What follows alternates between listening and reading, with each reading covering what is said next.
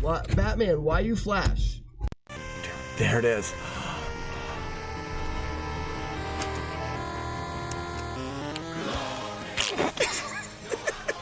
I wasn't paying attention and I jumped in the wrong spot.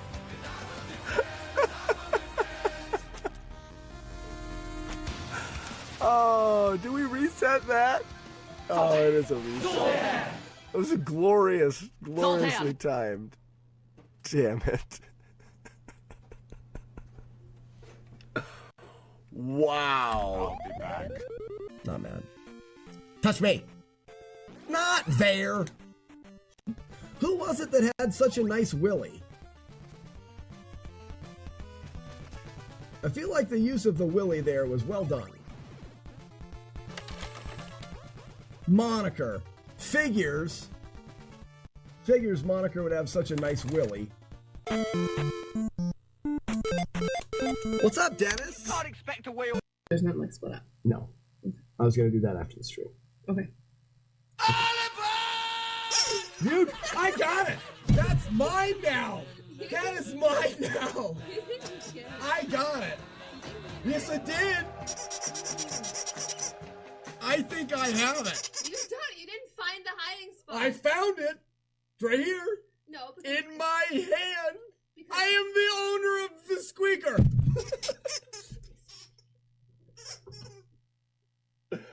Oh, you can't just do that. Give it back. You made me think. That's exactly what you just did to me. No, I reacted very good, and I knocked it out of your hand in a martial arts manner. Go hide it. I know that's not part of the game. Get out of here. I did it again. There. Good squeak. Good squeak. I love you. No, it would be, in Ninja Gaiden, it was receive my slashes. Or we would do like, sometimes it would be in a row. Receive, receive, receive. Those are 3 times in a row. We also, we could do a really quick clip. We also say stuff like, enjoy your bag of nuts. No, enjoy your complimentary bag of nuts. Who makes the wolf howl? Here's another one. What else do we say on this stream? Retro Runner wants some things of me saying stuff. Lindas are so dumb. Please ditch person. I was raised. Nice needs to win an award for those 2 things. Coming up with ditching and then throwing it. Good morning. Oh, I gotta order a new thing. I forgot again. Oh my gosh, it sucks. Sorry. I complain about things and then I don't fix them, so that's my own fault. Is this on? Are we live? Are we live? Teddy Belcher. Teddy, how's it going? Good morning, Zero. Lucky. Guys, I got the replay stream all figured out. It'll be up again tomorrow.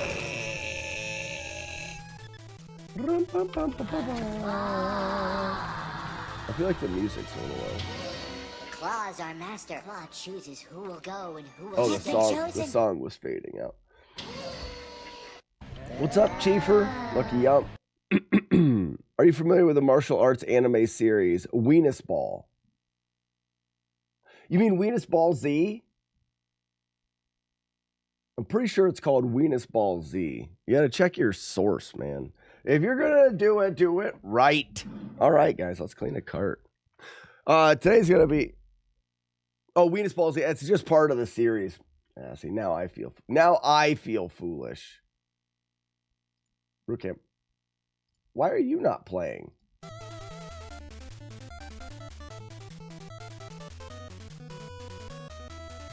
I'm so confused this morning. Brumble, good morning. Gotta go adult for a few hours. That sucks. Oh man, adulting. The best definition of adulting is stepping on Legos. Because it happens when you get it to be an adult and a parent. And it sucks. So bad. Gear Loop, good morning. Question, what game do we clean? Also, I am brewing beer tonight. Shit! With my friend Arno, your friend Arno, our friend Arno. He's from Canada, originally from France. He will be here. See, I want this to be moved over a little bit, but I can't, because as soon as I do this, it falls to the ground. We're going to try that. Xenon, it is Mega Man music. You are correct. You are correct. So I've got a video series on the YouTubes now, ladies and gents. Boop. Boop. And the video series is... Can I bring it up here? Did I have it? Do I do real things? Watch this. You can see the video right here behind chat. See how fancy I am there? But it's just NES jams.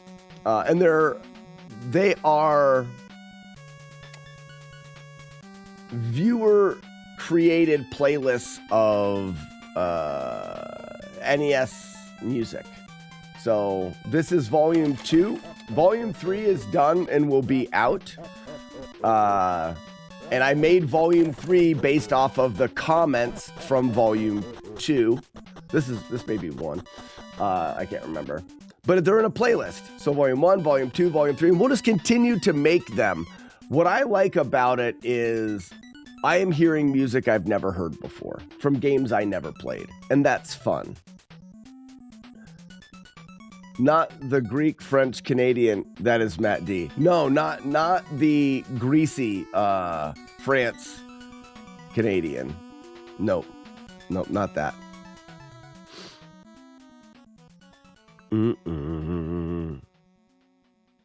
I need to think of suggestions for volume 4. Free cookie for life.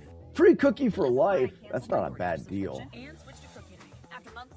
I want a free cookie for life. I'll murder you.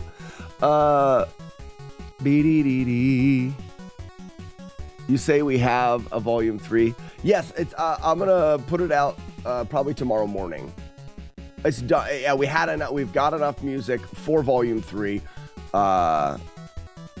Let's clean Metal Gear. Grim Chieffer, I think we did, but I'll do you one better. No. Can we do Snake's Revenge? Or did we already do Snake's Revenge? Let's go for the dose. We did Metal Gear. Let's do Metal Gear Snake's Revenge. So we'll do the sequel. In the sequel. We've done Bionic Commando. Good morning, angels. If the suggestions are lagging, are we allowed to suggest multiple tracks?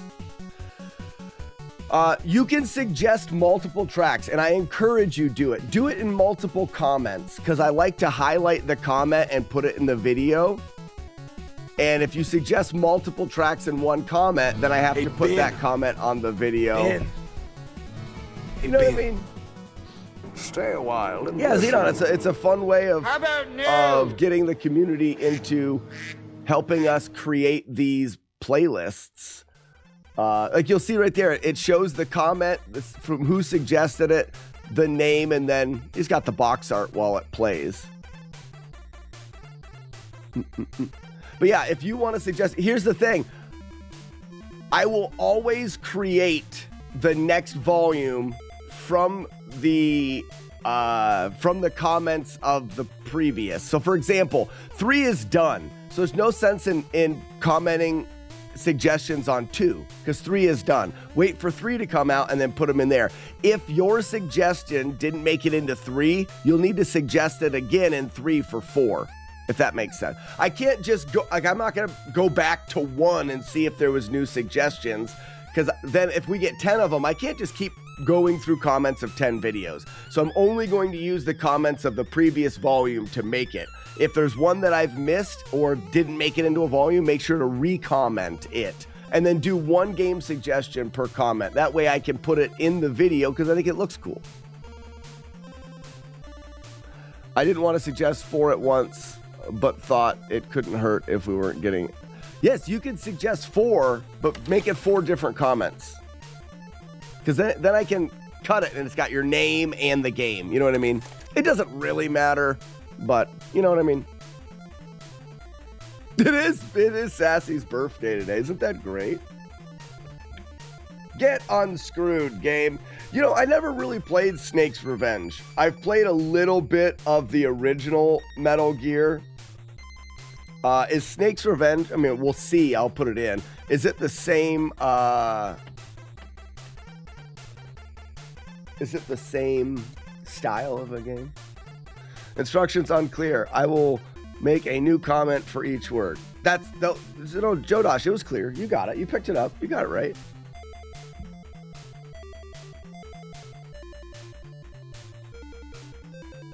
Yeah, and then exactly, 0. Four different comments will help boost engagement on the video. We'll get more people to see it. We'll get more suggestions of cool music that we might not have known.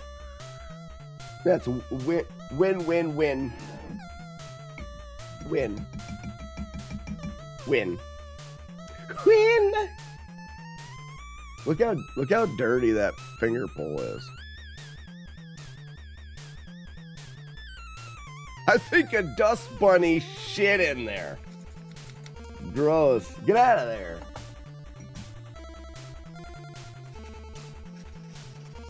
Get out of there, Doc. I'm gonna kill that bunny. Kill that dust bunny. Keeps shitting in my carts. Oh, look at this. What is that? What? Focus. I gotta get closer. Focus. it's. Oh, let me just sum it up. It's dirty in there. It's dirty.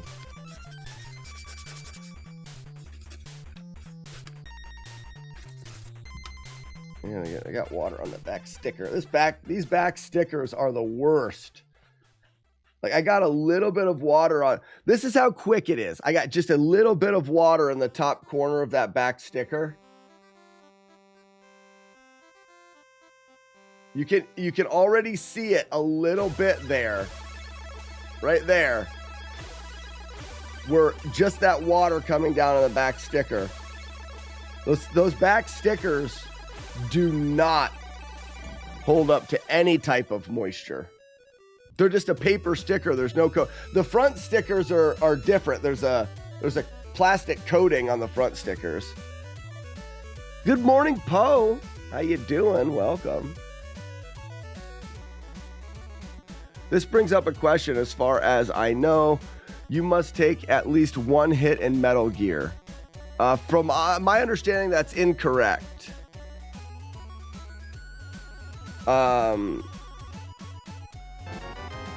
We've talked about Metal Gear before. Gear Loop. I'm glad to go. Yeah, Xenon, it's Solstice.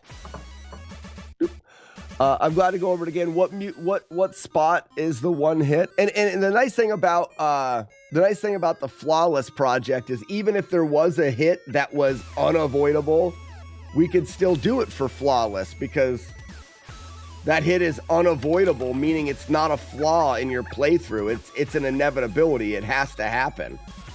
That's one of the reasons why this challenge is not damageless.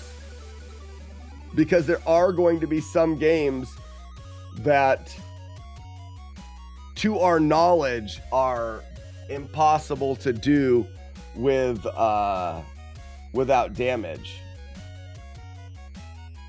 I'm always going to say to our knowledge, because we never know when new strategies or glitches will be found.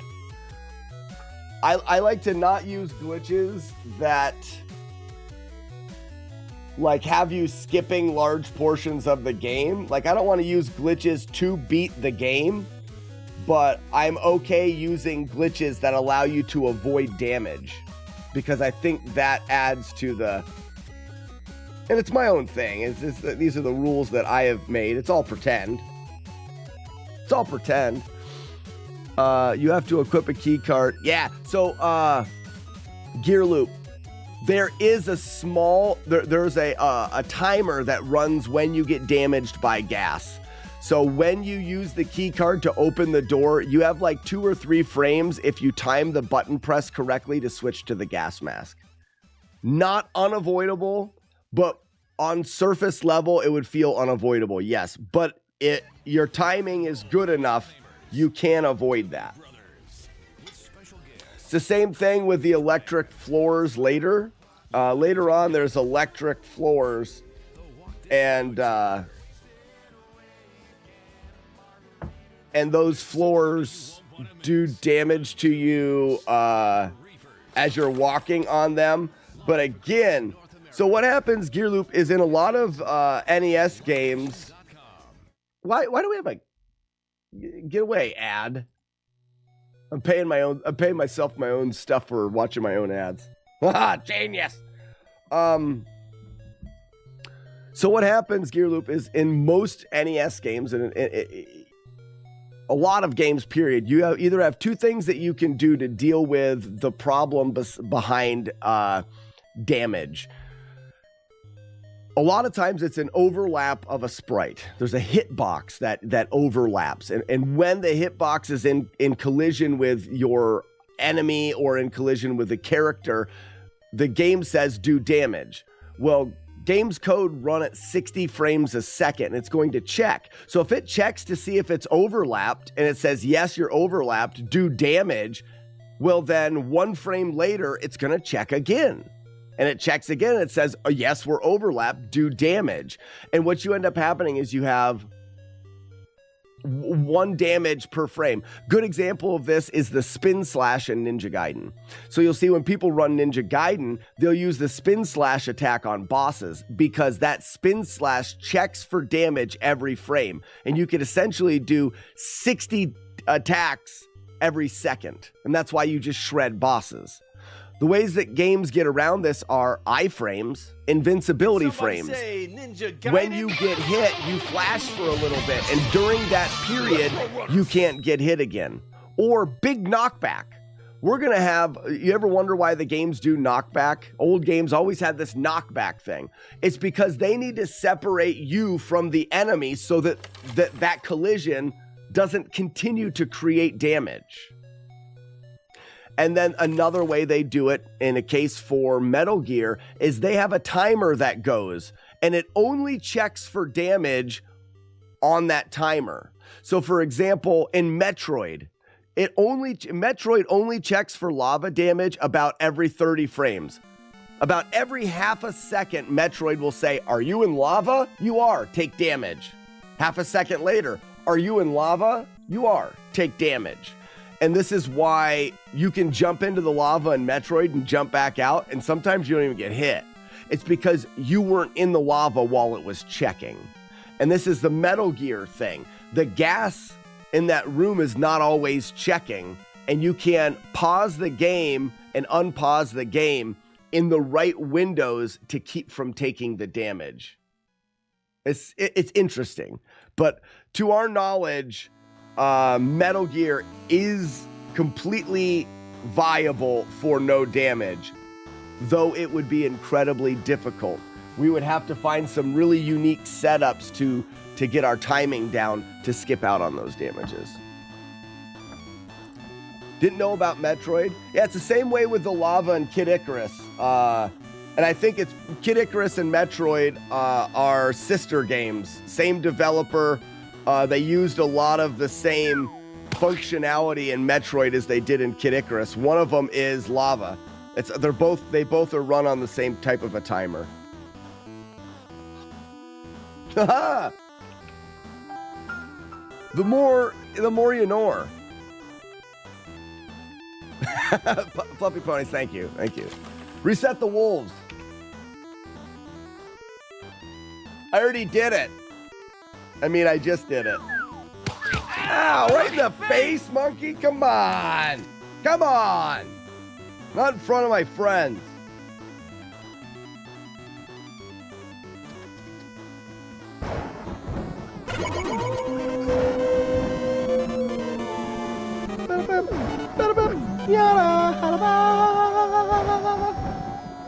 This cart was dirty. You're so dirty. Pitt and Samus are sisters.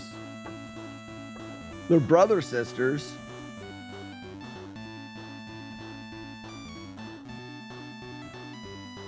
Yeah, but the same developers, same stuff. The games are very similar. In some ways, in the way that they're created, not it's like, oh, they don't look the same.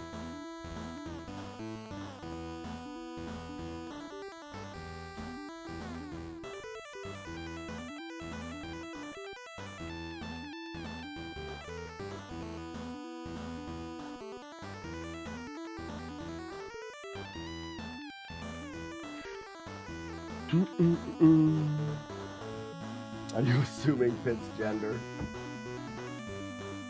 No?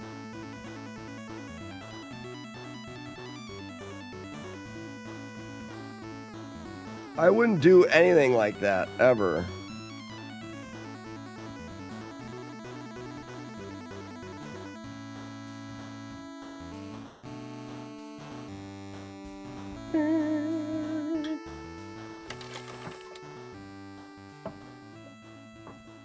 It's dangerous to go alone and you throw a tomato. That was actually really funny, Ponies. You're funny. You're really funny.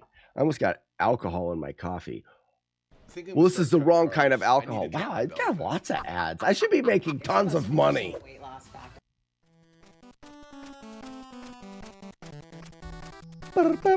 My goal with this video series is to A, learn about cool songs that I never knew.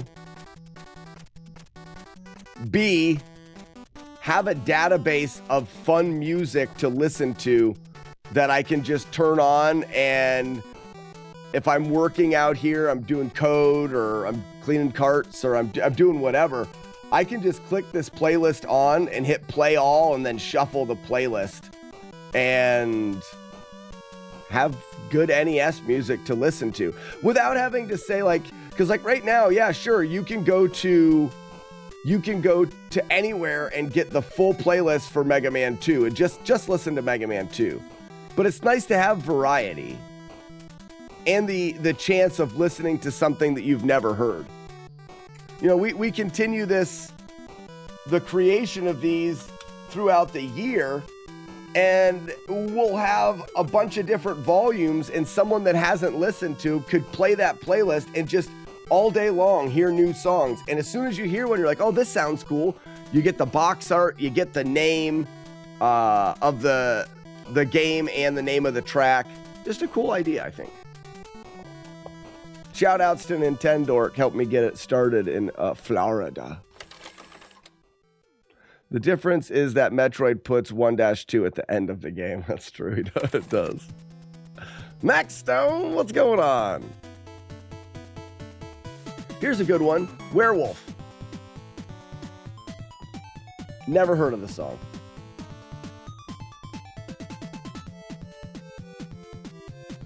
There's so many good, exactly, there's so many good ones that we've never heard. This is a really cool song. I think I played Werewolf once.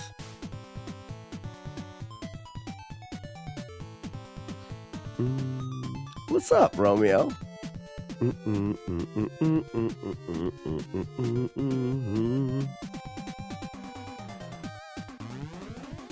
I have an app that had so many retro songs for most of the games, even foreign language NES. So here's the thing though, Phoenix. Having everything is one thing. I'm not saying it's bad. I think that's cool. Having all the songs at your disposal. How do you choose which ones you listen to? I could have every NES song and then never find this one. And I think that's what's cool about this playlist that we're creating. Between all of us, we've heard a lot of really cool songs and we can put them into one spot. I mean, most people know of the moon from DuckTales. So some of them, a lot of them are going to be those like, yeah, everybody knew about that one. But then there's that case that's like, oh, I never heard that before. I didn't have that game kind of thing. Oh, I don't want this out yet. Let's move it over to here.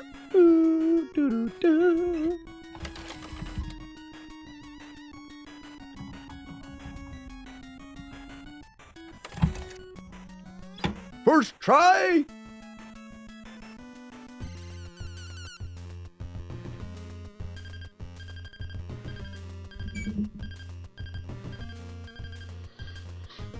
Oh, I meant you can make playlists.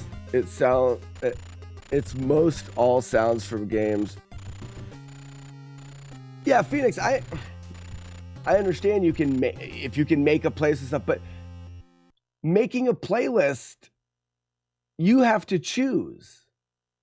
And what I'm saying is there's a lot of music that I don't know exists, and I would never choose it because I don't know it's there.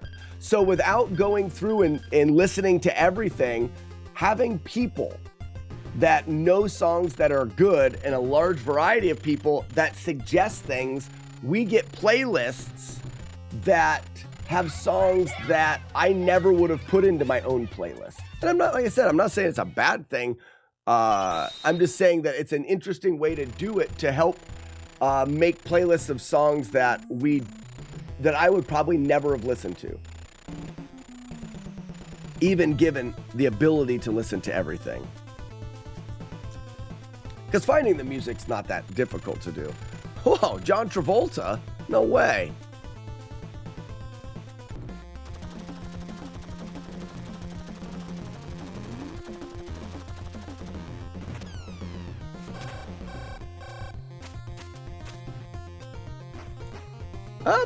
This seems better. Oh, I'm wasting bullets.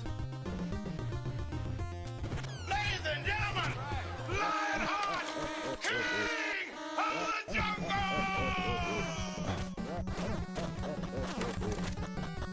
Wow, the punching really sucks.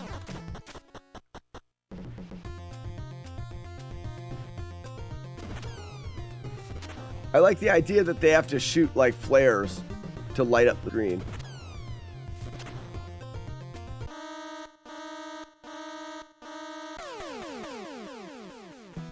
Oh crap! Good. Oh man, I did it. I did it. Wait, did you guys couldn't even see that, could you? Was that not even up? Oh yeah, it was. You guys could see it. Good. We're not playing any more than that. We've got Zelda to play today. We've got Zelda to play. What's up, Lionheart?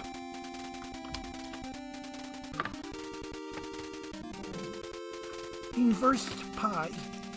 Unless you're Jaggy Man, you probably don't know the entire NES library. Yeah, that's a fun thing. Also, if you guys didn't know about that, Jaggy Man in the Discord runs a daily game called Sound of the Day or Sound or Song of the Day, where he takes a random sound or song from an 8-bit game and plays it in the Discord, and then everyone in the Discord just has to try to guess what it's from. He's been doing that for years. I don't know how many years he's been doing the Sound of the Day, but it is awesome.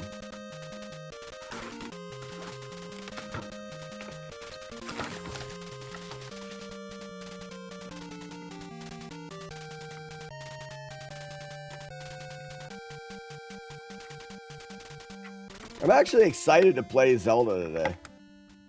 The only thing that we have to decide is, now that Zelda is essentially routed,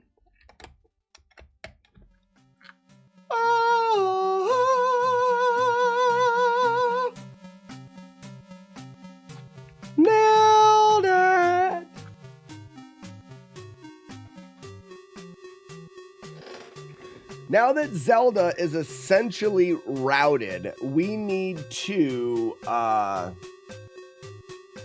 decide what game to route in the meantime. Look at that. Oh, go figure. Look at this. Would you look at it? Look at this. I say, would you look at this? No.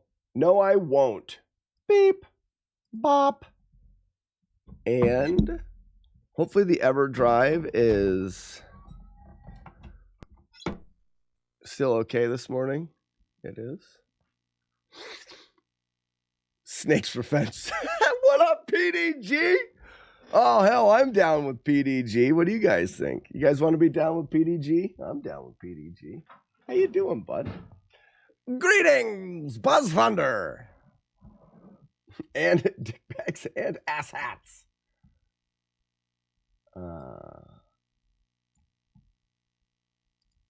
You know what I mean? You guys know.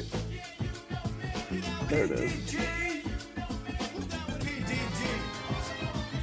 For the ladies, PDG.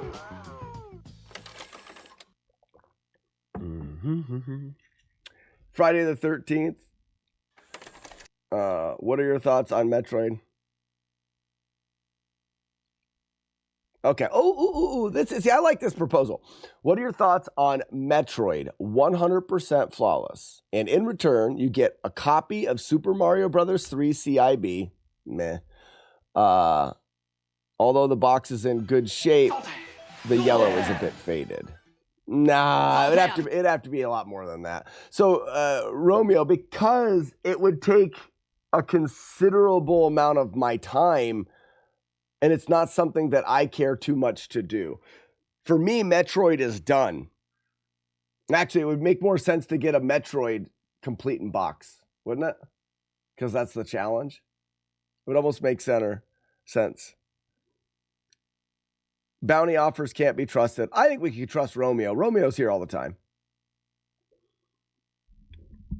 The bounty offer for the Zelda thing was done on speedrun.com in a form section. Yeah. CIB is worth maybe $60 at best. Yeah. So for 60, think about this, Romeo. It could take me, let's say it takes a month at 5 hours a day, 5 days a week. It's going to take me 100 hours at 60. That's like 60 cents an hour. No, it's not even. 40 cents an hour. Bounty is the quilted quicker picker-upper. Shut up, Zero. Oh, man. All right. So we've got The Legend of Zelda. We got to make sure that we're cheating. A, B, V, L, A, U, S, Z. All right. We are properly cheating. Now, I do want to turn save states off, though. Well, too late. Not too late. How about each person in chat gave you a AAA NES title CIB? Everybody in chat? Yes, then I do it. Yes, absolutely. You will definitely be able to, you will 100% be able to bribe me with NES games. 100. It's got to be worth it. Here's the thing, Romeo. So if it's one game for one price, meh. But if you do like a bunch of NES games, so I don't have to hunt them down and find them, but I'm talking a bunch, you'd have to add like 100 games to the collection. And they don't have to be CIBs, though. I don't need complete in box games. I collect just the carts. But if you guys went through, if you guys wanted to do this, and Romeo, if you wanted to like start something in the Discord, hey, we want to do Metroid, go to my price charting, find 100 random, they don't even have to be good games. So many games that I'm missing are bad games that are worth like $4. You know what I mean? Like go through and find 100 of them and say, we're going to get 100 of them, get them all together, and it'll be 100 games that I don't have, and I can take my collection from $290 to $390, and you're just getting filler games. I'd think about it. I'd think about it for that.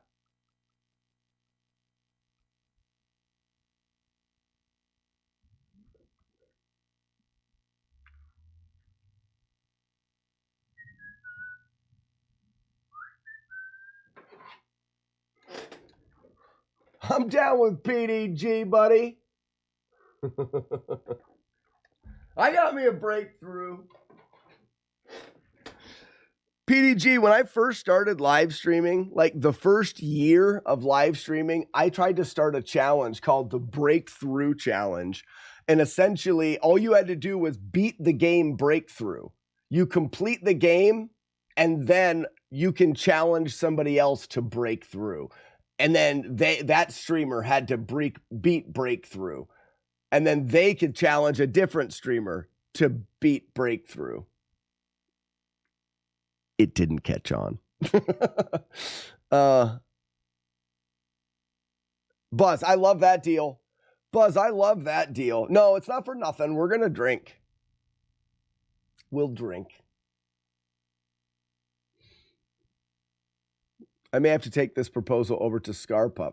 There you go. Like I said, Romeo, a lot of my collection is some of the more, not the high-end expensive ones, but there's like filler games that are worth like less than $5 or around $5. And there's like 300 of those. And then there's like middle of the ground games that are like $20, $30. You know, $10 to $30. And there's a couple hundred of those. And then there's like the top end. I have a lot of the middle and some of the top end. A lot of what I'm missing in my collection is the cheap games, but they're just a pain in the ass to find. And not only that, if you buy them one at a time, hold on, let me do what I was going to do here quick before it's out of my brain forever. Save states off. I don't want to accidentally do it.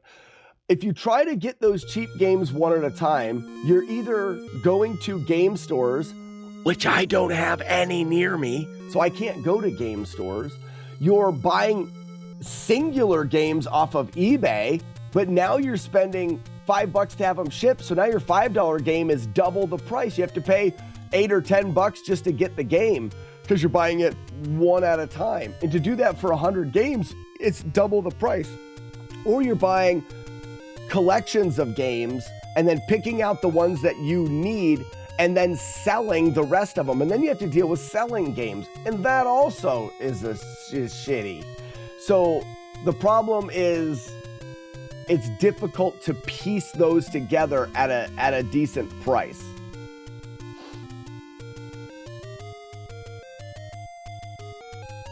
Yeah, so Romeo, if you go to the Discord, there is a channel called Collector's Paradise. At the top, not at the top, pinned is a link. You click on that link, it'll take you to what my collection is on price charting. You can see every game that I have. Neo, I have nothing near me, not even internet. So you see how Zelda's holding a sign up? I feel like we have announcements that come across. I think Zelda should walk across every once in a while and flip a sign up. And then go back. Not Zelda, Link. Spooner was okay yesterday. Anyone have a better name? Why don't you get me a cup of coffee?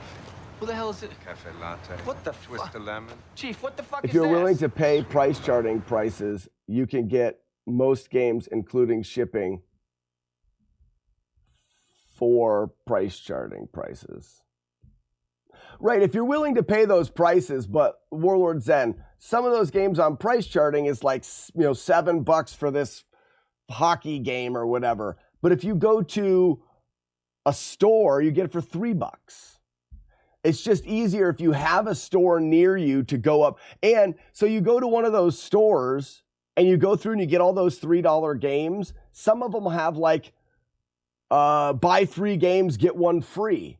You know, it's so much more cost effective to go to a store or go to a convention and haggle for prices. This year at conventions, I plan on buying quite a few games. I'm going to add quite a bit to my collection because I'm going to go to someone at a con and I'm going to pick out 10 games, they're going to be better prices. I don't have to pay any shipping. And then from there, I'm also going to see if I can't get some money off for buying 10 or 20 games. I'll buy all these 20 games, but I want, $20 off, and you save $1 a game or whatever. You know what I'm getting at. You can get them for price charting, but I think that you can do much better than price charting.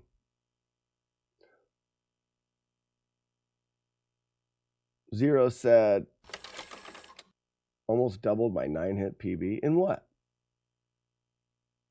Do you need Wall Street Kid? I think I do.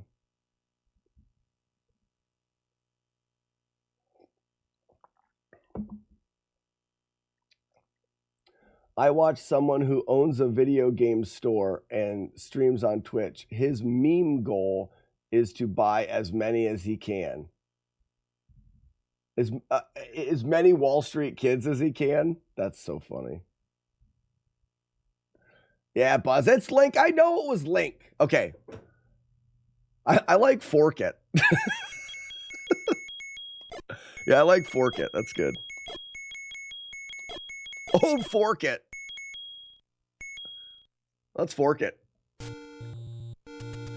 If you don't value your time, the expense of travel.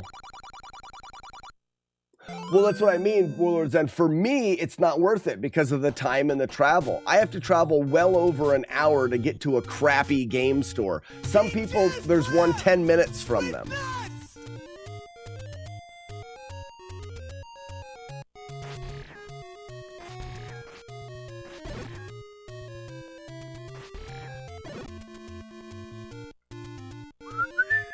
He just left with nuts. I just heard that. That's funny.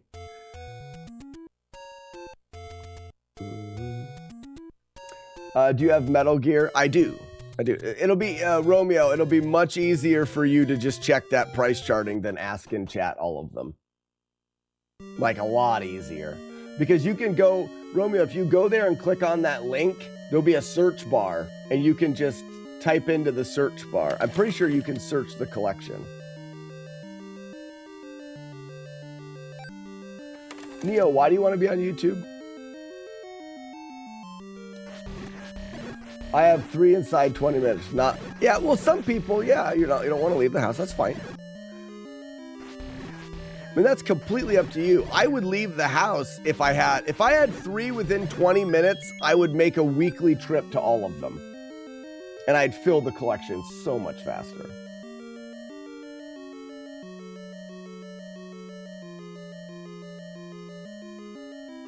PDG, prices are way over even for the knockoff, like even for Fisher Price 1, 2, 3. Greetings from Kalamazoo. Hibiki. Hibiki? Am I saying that right? Hibiki. Hi, how you doing? Welcome. Welcome to the stream where we try to do crazy things in old Nintendo games. If you have any questions about the stream, please don't hesitate to ask. I like to say, the more you know. The more you know, the more fun you're going to have while you're here. So please, ask questions. Hiya! Right now, we are currently working on beating the original Legend of Zelda, but doing it without taking any damage, without getting hit by anything, essentially without making any mistakes. This is in line with a project we've been working on for years called FlawlessNES, where we try to take as many NES games and beat them flawlessly without mistakes. There's one. We're still in the practice and routing part of this. Oh, and actually, I'm not taking a hit that early. That's my bad.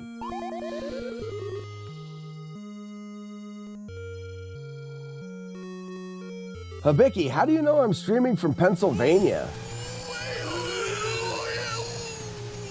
How do you know I'm streaming from Pennsylvania? Are you outside my house? You can get NES controllers for $7. That is a great price for a controller.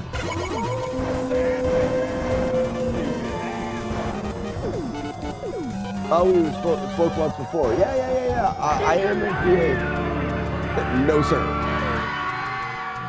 They're inside the house.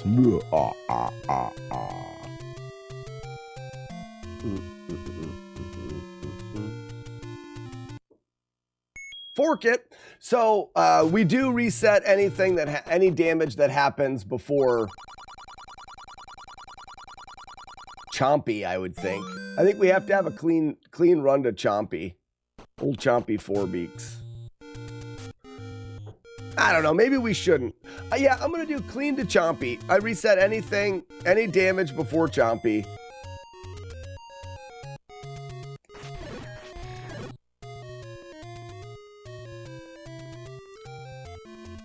Show me your clock. He never does. My middle brother used to live in Pittsburgh. Oh, very cool. Pennsylvania is a big state. I'm about 2.5 hours from Pittsburgh. What up, Artie? Let's go, Spoons. Oh, buckets are so dumb. They're the worst. And they suck. And no one likes them. It's like, why do they even try, you know?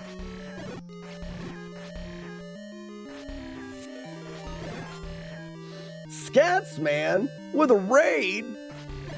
Scatsman, thank you so much for the raid and welcome in, everybody. The raid and a follow. Scatsman, how did you find the stream? I hope it was somebody talking really bad about the stream. Like, this guy sucks. You should go here. He sucks. There's a quote.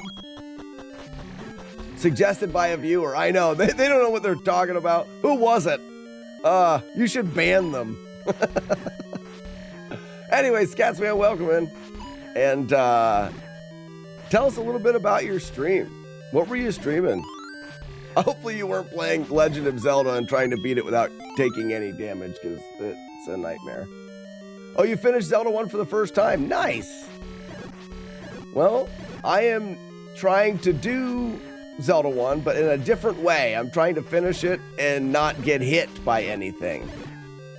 And I don't really suggest it as something to do for fun. Show me your bloobs. Nice bloobs. What's up, Grand Designs? What are my 3 most prized NES games? The Legend of Zelda. So I don't go by cart value. I'm doing Zelda Timeline. Normally, A Link to the Past player. I do no major glitches and randos. Very nice. Scatsman, I did do a Link to the Past no damage challenge. That was an extremely fun challenge. That game is just phenomenal. One of my favorite games. Tina, you fat lard, come get some dinner. One of my favorite Zelda games for sure. Come on, Tina, show me the clock. Show me your clock. Oh, she didn't have one. So I have that first enemy queued up to drop a clock if the clock drop is, or if she drops something. We call those Tina Turners. Yes, Zelda 2. Oh, I love Zelda 2. That's my favorite game, Zelda 2. I've also done a no damage playthrough of that. Oh, sorry, I'm missing some chat here. Pyromaniac, what's going on? So my top 3 most prized, meaning not most valuable, I would say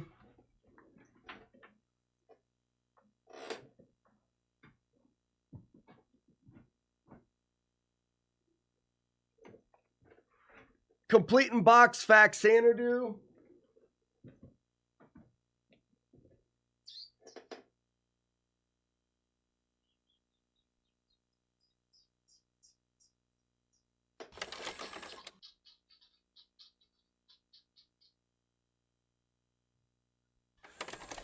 Probably Stack Up, maybe, because that was fun to get.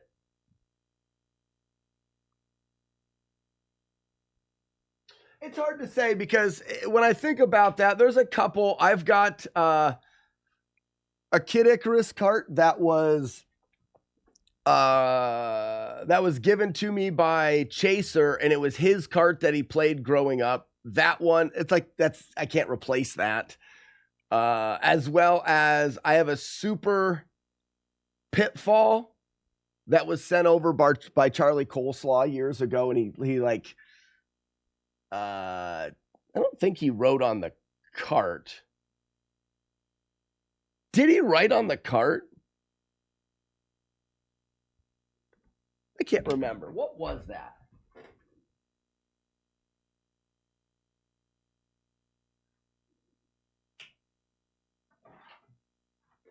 Oh, see, he did. And I didn't even notice that.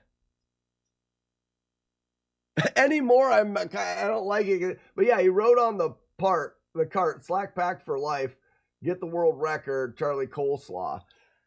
I still kind of want to, like I said, this cart, I mean, I'm not a big fan of people writing on carts, but it was his cart.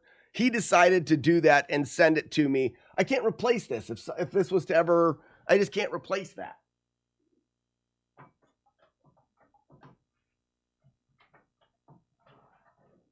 You know, I myself, I can't, it was his cart, so he chose to write on it. I wouldn't write on it, but. Yeah, so Faxanadu, the reason why that Faxanadu is kind of a meaningful thing is going to be my first time playing it.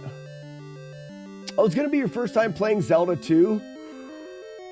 Well, Scatsman, are you allowing, some people don't have, almost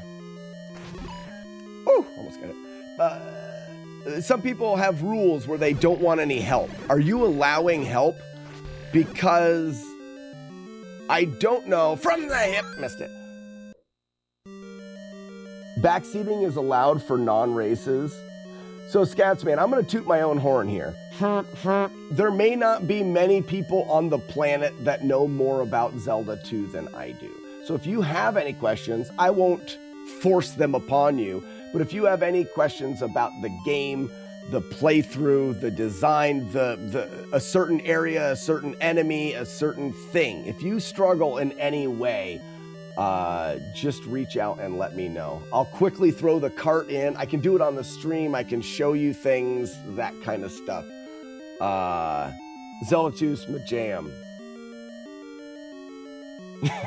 Shut up, Buzz. I said I was going to toot my own horn.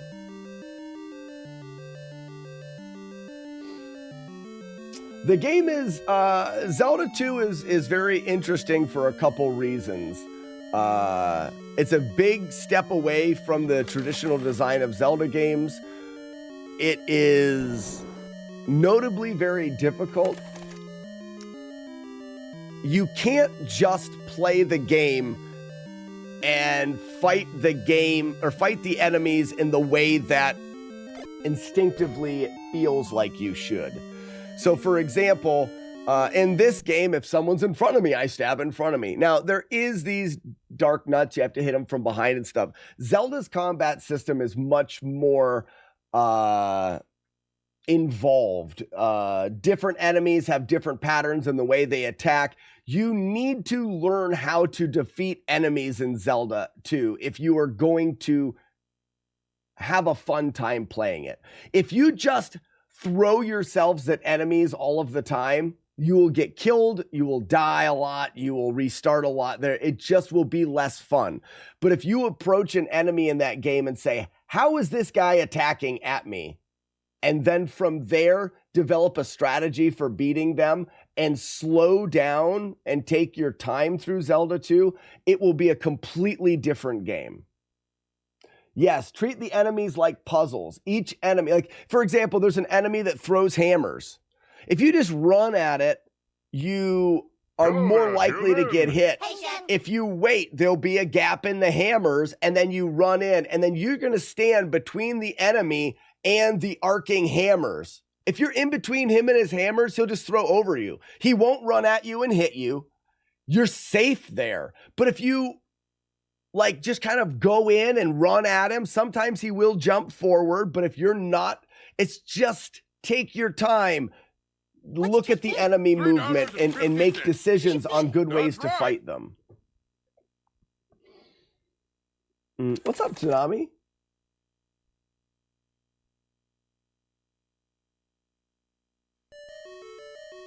Yeah.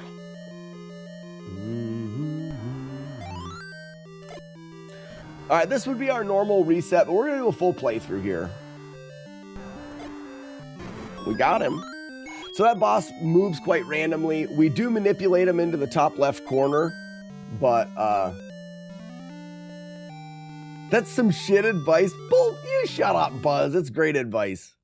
Also, another bit of shitty advice would be in Zelda 2, you can upgrade in that game your life, your attack, and your magic. And as you level up, you can upgrade these things. Most people think they want to stay alive, so they level up their life. Mistake. At the beginning, don't level up your life to try to stay alive. Level up your attack so that you can kill shit faster.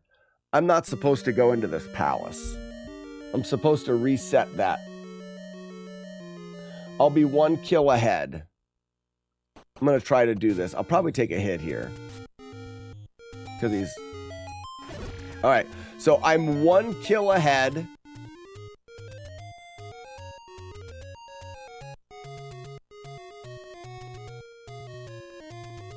Watch the 5 dumps and...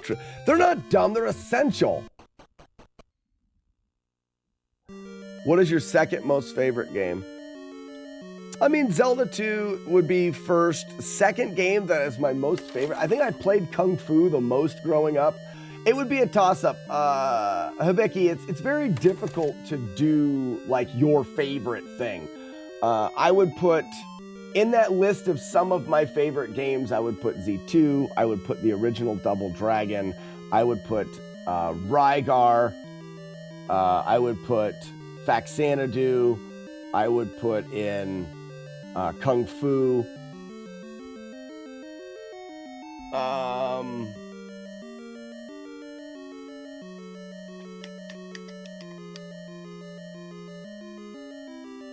You know, I probably wouldn't put in any of the Castlevania games. They're just not that. I wouldn't play through them. I may put Jaws in there. I played the heck out of that game. Kid Icarus would probably go in there as well. He loves them all. It's like trying to... No, but that's actually very true. NY31. Yes, that is a great way to think about it. I love them all. All right, so if we're 1 kill ahead now, I do want a bomb drop, but I'm going to get it from the enemy in the next screen. So what I want to do is force a coin here.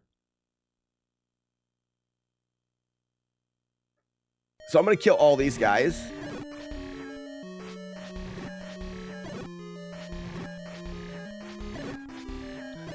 Oh, man. So it's already over. I'm just going to keep my kill count correct. Oops. All right, we got 1 hit.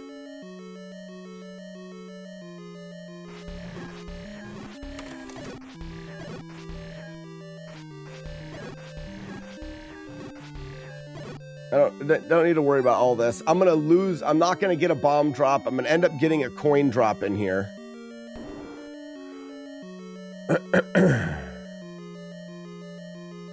I may not get any drop here. I do need to kill one of these guys with a bomb.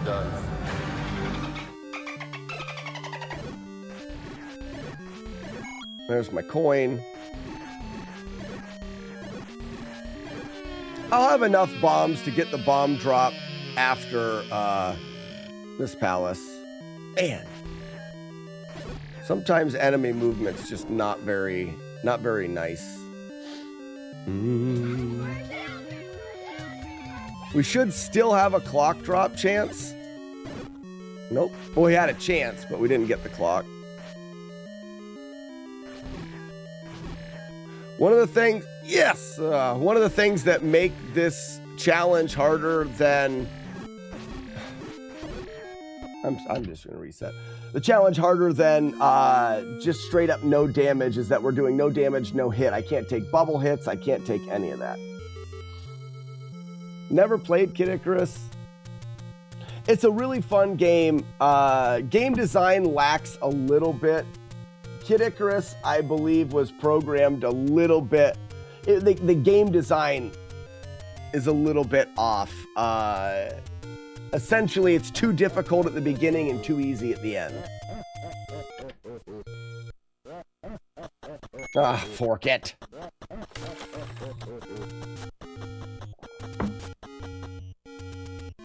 You tried playing Kid Icarus, it stinks. You get that response out of a lot of people, and that's because it's very difficult at the beginning.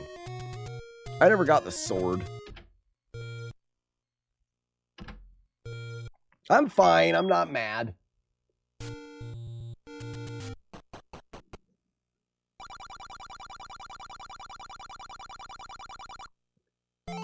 It doesn't tell you how to level. Right, it doesn't tell you how to level, and even if it did, it doesn't make sense half the time. The leveling system is not intuitive. The upgrades are not intuitive. It's just not very well designed. These first couple rooms can be dumb because I am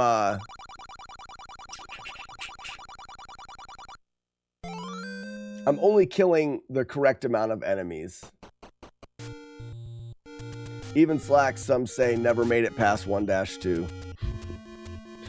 I spent a lot of time learning the speed run of Kid Icarus. A lot of time being, I spent 90 days straight. I'm about ready to throw this game in the lake.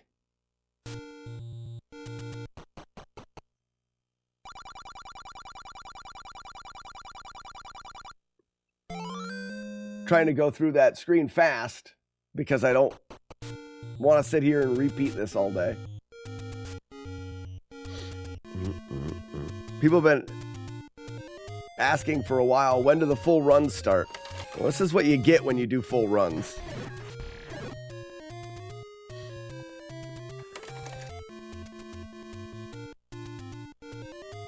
Clock. Nice. So I'm keeping track of every enemy that I kill. Makes it more difficult in a lot of little ways. Those first screens I have to reset some because I don't kill all of the enemies, but it can add a lot in the simplicity of one of the rooms in this palace. This is backcountry. So in this palace, there's going to be a room full of dark nuts. The nacho cheese variety of dark nuts. And by keeping track of all of the kills, I can make the first nacho cheese dark nut. Like this first one here will drop 5 rupees. Coins.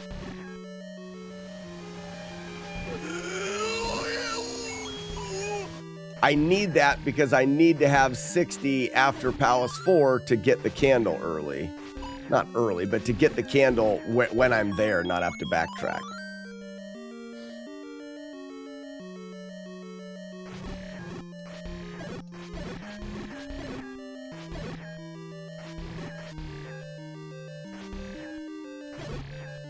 That guy's been... I can't kill that guy with my sword. He's been following me like a jerk. I gotta kill him with a bomb to get a bomb. That gives me my... I'm trying to kind of early on get bombs. Wasn't the Kid Icarus stream where the wiener bucket came from? Oh, a whole bucket of wieners? Yeah, like you go to hard jail for that is what I was saying, right? I think it was. Sassy.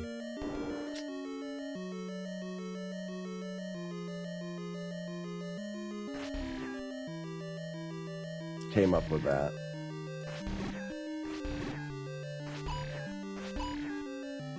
Get back to my hidey hole. So like I said,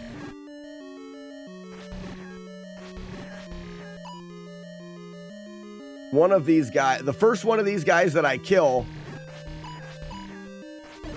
has a chance to drop a clock, but didn't.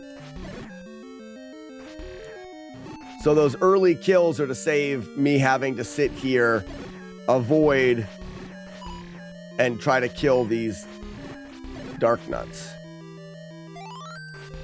I'm much more likely to get hit by the dark nuts here than those first guys matter because they're so easy to reset.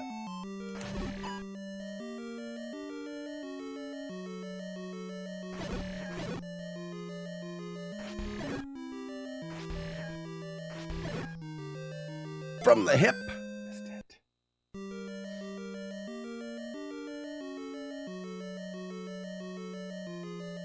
it. Turn the spigot counterclockwise until the hose is on full. That's funny. Watch out for the canister slomling. Sirstalamelinging.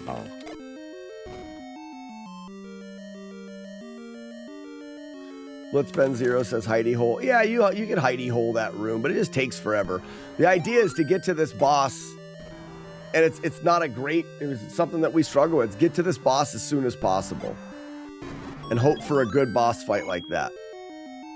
But I'm probably 50-50 on getting a good boss fight. Ultimate Fate, how's it going? Welcome.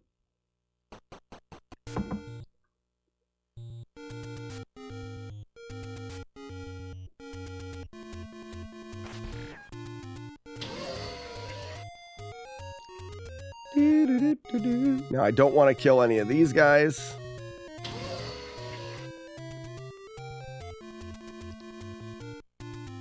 Because right now I have 3 kills. I have 3 kills before, and I'll do my reset now so I won't mess it up. Before I get my clock drop. There's a room that I got hit a bunch in there, and that room is much easier if Juan Jeremy will break out his giant clock. Like, much easier.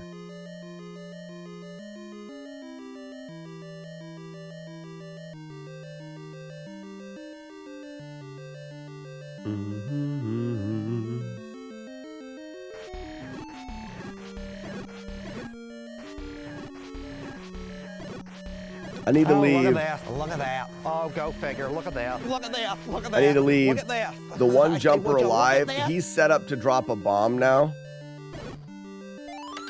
So there's a bomb drop. What's up, pizza? Now I'm going to set the next one up to drop a bomb as well. So I'm going to kill 9 here. There's 5 of these guys and they split. So if I split them all and kill them all, I know that I will kill 10. So what I want to do is leave one little one. Now I know that my count is at 9 and I can force another bomb.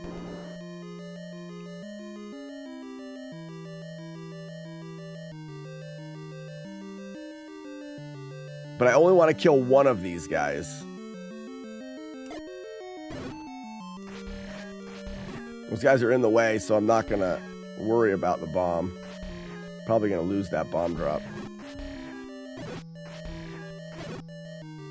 The bomb drop's not the important part. The important part there is if you kill 10 enemies in this game, and the 10th enemy that you kill can't drop an item, the item that he was supposed to be dropped will be held in memory. So if I walk into this room and I kill all of those bats, and I have to leave the room. That is 10 enemies, meaning I will either lock in, if I kill one with a bomb, I'll lock in a bomb, or if I don't, I'll lock in 5 coin. So right now, because I killed the first one with a bomb, that was my 10th kill. I killed the rest of them.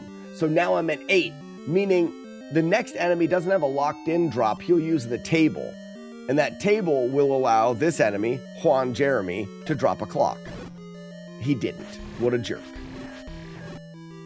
It's not a guarantee, but this room becomes much easier if we can freeze everything. You see how many hits everything takes? And the bubbles are just as fast as you are.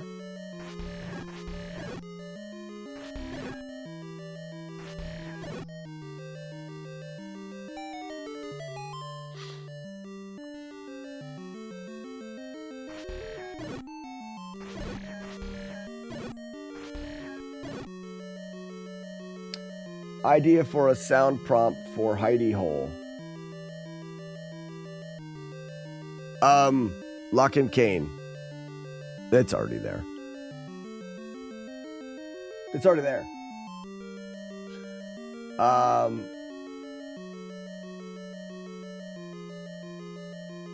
Oh, no, isn't it? Don't we have both? We have both of them.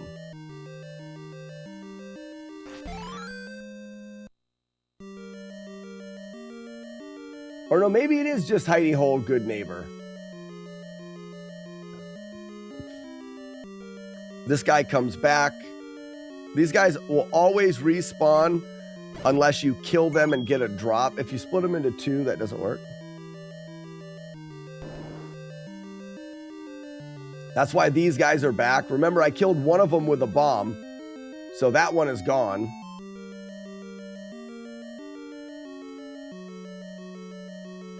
I don't want to kill any of them here, and they're being dicks.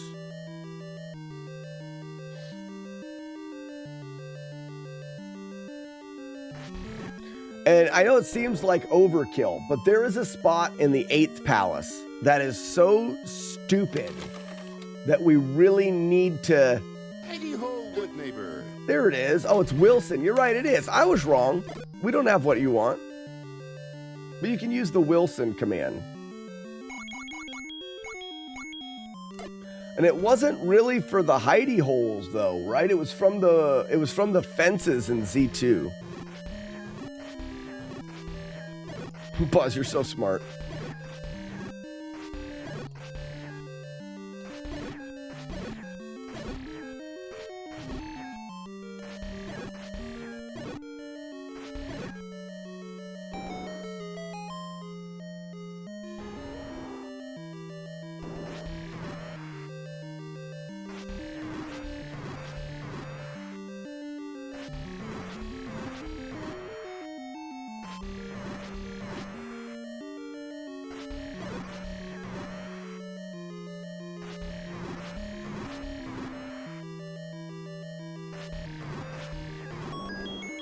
That was a harder fight than it should have been. We call him Asshole Minor. His big brother in Palace 8 is Major Asshole. What up, Spliff?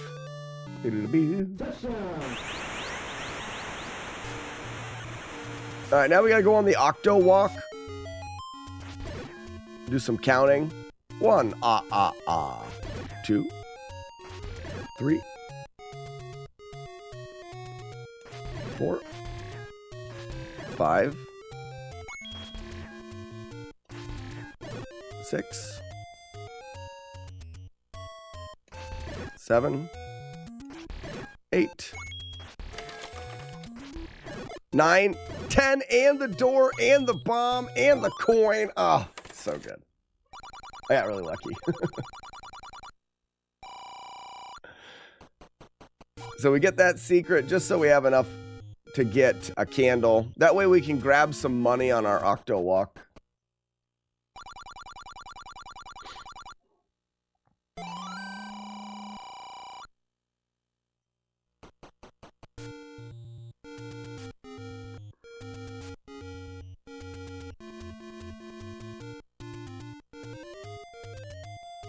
You know, I force a bomb here, but there's really no reason. I could just walk through this room and the next room. I think it's easier to kill them, though. I'm going to keep killing. Because if I never come back in this room, so cleaning this out doesn't really matter. But just killing them is an easier way to get through the room. So that's 6, 7, 8, 9, bomb.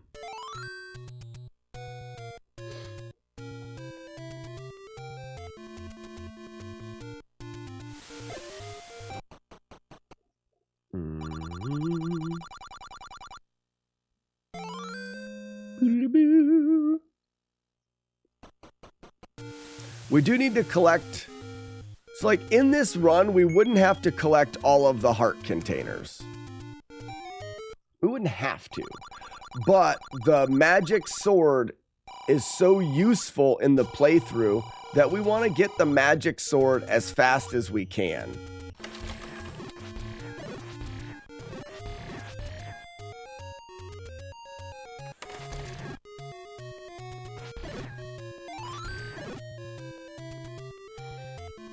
And in order to get it as fast as we can, James, pay me the door repair charge. I know which ones not to do, James. That's lucky. When I was a kid, you always had to pay money and guys being jerks.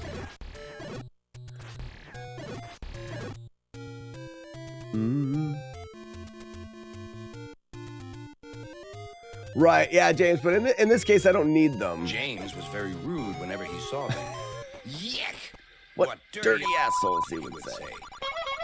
So, James, the way that I'm playing the game now is part of a series that I started years ago called FlawlessNES, and maybe you're familiar with it, and if you are, please just tell me to stop. But essentially, I've routed this game to go through it without taking any hits from anything. And in doing that, there's no guesswork. I know exactly what I'm doing in every screen. It's not for everybody. It's not the casual playthrough of the game. We've done that. You know, I've played this game as a kid, though not as much as I did Zelda 2.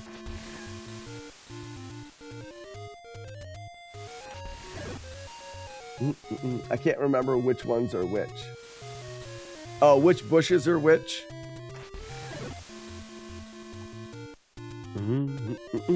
With the Zora in this room and then the Octoroks, this is just a much safer way to deal with a room. I'll do that for a couple rooms. Takes a lot of extra time, so it's not my go-to. But in rooms, when you get a room like that, where the shape of the room eliminates a lot of real estate, you don't have as much room to maneuver, and you have all of those Octoroks and the Zora, getting through there without getting hit is just stupid. You can do it a lot, but your chances of getting hit are pretty high there. Don't stop. Can't stop, won't stop. Good. James will not. So about 4 years ago, I took on the challenge of beating Ninja Gaiden on the Nintendo without taking any damage, because up until that point, it had never been done before. Because of the final boss. The final boss was always thought that you just could not beat that boss without taking damage. So there was people that did playthroughs, but they would take the hit from the final boss as it was unavoidable. Well, I was learning the speedrun at the time, and there was people doing the speedrun that would show that you could avoid the damage. It was just really, really hard. So I set out to be the first person to do the really hard thing that no one else wanted to do, and everyone just chalked up to be impossible. After a lot of grinding, I was able to do it. And since then, it's been done by a few other players. But that sparked my interest in no damage playthroughs of games. Since then, I've done 40, I think, a little over 40 games on the NES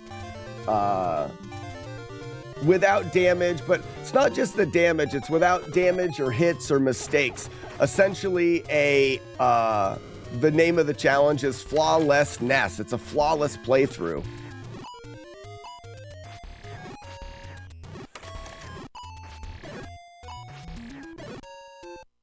I hate these guys. It's all about the timing of your stabs. So James, if you have a game on the NES console and you're like, I wonder if that one could be beat without damage, let me know and we'll tell you if we've been through it or not. If you want to just look through the playlist, I've got a playlist on YouTube called FlawlessNES that has all of the ones. So James, I started with Ninja Gaiden. I've actually done the whole trilogy without damage. And in fact, you may be surprised, those aren't the hardest ones.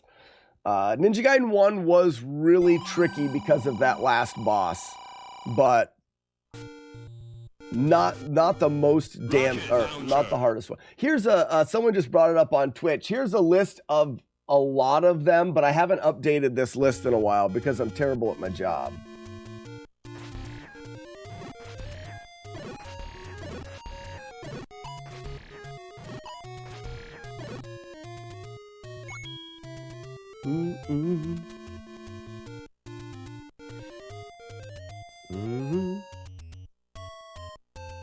So I like doing trilogies. I have done the Castlevania trilogy.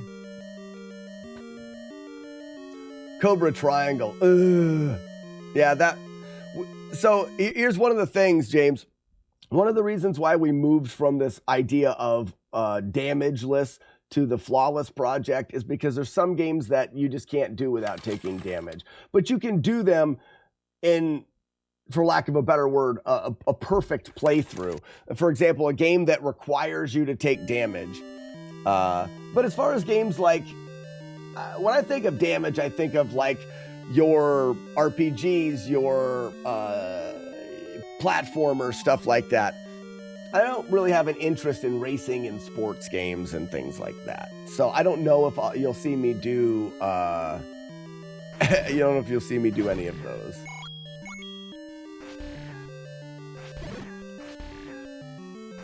You'll notice when I'm fighting snakes, I try to stay on a half tile. So you see, this is a full tile movement. I'm staying inside of the blocks. In Zelda, you can move on the lines or the half tiles. If you stay on the half tile, the snake never like meets eyes with you, because if it does, if it lines up with you on a tile, it will chase after you. Julie Cow, good morning!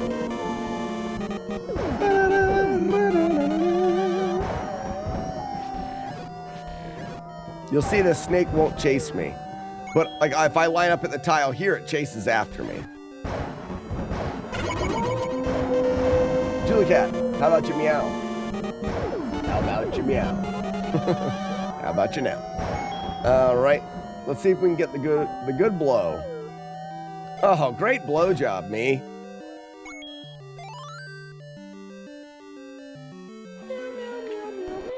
Cobra Triangle and Fester's Quest were my arch nemesis growing up. When I was a kid, I beat Cobra Triangle once, Fester's Quest once. So Cobra Triangle's not one that, like I said, I'm interested in doing. I have done Fester's Quest.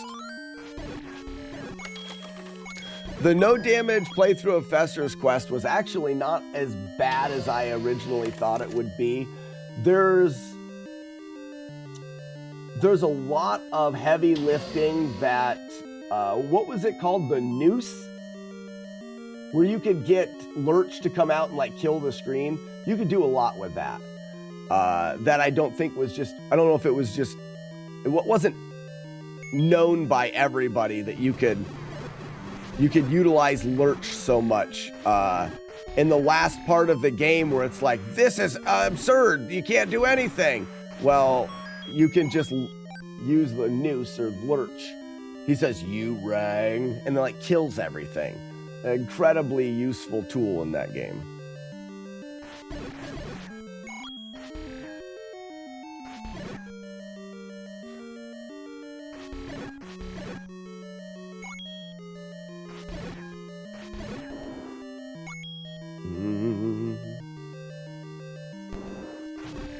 Uh-oh, I am not in a good spot. You There it is. You rang.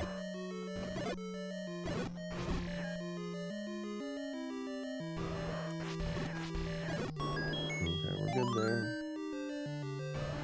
I'm out for the day. Fluffy ponies, have a great day. Have a great weekend.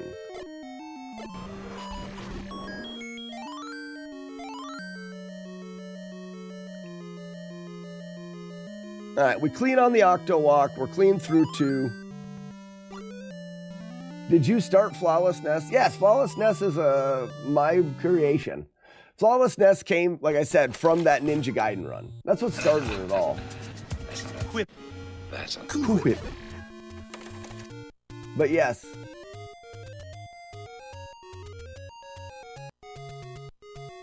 Hello. Nobody in the way.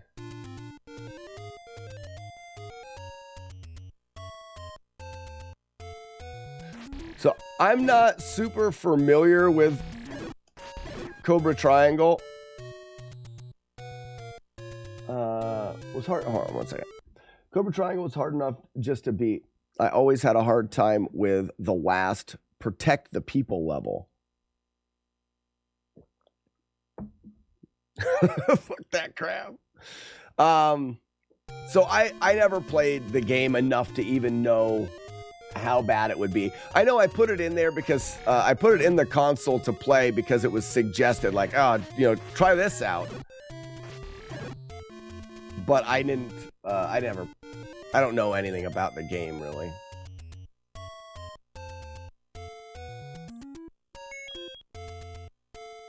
You can't candle the bush. What's up, McMonkey? I'm trying very hard to not be sick. Oh, no. So I can perform and have to remain. No many reasons. I gotcha. Well, I hope you get to feeling better, McMonkey, so that you can have a good show day. I'm sure you do good today. Hope so.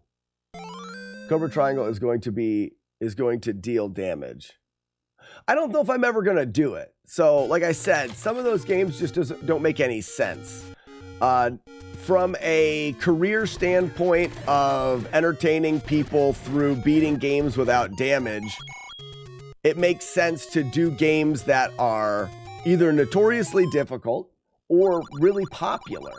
I think my live stream would suffer quite a bit if I took on Cobra Triangle. I don't think anybody cares to watch that. So that's also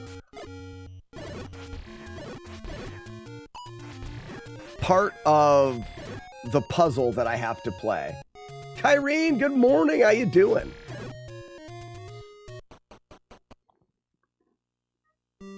Wonderful, folks. Well, I hope you're doing good. So no mappy land damageless anytime. So like I said, it also depends on the difficulty as well. If there's a knockoff game that people are like, oh, I remember playing this as a kid, it takes 5 minutes to beat, like Solstice. Solstice is a really short game. We're gonna do that because it won't take very long. What's up, Dream? Hey, Dream, what are your thoughts on covering just like all things with chili? Like the food chili.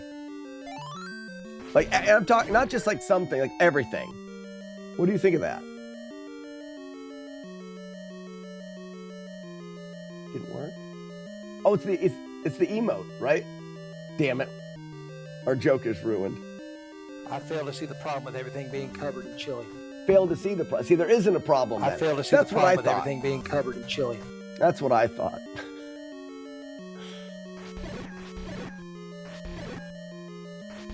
Inside jokes are fun. I enjoy the game, but it's not happening damageless.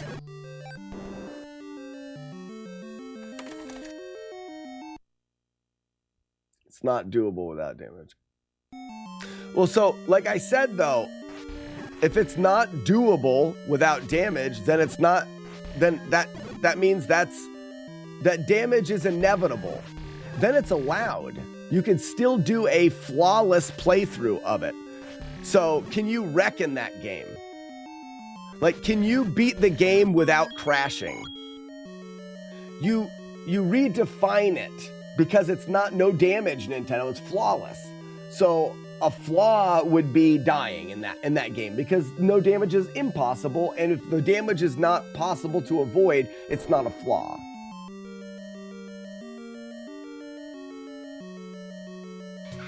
Is the idea.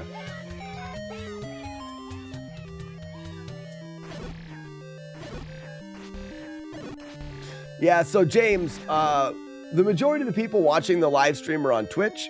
From the hip, missed it. This is my D. And on Twitch, I've got, Twitch is more interactive. There's like some word games, there's intro commands. So when you come into the stream, it'll play a sound or that kind of thing.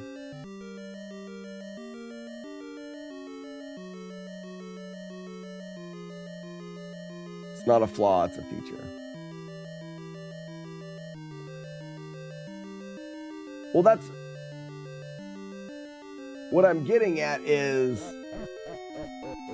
he says it's barely doable. You may be surprised, James. You may be surprised the things in old games that that are not known. I bet you there's some stuff in Cobra Triangle that makes the game easier that most people just don't know about. A good example, Top Gun.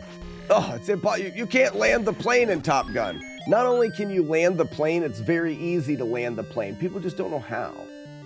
I'm not saying that I can guarantee that's the case with Cobra Triangle, but I have found it to be the case for most of the games I've looked into, that there is a lot of things that we can do to make the games easier that are just unknown. I would imagine there's going to be something in Cobra Triangle that makes it easier to complete.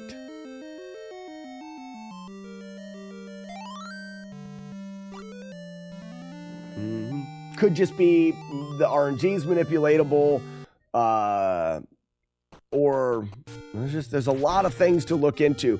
And I'm not, like I said, there's a lot of things to look into before I would give it the stamp of impossible.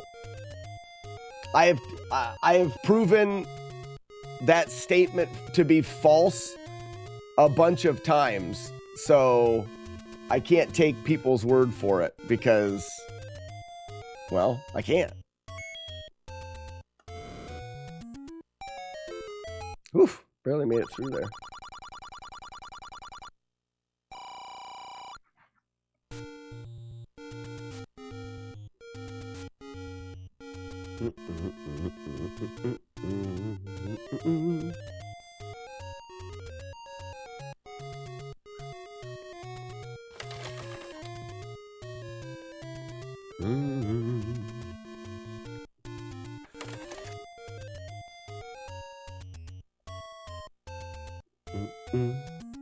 Your mom is plural. Hey, that's my mom, McMonkey.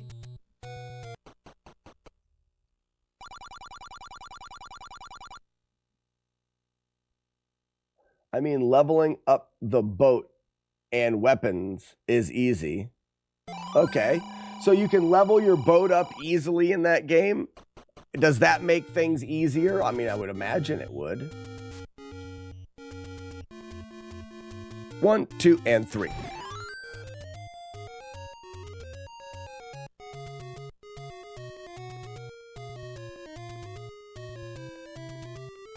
But it's a loophole of being nice to you if I say it to Romeo instead. It's the same person. Joshua Turbo, thank you for the raid. Welcome in, Joshua Turbo. How are you doing this fine morning? Hopefully you're not playing Zelda 1 without taking damage, because it sucks. Yeah. Cards fan? 57 months. That's almost 13 days. No, it's not. 57 months is much less than 13 days. Cards fan. Come on, man.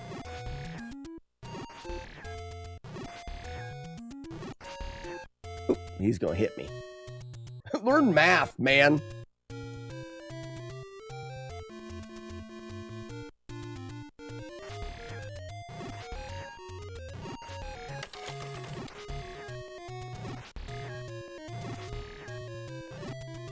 I keep forgetting I don't have to dodge those swords here.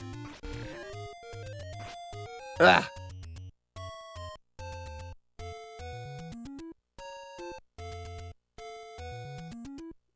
If you get out 1 pixel right there, the swords from these guys can't hit you. There we go. But the P-hats, on the other hand, can. The P-hats are those little flying guys. So all I have to do here is avoid the P-hats. Super Crazy found out you'll be at... Oh, I will, absolutely. I run part of the gaming museum. We'll have to hang out. Abso-freaking-lutely we will. So, yeah, I'm finishing up what I'm taking to Midwest. At this point, it may just be a CRT with an NES, and I'll be hanging out with people, showing people neat tricks and stuff for games. I think there's a good chance I'll do a panel while I'm there. But yeah, it'll be my first time at Midwest. I'm very excited.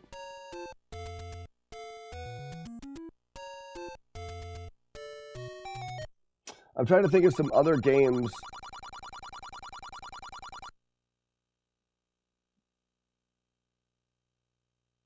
Oh, I see what you're saying. With the weapons, it makes it much easier. The after party scene? Ooh, really? What so Joshua, what do people most likely or most often do? Is there like a bar connected to the hotel? Because that would encourage me to get I've got an opportunity to stay with some local friends, which I'll probably still take advantage of for at least one night. But if people hang out at the hotel bar afterwards, it would encourage me. The guys' games and beer room has beer all weekend. Right in the event? The favorite event ever in the world of events that I love. I'm gonna have so much fun.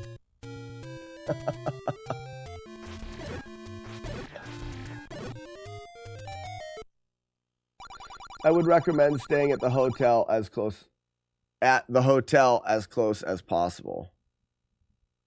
Wait a second. Oh crap. Left, right. So go left first. So, I guess I was under the assumption as many of the bigger conventions have a hotel connected to. All right, I gotta load this screen 3 times. 1, 2. So there's no hotel directly connected to the event. Just carry a can cozy all weekend. We'll keep feeding you.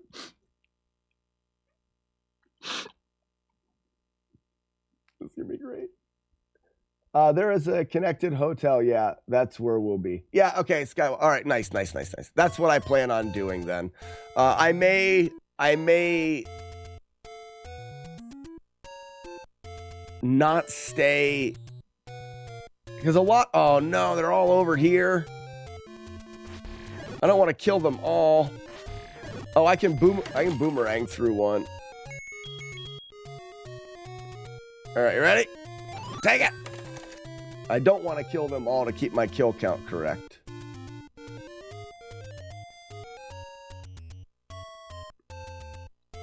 Reload this once. That didn't seem right though. Oh, this is wrong. Crap. I don't want that clock.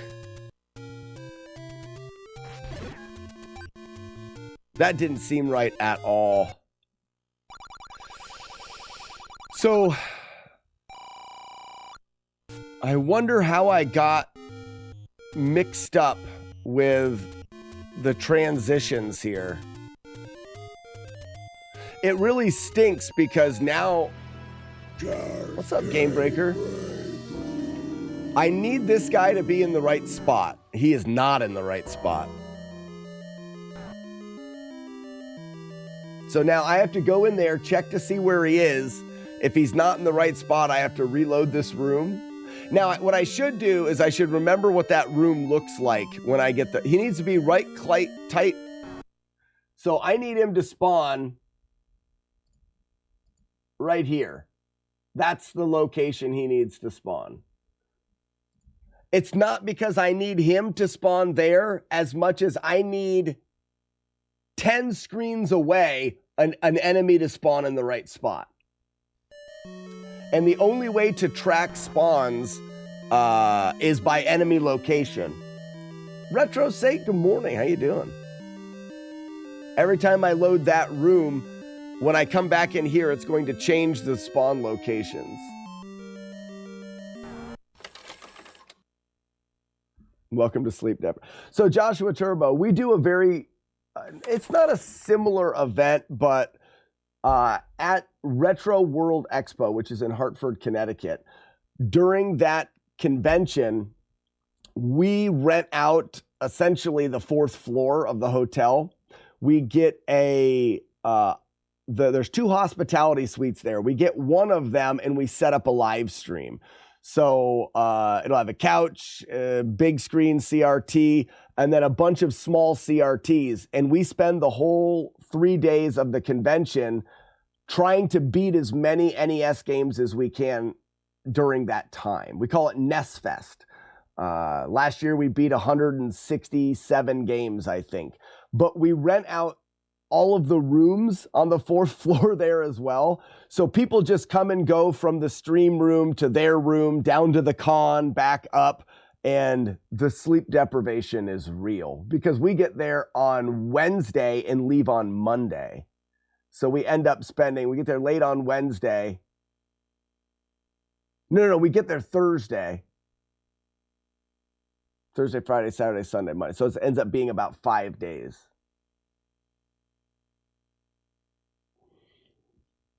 Sounds similar to D2Con. Not sure what that is. One thing is we would like to eventually have some kind of association with the convention.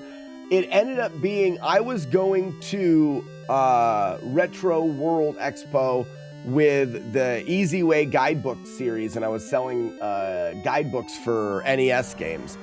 And a bunch of our friends just started getting together and getting a hotel room there, which turned into beating games and turned into NES Fest. So there was 2 of those blobs by themselves in the middle. Is this the right spot? Ooh, it is.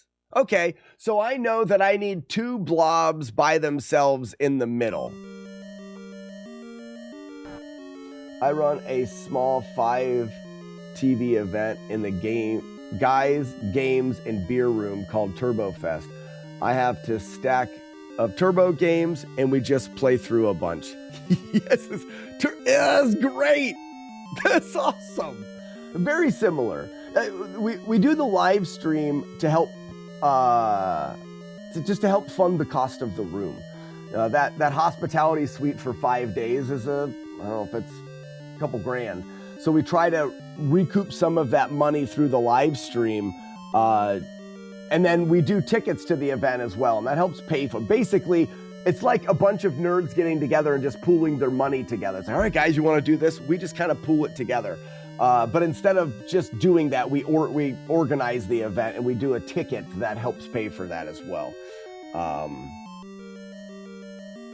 I'm very excited for that. But I'm also just as excited for Midwest because I hadn't gone there yet, and it sounds like just a really good event. This isn't the right spawn.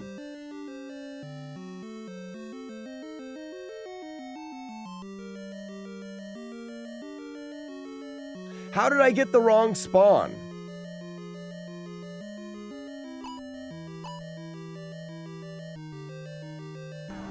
So that's the wrong spawn, even though it looked really close. He's not supposed to be there. He's supposed to be directly in front of me. Never mind. He's supposed to be directly in front of me.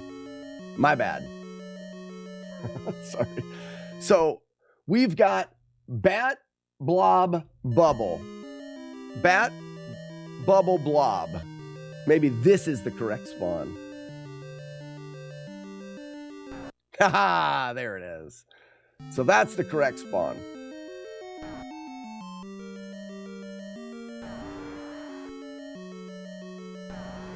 We don't want to kill him at all either. We just want to get by him.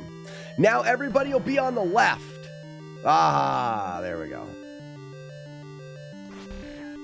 So we want everyone to be on the left because oftentimes we can't get to our hidey hole here. Hidey hole, good neighbor. Hiney hole.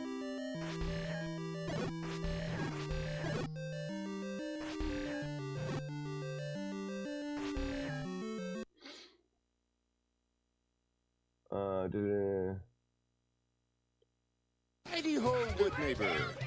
Do what you can and don't feel overwhelmed. I've been to some bigger I know it's a big con. I've been to some of the bigger ones. I'm probably not going to explore much, Joshua, at the first one. I'll probably stick to the table a lot of the time and just kind of absorb what I can there. Because it's a big event. I'm going there for work. I'm going there to advertise for my stream, so.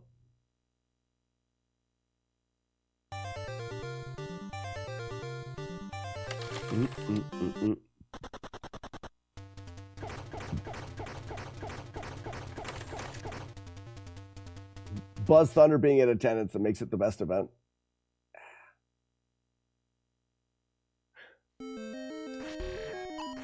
There's a lot of people going that I'm excited to meet. How about RC Pro-Am? First place every race. Bubble Bobble, no death could be done. Bubble Bobble, no damage could be done. Duck Hunt, don't miss a duck. There's so many challenges. There are, but James, I would do, so for that, it would be, you say Duck Hunt, no missing a duck. Until when? It goes forever. Like, you know what I mean? Like, you have to have, what is winning Duck Hunt? Bubble Bobble can definitely be done no damage. Indiana Jones Temple of Doom would be no damage. I don't do no death runs. Like I said, the condition is the flawless thing. We take the most extreme route through the game. Well, maybe not most extreme, because you could do like pacifist or whatever, but like,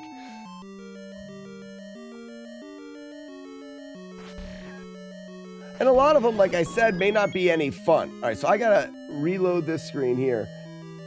Duck Hunt, 99 levels. No missing a duck. But what, I don't know if that interests me. How fun, you just put the zapper gun on the screen, and then you'd have to say, well, how far do you get away from the screen? And when I got my 6-year-old to cry, that's the win condition of Duck Hunt.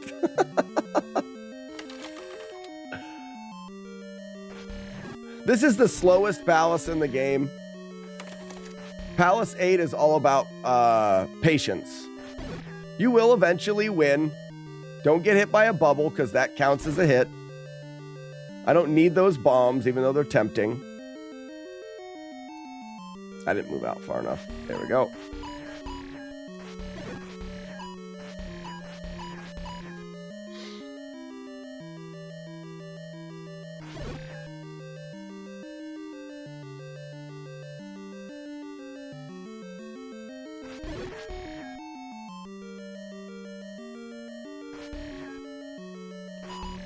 What a dick. All right, one more room of that.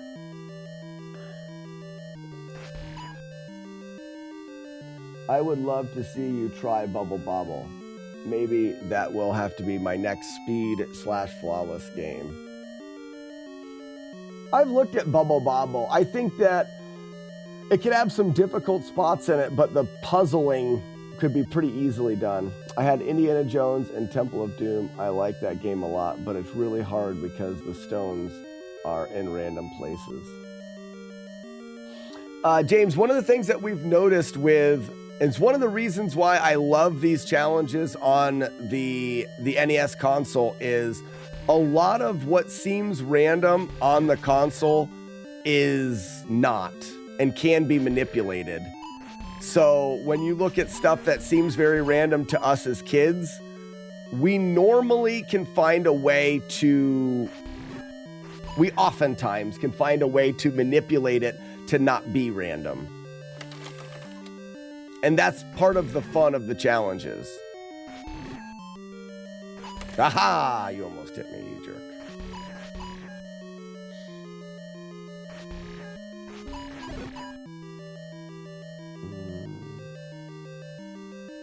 And I can come visit for Bubble Bobble 2-player Flawless. I'd love that. I would love that. I've never done a Tina, Flawless you fat Challenge lard, 2-player. Come get some dinner. Come get some dinner, Tina, you fat lard. I love how he just kept turning around right when I didn't want him to.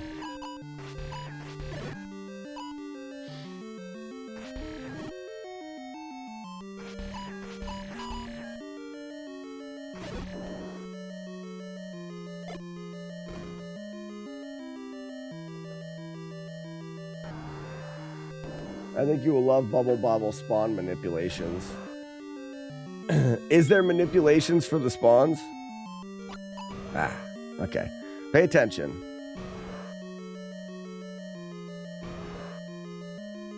I can't hit him.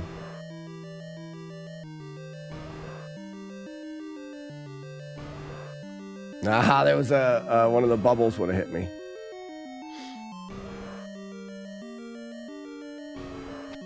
There's one. We just need 3 hits. 2.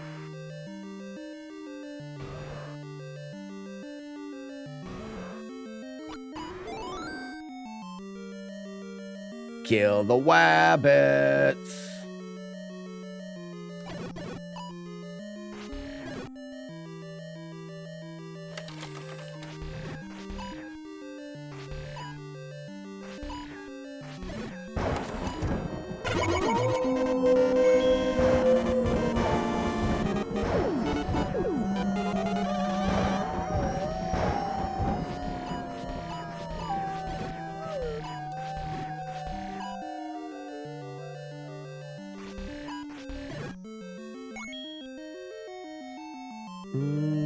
Well, technically in the level with the stones, when you cross the lava lake, they are in one of 3 preset locations of stones, and there are 3 of them, which makes it hard. Yeah, like I said, James, a lot of stuff can be routed, but I don't know that for sure. That's a game that, somehow I think I threw that boomerang behind me. I've done that like twice now. That was weird. Does that boomerang come out like behind the character? Was it a battle to get my wife on board to find out to stream for a living? So yes and no. There are a bunch of OP items that spawn based off of how many bubbles you shoot, how many items you jump, etc. So you could really route an easier way through it than Buzz. What's up, Corin? Thank you so much for the Go Wolf. Go. For my wife and live streaming, at first she didn't have to say yes. I did it in my spare time. So I would work, and then I would put the kids to bed. I would put my wife to bed, and then I would live stream in my spare time. So it wasn't something that she agreed to. It was something that I just did, and I was doing it because I needed a break from the family and the kids. I had 3 kids under 3 years old. I had screaming babies every hour of the day when I was at home. And the only peace that I had was at midnight. And I would stream I'd stream from like 10 to 1 or something like that, or from midnight to 1, depending on when the kids were awake or whatever. I would just stream in those late hours. And from there, the stream grew a little bit to actually start to bring in some revenue. And once I proved to my wife that it could bring in some revenue, then I started to push it more. In the years that I've been streaming, my wife and I have put goals on the stream. Essentially, we get together and we say, all right, if it can do this, then you can keep doing it, kind of. Or if we can do this. And she works very well with me. She realizes how much this means to me. This is my absolute purpose on this planet, is to live stream Nintendo games. It sounds weird, but I have never once woke up and been like, I don't want to stream today. It's never happened. Almost 7 years of straight. I've worked a lot of jobs, and it doesn't take long before you don't like a job sometimes. This has never been that for me. I will say that the first 2-3 years, there was growth in there. And then over the last 2-3 years, 4 years, over the last 3 or 4 years, it's just been like flatlined. But it's been just enough. It's been just enough for my wife to say it worked. If the stream was to go down much farther, I mean, like right now we have 158 subscribers. She used to require us to have 500 subscribers. I don't know if anybody remembers that. For a while, my wife said, for 500 subscribers, I could stream 5 days a week. Anything less than that, essentially, I couldn't stream 5 days a week. That was her little condition on it. So to the question, did I have a hard time getting my wife on board? No, it wasn't hard to get her on board with this being my career, but it hasn't gone without her having a lot of say in it because we work together through it. She puts up with this doofus hanging out with us idiots. She does. She does. If you've never played Indiana Jones Temple of Doom, give it a try sometime. You'll probably like the challenge. We can put it in after this run. I've never played it, and I like Indiana Jones. It's a NES game.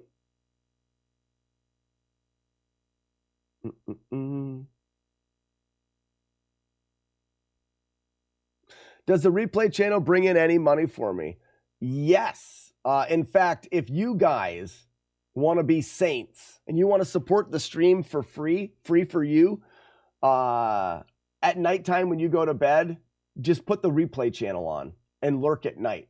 So I have a replay channel that for you guys is a way for you to catch up on past streams. But for me, it plays 24 hours a day while I'm not live, and it earns some ad revenue. How many subs are you up to? Right now, we're at 158. This says 150, but it's not updated. Hold on, let me finish something real quick because I want to get this out of my head so I can keep playing.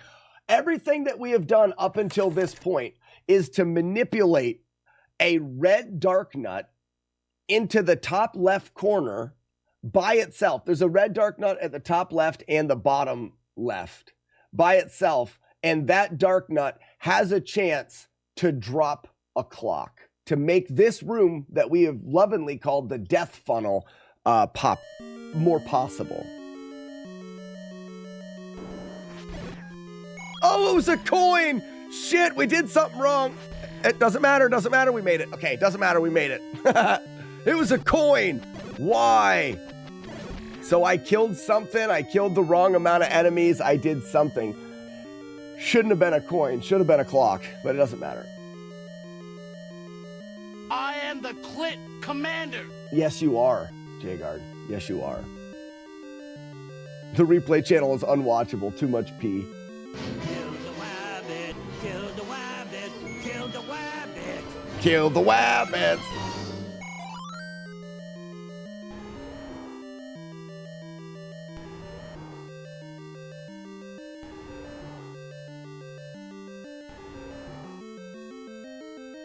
Kill the wabbit. Kill the wabbits.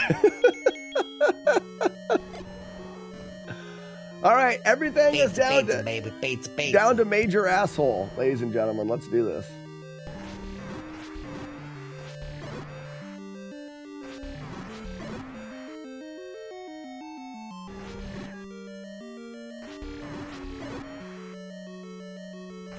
Oh no!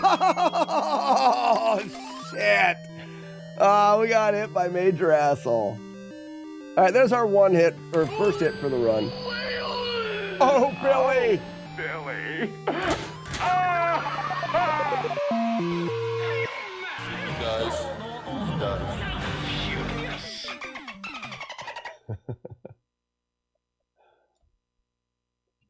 What was Weeblo? Oh, Cherry. That's nice. That's a good stripper name, right? Ladies and gentlemen, they call me Cherry.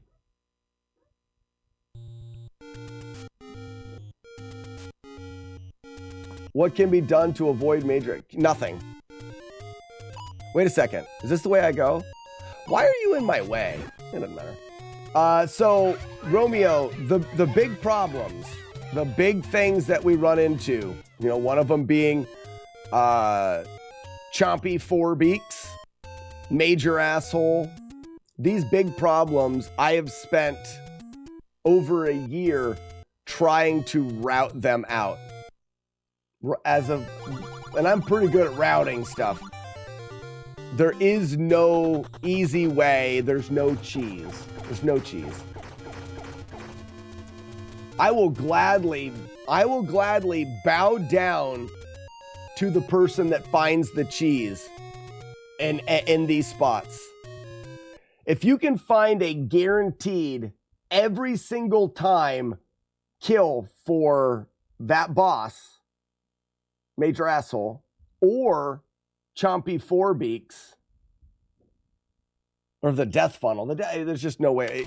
I will bow down to you and be nice to you or something. Can you go to the entrance of the room where you can't get hit? No, because the entrance of the room is a bomb hole, and blowholes suck. Meaning if you try to get in a bomb hole, it will suck you in.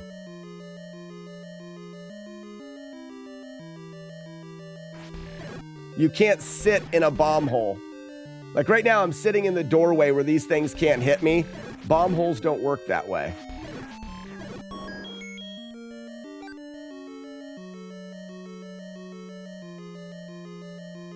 Oh, wait, hold on. No, Jerry is slutty.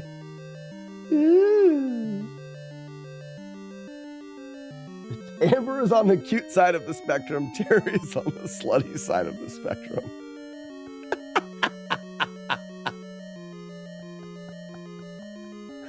Oh, that's good. All right, let's go. This other room here, this room is also really shitty.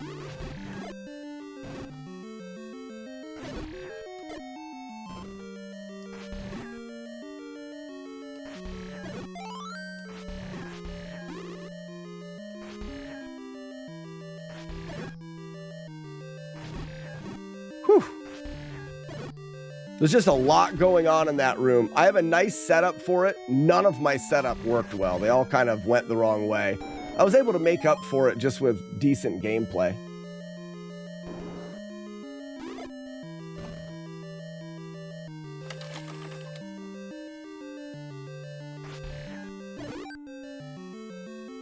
We're down to one bomb, though. Hopefully these guys can drop bombs. I really need them to drop bombs.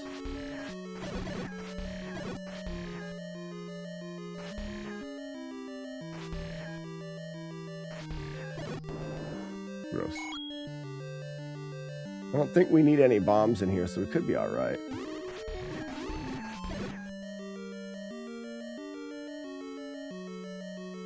Is that her name? No! Pizza, your name is not... Wait, hold on. What was the name again? Pizza, your name's not Cherry, is it?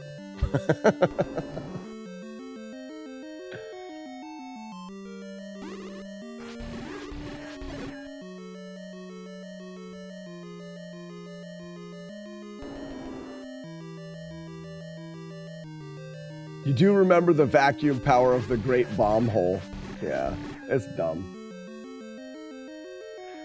Yeah, in that room, there's no safe place to stand.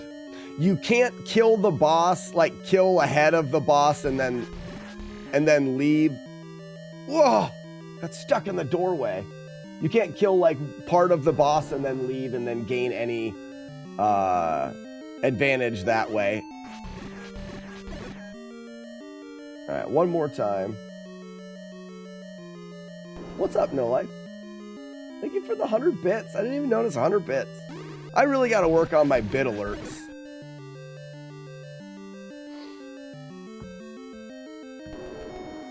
Now, that guy won't appear at the top. The one that I've been killing won't appear at the top again, but if I reload this room once, that guy that I've been killing will appear at the bottom. And I can do the same setup here And then I've just got one of the gums. Oh, that's why that room didn't seem right. I never collected the meat. It's all right. I'm going to have to go out of my way for meat. It's all right. We'll do it after 5.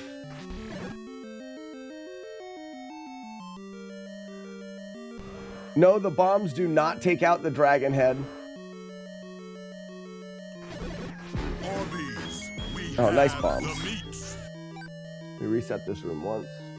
Couldn't you just spam bombs over the dragon's head and kill the boss fast? No, and you can't spam bombs because you can't use more than one bomb at a time. Yep, taking a late trip to Arby's in this run. You got it, Noah.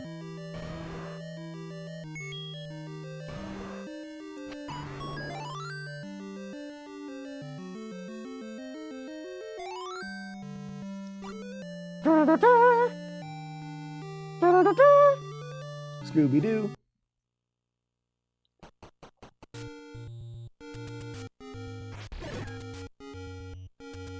Yeah, okay.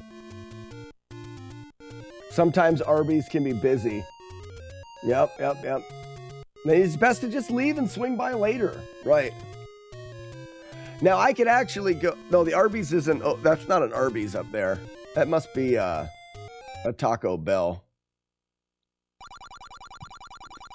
I don't need Arby's before 5, so we'll finish 5 up, then we'll telefornicate to 3, and we'll have to go out of our way. We'll probably... That's the wrong way. We'll probably end up getting hit in the rooms going to the other Arby's, though. Well, I could go to 8. No, that's not...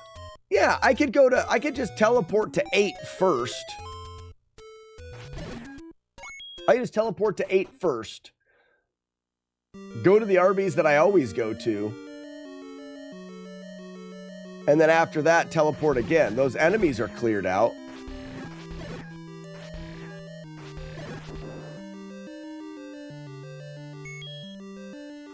I don't want to kill all those guys to open the door. I'm going to have to kill them again when I come back. That's fine.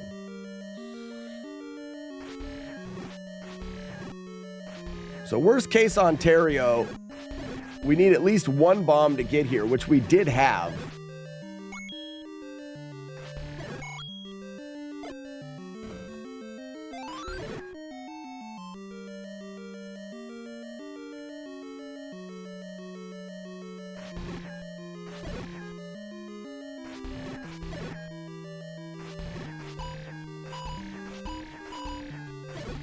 You just get... If you get just a little bit behind on those guys, you're going to miss with everything. You got to be ahead of them.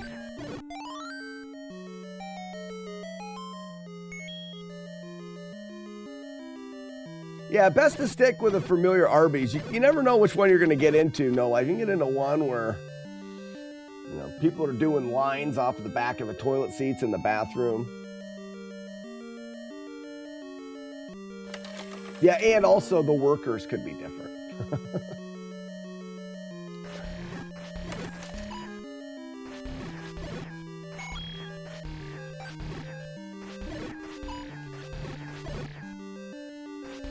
Oops.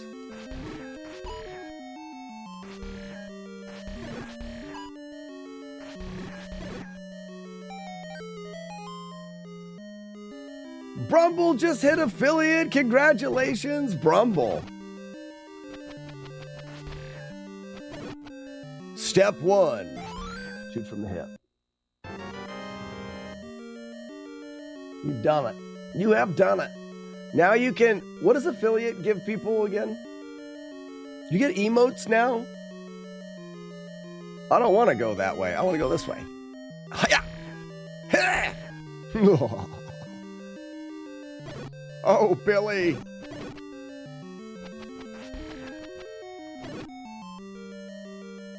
So until you get affiliate, you can't do emotes. You absolute silly bitchel. I know.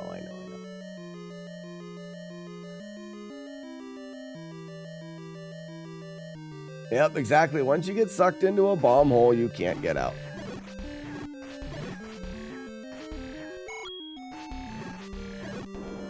look at the size of that clock. I don't want to touch it. When did you move late night streams to the morning? Maybe after the first 2 years. So I've been doing morning streams for 5 years now.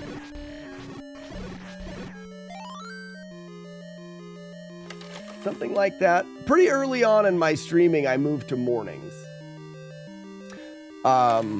It's what worked out for the family better.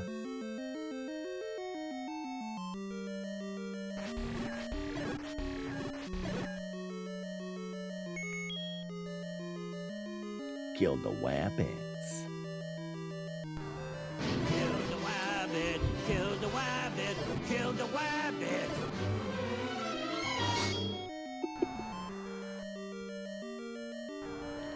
Do it! Do it! Kill the wabbit. Yes! Oh, you guys are my best friends. Oh, I love that.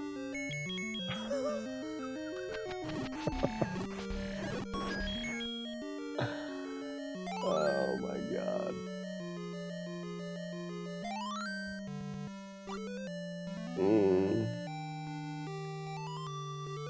Do. Hadouken! Oh, look at the size of it! So, now, we've beaten 8. We've never used the flute. So if I flute to the right, it takes me to 1. If I flute to the left, it takes me to 8. Look at that. Look at that. Oh, go figure. Look at that. Look at that. Look at that. Look at that. I say, would you look at that? Now we go up from 8, up again to Arby's.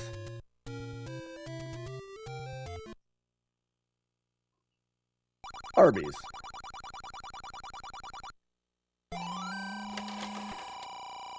There's a command for that one too. And now, Arby's, we have the meat. now we were at 8. We want to get our way back to 3. So this would be 1. This would be 2. This would be 3. No, wrong. Oh no, I was doing it the wrong way. So that was 8. That was 6. 5, 4. 3. This would be 3, right? Oh, you can't use it in this room again. Does it count those whistles? Oh, I don't know. This is 2. This is 3. I was doing them the wrong way.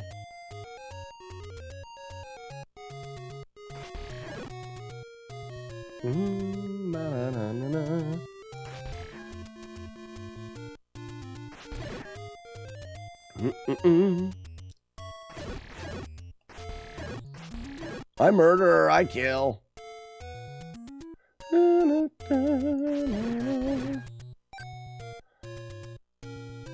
spot. Wrong spot.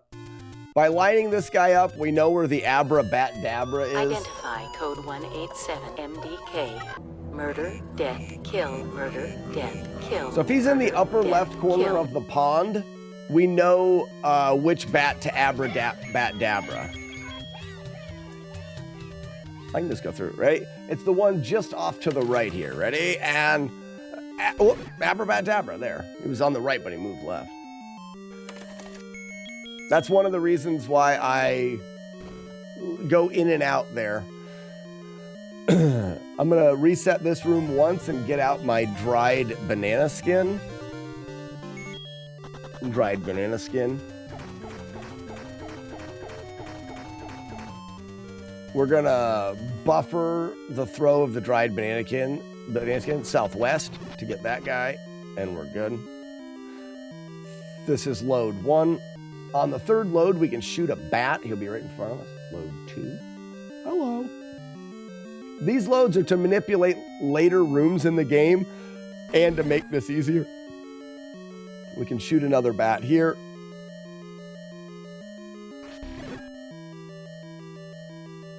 So 5 and 6, we're not going to do anything. We want to move all of the gorillas to the far side.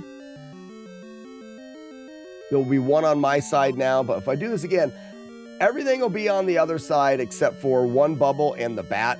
So we can start door cheese here. I'll do that. Those guys are going to want to hang out in front of me because of the way their AI works. They're going after the, what people call anti-link. There. All but one. I reload the screen again. Everything's on the other side. Making him easy. And now I need to set up a few rooms later by going in once and twice. This will take the boss in the next room, the mini boss in the next room, and also put him to the right and out of my way.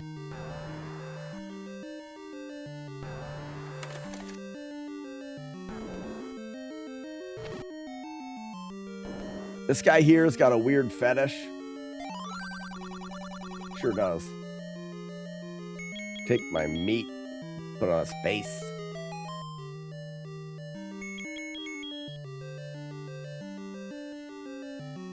Wait for the boomerang. He threw it the other way.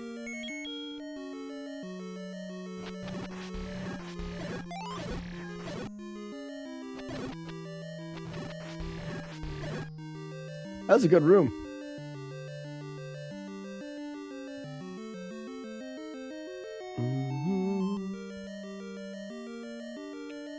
His AI will eventually bring him down here.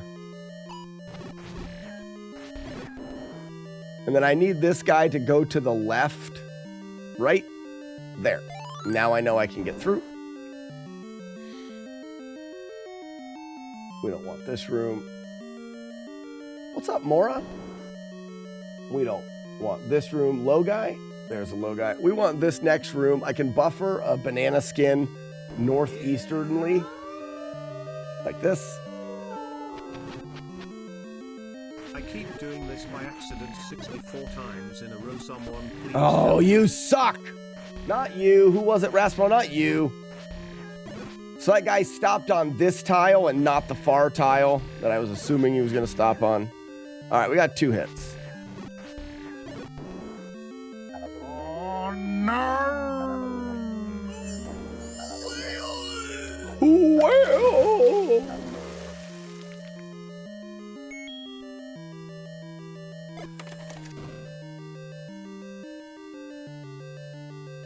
That sucked.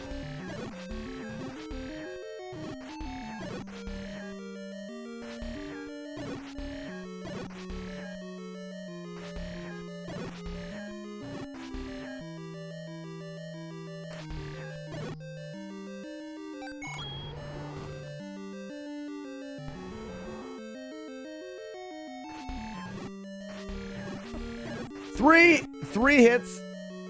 I hate it. I'm just trying to go fast now.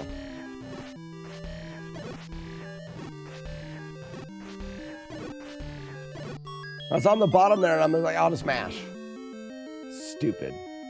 Hate it. We don't want the boss to run away. We reload until the boss gets some balls and runs at us. Come at me, bro. Nah, run away. I'm not chasing him. I don't do that. You want to fight me? You come at me, bruh. I hate that I just said bruh.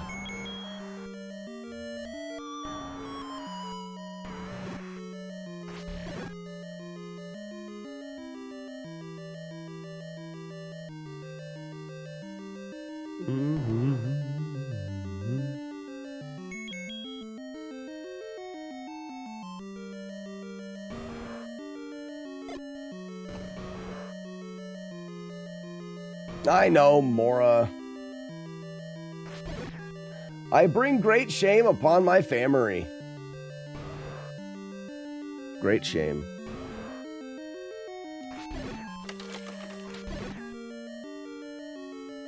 That's the second load. Take 5 loads here.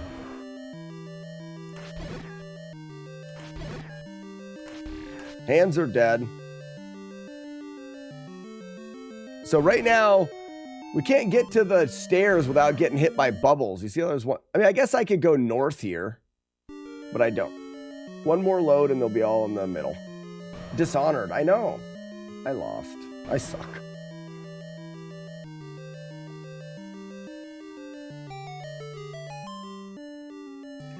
Dangerously easy.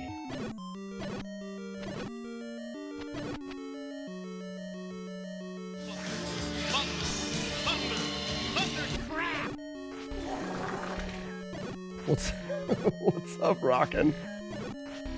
That still gets me. You may think that that intro's old, but I like it. Crap! It's a fart joke. Can't go wrong with a fart joke.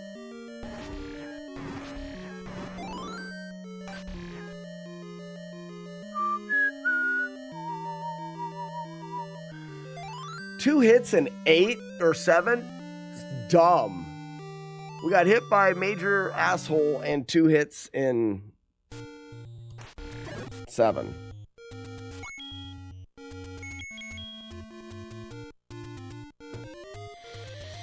I will say, though, that I'm pretty much ready to just go to the cart and reset anything, but I think I'll continue. Have you seen my wiener? Kung Fu Crickets, I have not. Have you had it out? Like, if you want people to see it, you gotta have it out all the time. Because the likelihood of me seeing it when you have it out in a natural scenario is gonna be very slim. So you're gonna just have to make sure that it is out and ready all the time. All the time. You know. Thank you for the GL, Crickets.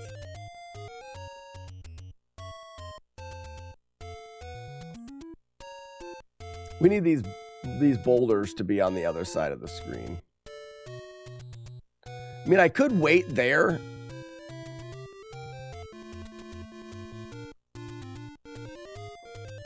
I think that's what I used to do, was wait here. There we go.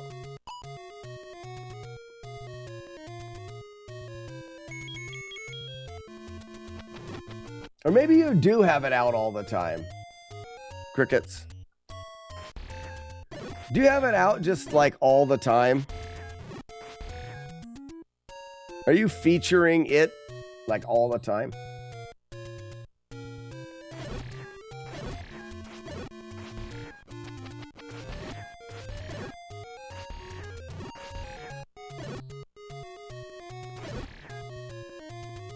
All the time. Are you going to do Link's Awakening to add to the no damage game? So Zelda is one of the only series of games that I plan on doing beyond the NES console. I've already done Link to the Past.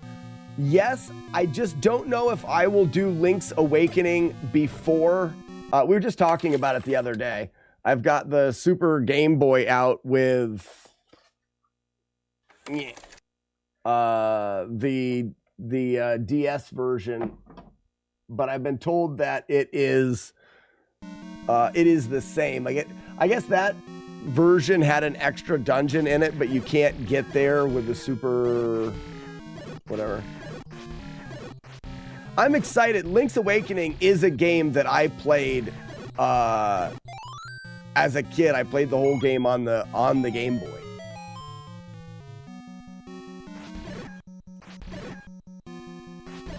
Just be aware, Super Game Boy runs fast.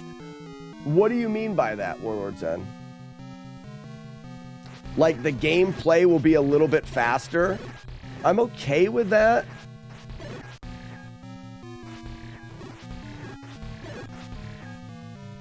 I have a Super Game Boy 2. There was a second version. Super Game Boy 2 fixed that. Oh, so I may need a different.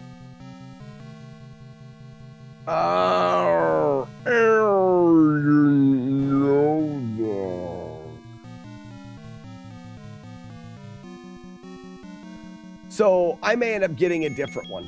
That's fine. I'll get a Super Game Boy 2. Unless they cost like $10 Brazilian, then I won't. What's up, Pears?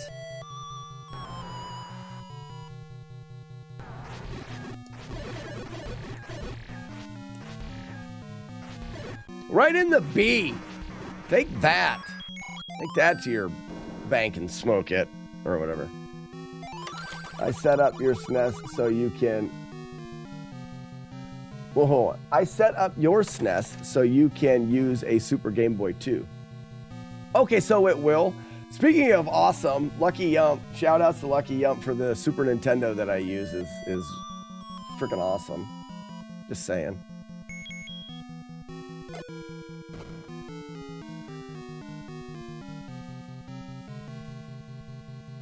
He was not, it says it's Japan only, and it sounds like, so the No Life, the SNES that I use is one that Lucky Yump built. Tony, you need more NES in your life and less work. Well, you're gonna get one of them here. Ooh! Oh, yes. Yes. Receive me, evil ones.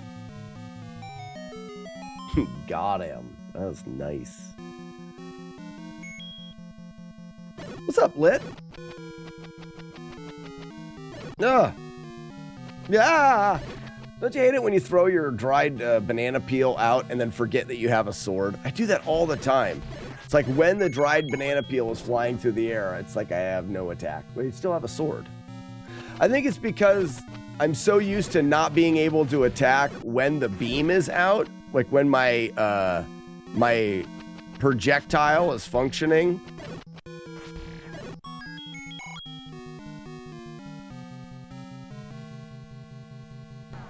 I don't need that.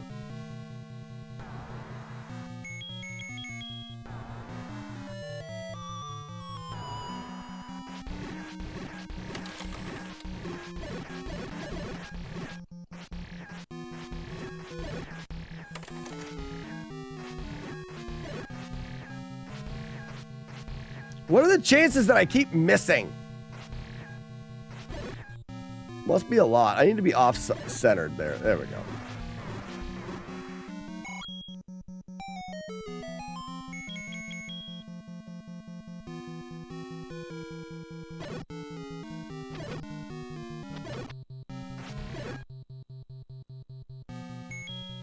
Let's try to kill this one nacho cheese Wizrobe. Oh, he's not even there.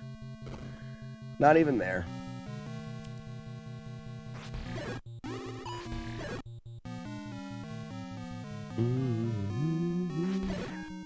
Ooh, there was two of them there. I could have killed them both.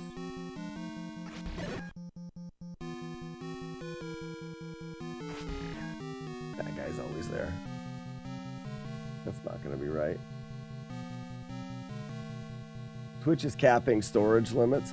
I read something about that. I don't use Twitch for storage. I store all my own recordings.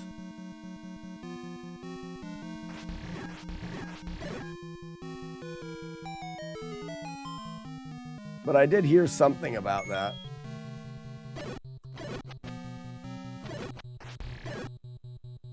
From the hip.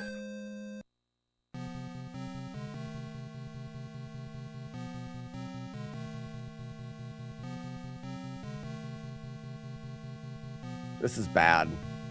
Oh, I got lucky.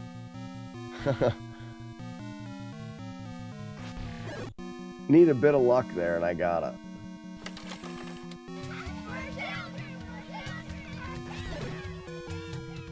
It's unlikely your clips are over 100 hours. Yeah, clips I wouldn't. Yeah, I wouldn't worry about that.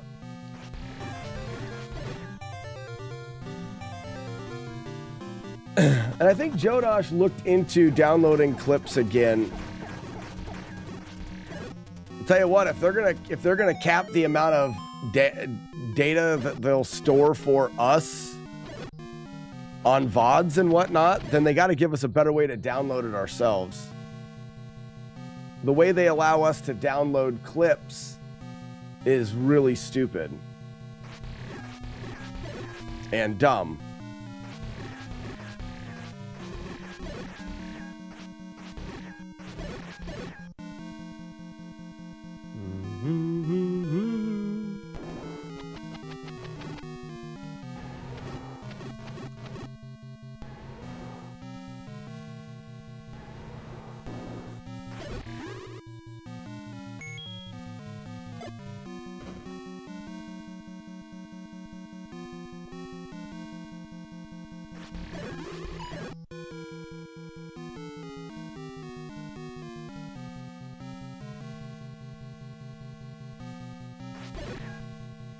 You can download and assemble past streams with the proper scripts. Well, like Stereo, I don't have to worry about that because I'm recording now. I record all of my streams locally. I record them at better quality and I store all of it myself. I don't have to worry about Twitch for that, except for the clips. The clips I can't record locally because they're things that you guys come up with on the fly. Oh no, Weeblo of Doom, good luck. Nice. Good luck, buddy. I'm sure everything will be fine. Don't fire anybody, okay? Just don't fire anybody, all right? Actually, you're probably more likely to hire somebody. Don't hire or fire anybody.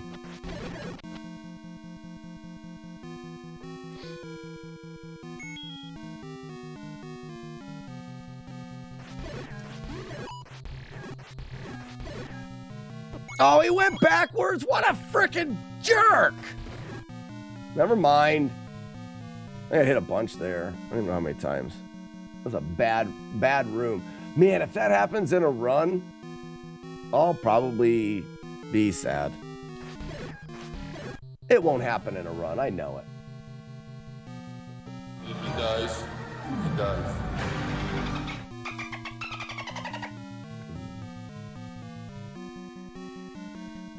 Major accounting meeting BS. Yeah. Just F it in the right in its B. Directly.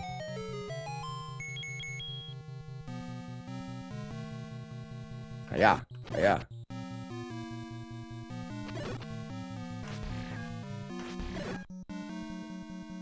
Yeah, go ahead.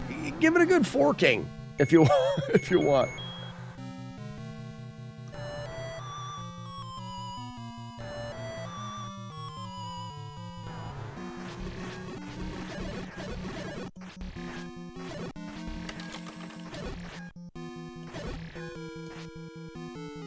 Easy, B. Yeah, fork it like your mac and cheese.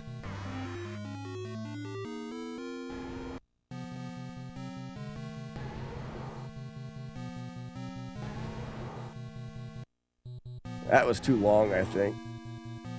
Oh, that's good. Good pitch. Pig nose.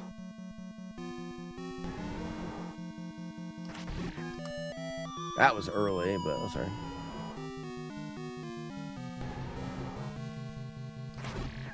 That was better. Piece of pizza. How do you consume your mac and cheese? Are you a spooner or do you fork it? 3, 2, 1, peen shot.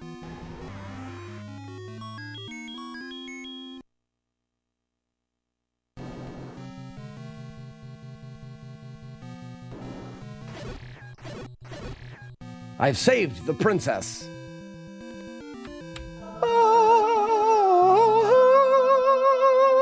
Release the doves, we won. Yay, that's the end of the game. We got hit twice there at the end, making it a total of 5 hits.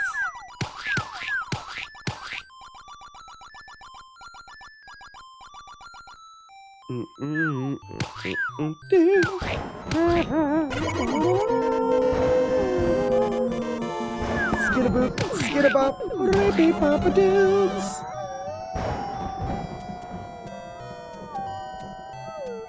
Not back for an easy run, I know. I need more coffee. Oh, early, not easy.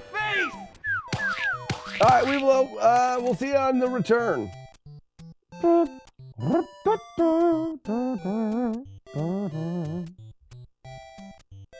Best NES victory music ever.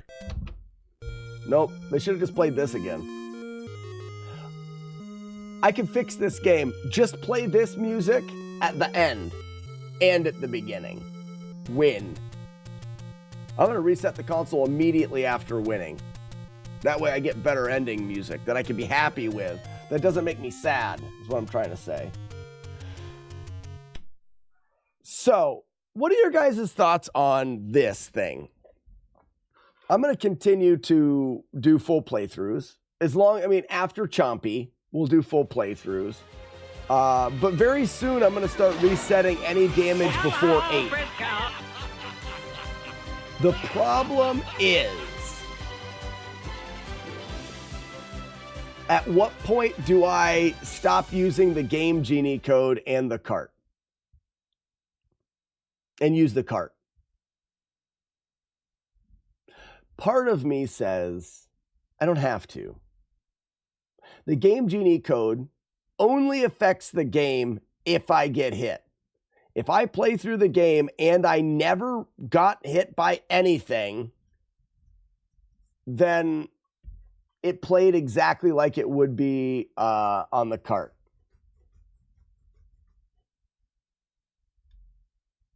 Star Tropics time. Rocket, I'm probably not going to do Star Tropics with, what's up, Todd? With You absolute Zelda. silly Too much bitch. to remember. I will put in Jackal, though. Well, we're going to do another playthrough of this first. Probably keep doing Zelda all day today. Probably stop using the Game Genie when you no longer need to keep going after getting hit. The problem is, Ian, the end is always going to be good to practice. And for viewers, it's fun to watch the completed game from time to time.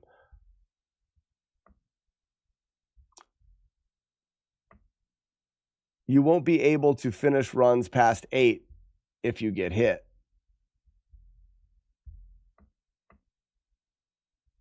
Right, exactly. So here's my point. As soon as I put the actual card in, it'll be reset any damage. I'll have to reset everything, which is fine. And maybe that's what I do. How does the whistle help with Ganon? Oh, Tony, don't worry about that. I'll show you how Ganon works. You never are going to have to apologize for letting me show off things, because I really enjoy it. So let me give you a little bit of a class on how Ganon works. Oh, I turned save states off.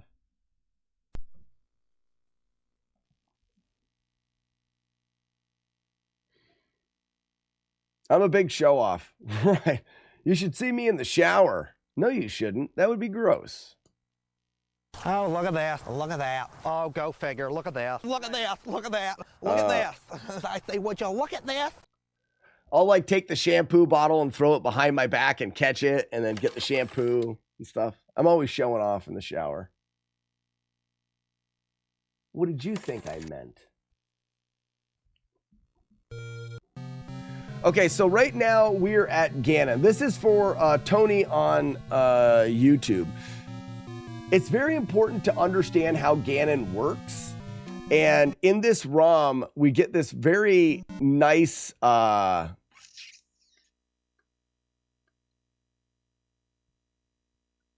show Ganon. We get this very nice, how do I do it on? There it goes. Deal that allows us to show Ganon. Nice. So when I go in here, Tony, we'll be able to see what Ganon does. You always can see him at the beginning, but then he'll disappear. With this ROM, he won't disappear, and we can actually show you why things happen. So the problem with Ganon is he does, if you'll notice, different body shapes. He's just flashing. It's changing. And that way when you hit him, he stops and he shows one of those. Those are frame-based. Every frame, you see how I'm doing it now. You see how every frame he's changing his position? This is happening, but you just can't see it.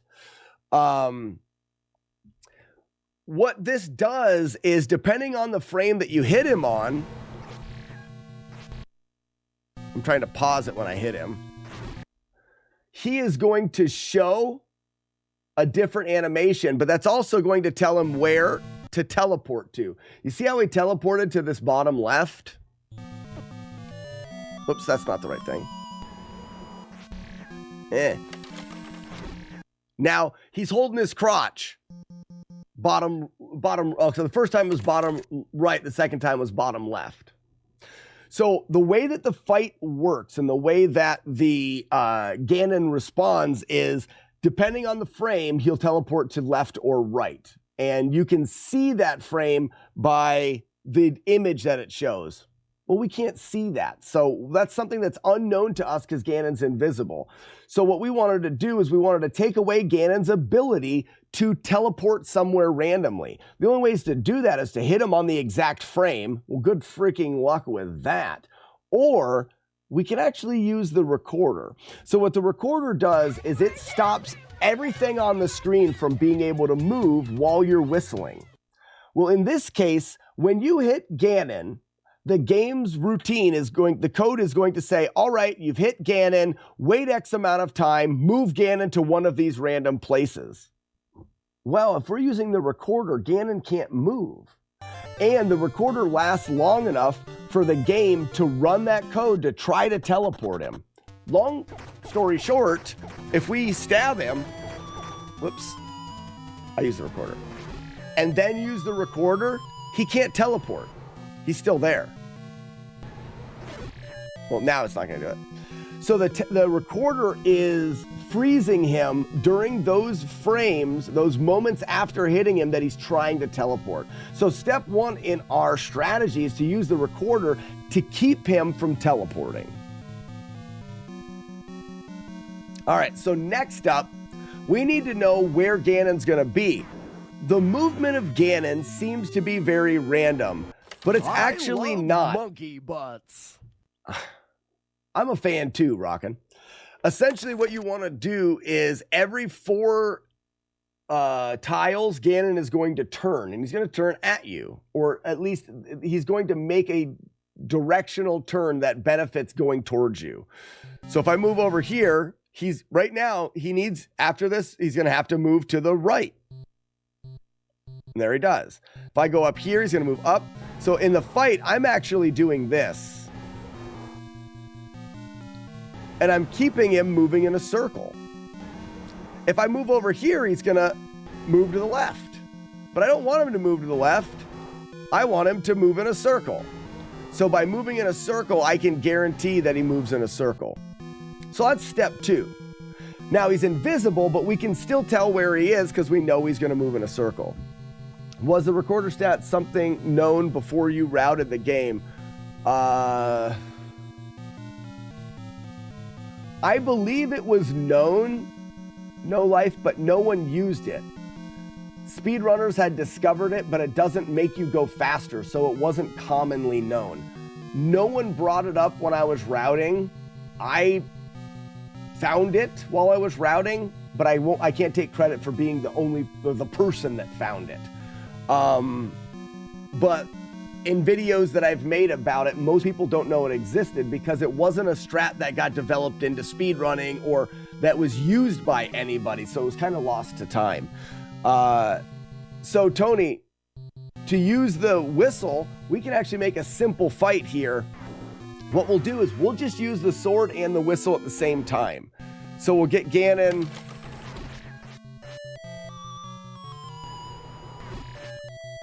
I'm just mashing him. Okay, I missed the mash. Let's try again. So you're just going to push them both at the same time.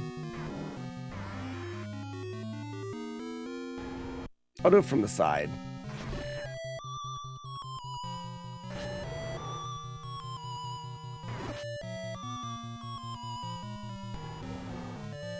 I got hit by his fireball.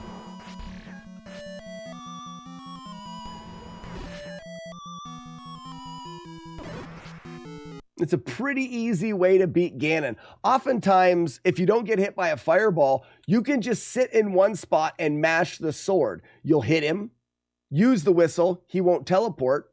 As soon as you're able to swing again, you'll hit him, you'll use the whistle, he won't teleport. In a sense, you can stun lock him. No Life, that's one of my favorite things to talk about and to do is the discoveries that are made in the games.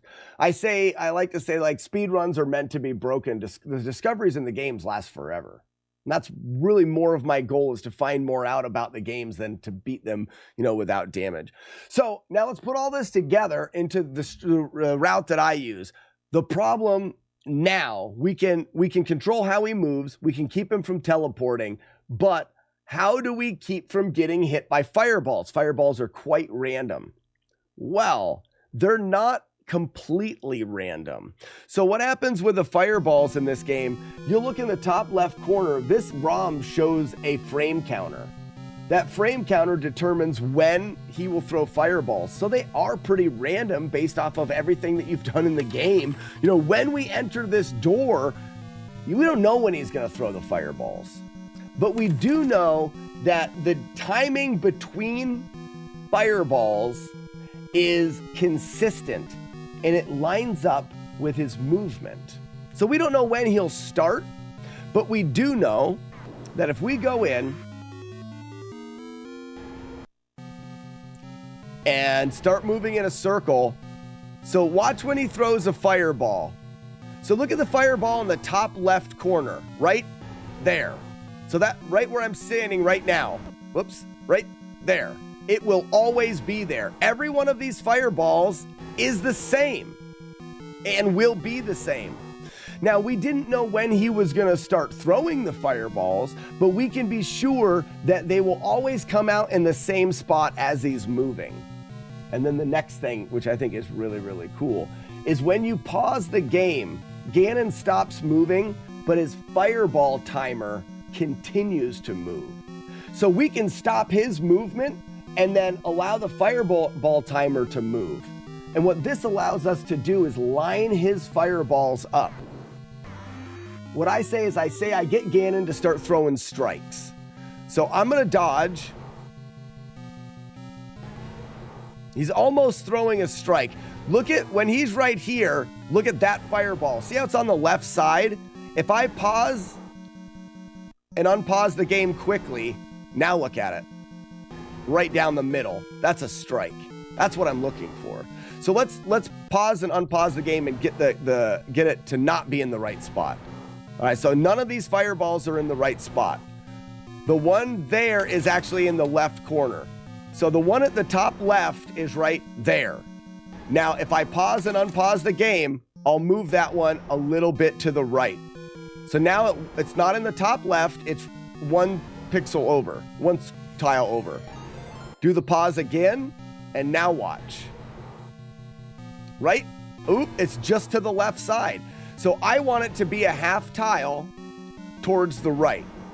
And to do that, I just go pause, unpause. Now watch for the fireball in the middle and the perfect strike. So now he's going to throw that strike every single time. As I'm going around a circle, he's going to throw the strike. Stay right. Oh, I wasn't in the way. I got to be lined up straight so he throws it straight right there. And because he's going to throw that strike straight every time, I know that if I dodge it, I can hit him right there. I'll use the whistle to keep him from teleporting. Go back, strike, whistle. Holy cow, raid. Professor Retro, thank you so much for the raid. If the strike is ever off, if for some reason you lose the pattern, you just, whoops, I missed him. Use the pause strat to get it back. This is how we get complete and total control over Ganon. It's easier now because we can see him. But now we can go through and I can show that same strategy off. Anyway, again, Professor Rusher, thank you for the raid and welcome in, everybody. I can show the same strategy off now with without showing Ganon. So this is the way it plays in the game. Now that you know what's going on, we're going to dodge Ganon in the circle. Where's the fireball? It's on the left. So I need to do a pause, unpause. And it's still, so that fireball, the strike ball is still right there. I need to move it a little farther to the right. So pause, unpause again. There it is. There's my strike. So now I'm going to sidestep the strike, hit, whistle.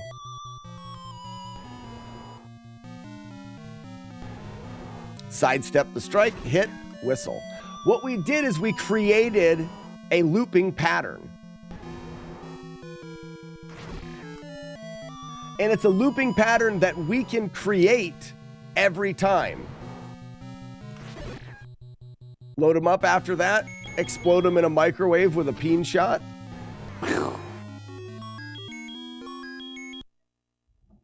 And Tony, that is why we use the recorder. It was a lot more information than you wanted, but that, now you have an understanding of exactly how Ganon works.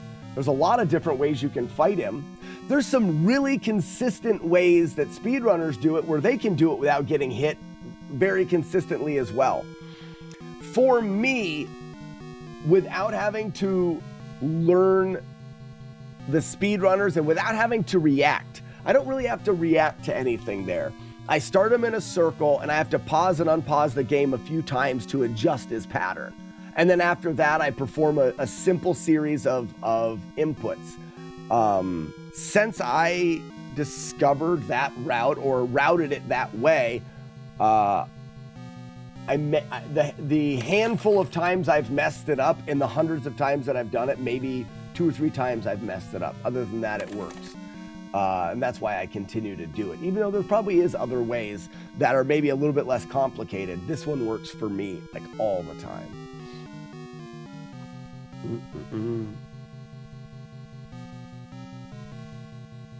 Here it kicks names and takes ass. Navard, I don't even understand that. I don't even understand that. Beta, thank you for the 40 bits and the early GG.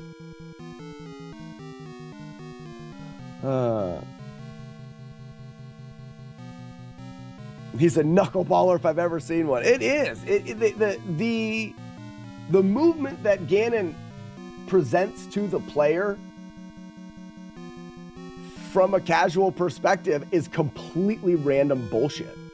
Completely random bullshit. Especially because you can't see him. So it's you can't see him, so his movement seems very random. When you hit him, he randomly teleports to a different spot on the screen, but you can't see him, so you don't even know that he's teleporting to a different spot. And then the fireballs are not trackable. The fireballs go your direction, so it's off of where you are. So, anyways, that is that. Before I fire up another run, I'm gonna grab another cup of coffee. Just so you guys know, I've got Arno. You guys remember Arno from the stream. He comes here and brews beer with me. Arno is coming today. He'll be here at 1 o'clock. We will be stopping the stream and brewing a batch of beer. I don't think we're going to do a live stream of the batch of beer, but that's what's happening today. So we still have another couple hours. We'll get through another full run, hopefully. Chieffer, thank you for the GGs. I'll be right back.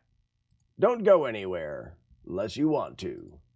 What I want to do is I want to develop a community of people, like-minded people that want to seek revenge on the NES and not only beat the games that beat us as a kid, but beat them perfect.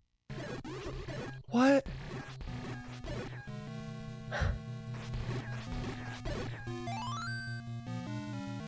That was so gross.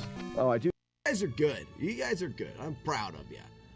I'm proud of the buckets. I said it. Yep, proud of the bucket. A little bit early.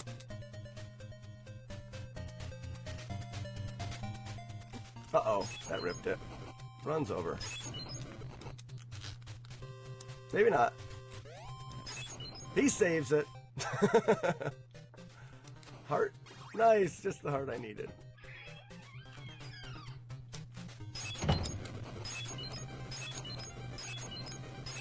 I don't even know what I did wrong. Oh, I didn't see that guy.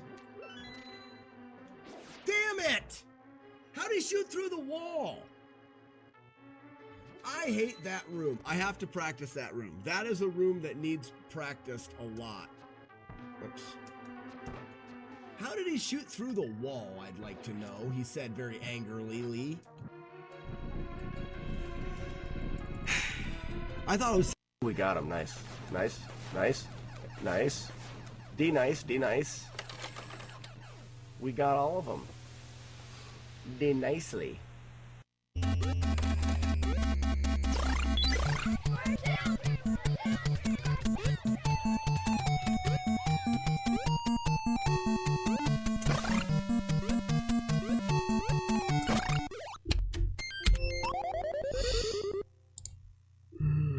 You're the prisoners. No, you're the guards. Now you got it. Now you got it. Okay, okay.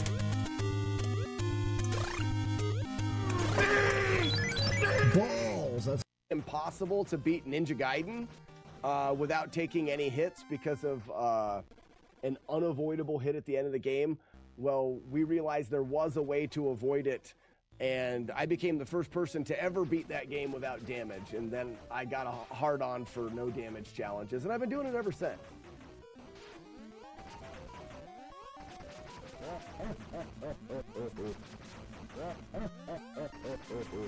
Red Rum and Coke says...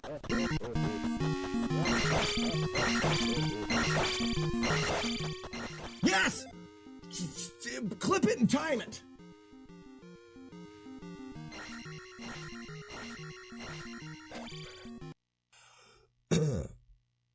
Sometimes I am born in silence. Other times, no. I am unseen, but I make my presence known. In time, I fade without a trace. I harm no one. But I am unpopular with all. What am I? Oh, weird. Sometimes I'm born in silence. Sometimes you're born in silence. So that's a fart. Other times, no. Okay, loud fart. I am unseen. That's a fart. But I make my presence known. That's a fart. In time, I fade without a trace. That's a fart. I harm no one. That's debatable whether it's a fart or not. But I'm unpopular with all. Also debatable. Lucky Yump. I believe the correct answer is a fart. Kelly!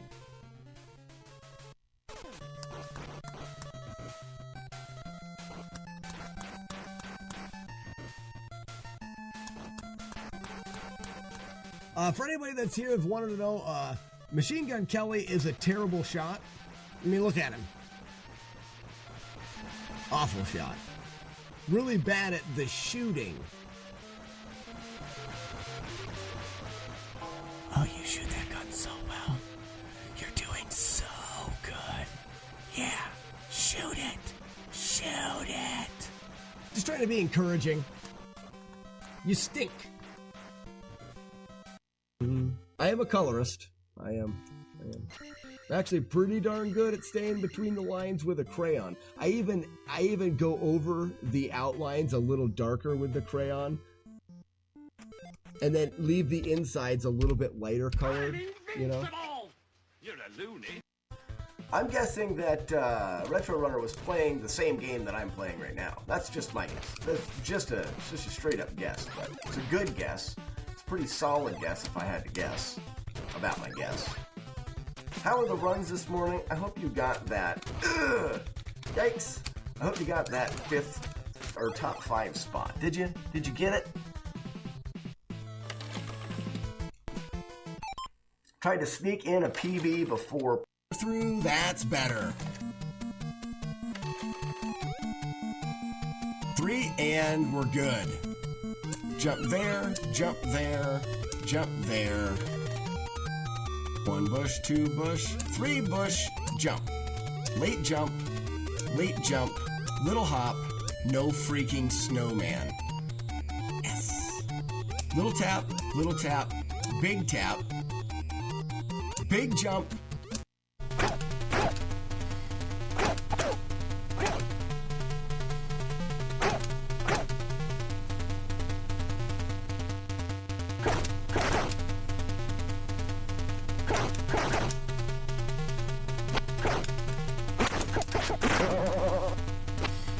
It's a weird set of spawns here.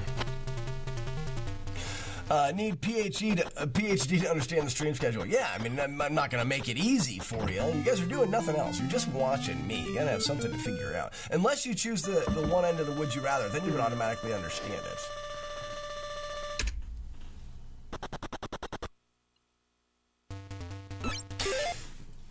understand. You distracted me. I was thinking 1, 2, 3, 4, 5, 6, 7, 8, 9, 10, 11, 5,000.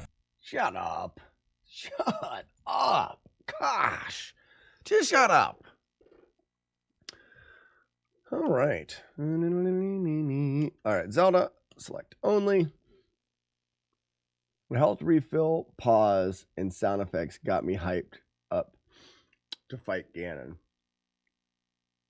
The health refill, pause, and sound effects.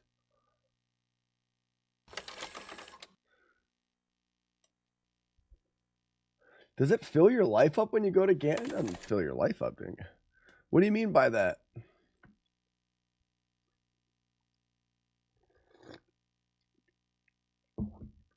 Well, I guess if you use a health refill, I'm confused. Yeah, save states off, cheats. A V V L A S L A U S Z.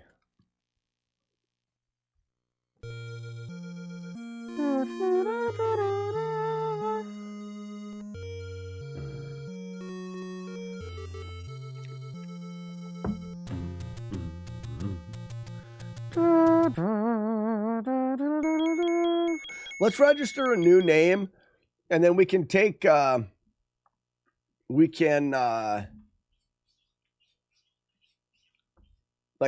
last time we had Peenberg, Butt City. Peenberg, Butt City, and one more. And we took guesses on which one the actual run would be on. That could be a fun thing. We could bring back the potluck. Remember, I used to have a little pot that we could donate money into. How did it work? Oh, we had a pot that we could donate money into, and then everyone got a chance to guess. It wouldn't work for this though, because it would only be 3.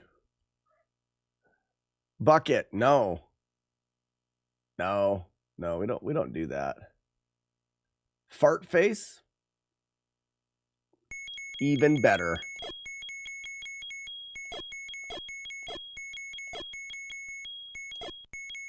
Face fart. Yeah, that's a good one. Good one. Ooh, peen shot would have been good.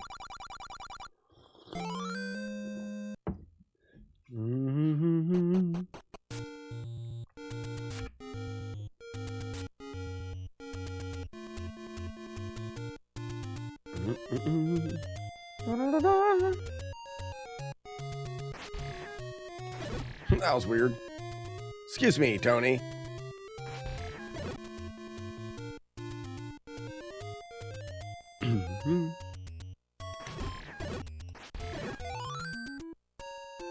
What I find weird was why I didn't get the clock drop in 8.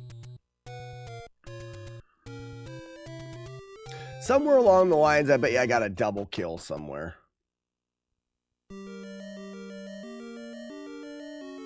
Probably pretty early on, too. I would imagine somewhere in here I'm getting a double kill that's messing my kill count. No, because that wouldn't even matter. Whoa! Hi! How are ya? Come here often? Ruining lives much? Hey.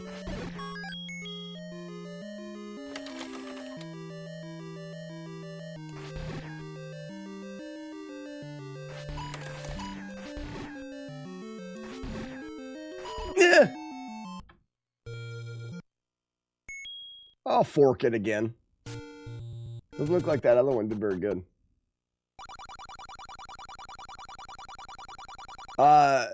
Jagard, it's just good than the number one.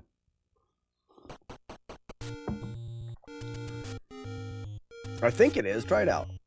Good one. Yeah, he was in the way. That was dumb. Good one.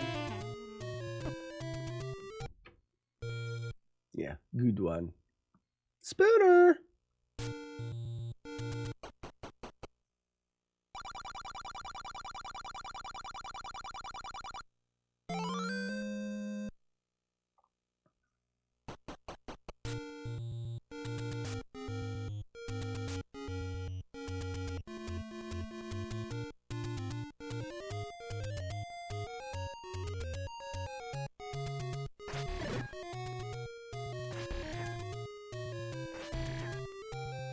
Really? Show me your clock. Nice. We're 1 for 1 on clocks. That's nice. Wonder if we can ever have the perfect clock run, where every clock we go for, we get. Oh, what? What? Could there be so much joy? And happiness? I say nay. I don't think that's even possible.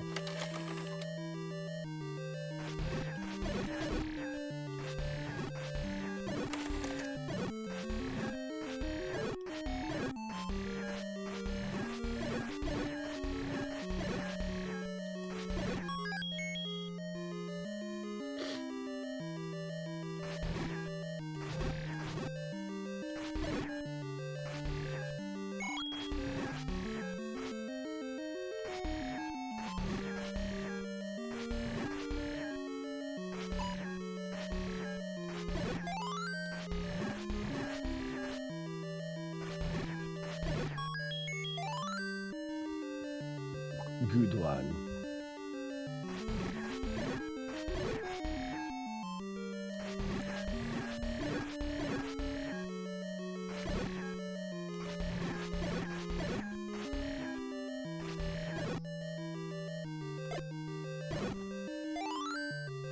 Everything's good there.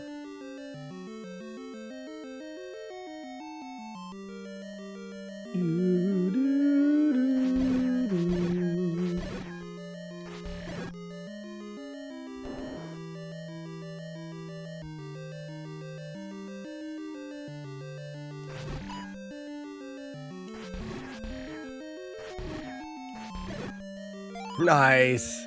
We're 2 for 2 on clocks.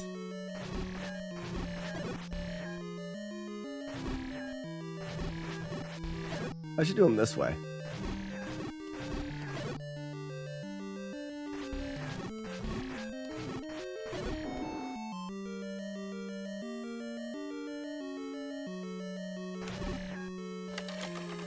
Health refill. We weren't this advanced. Sounds like a real clock party. 2 clocks at the same time. You never understood how clock drops work? Really? New life.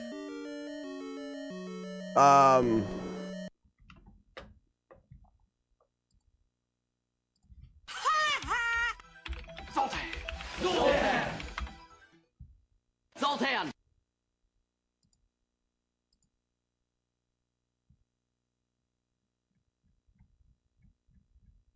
Well, that's not that. Oh, here's the chart.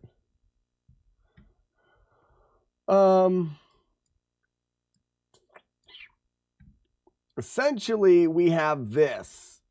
No life. Boop. Boop.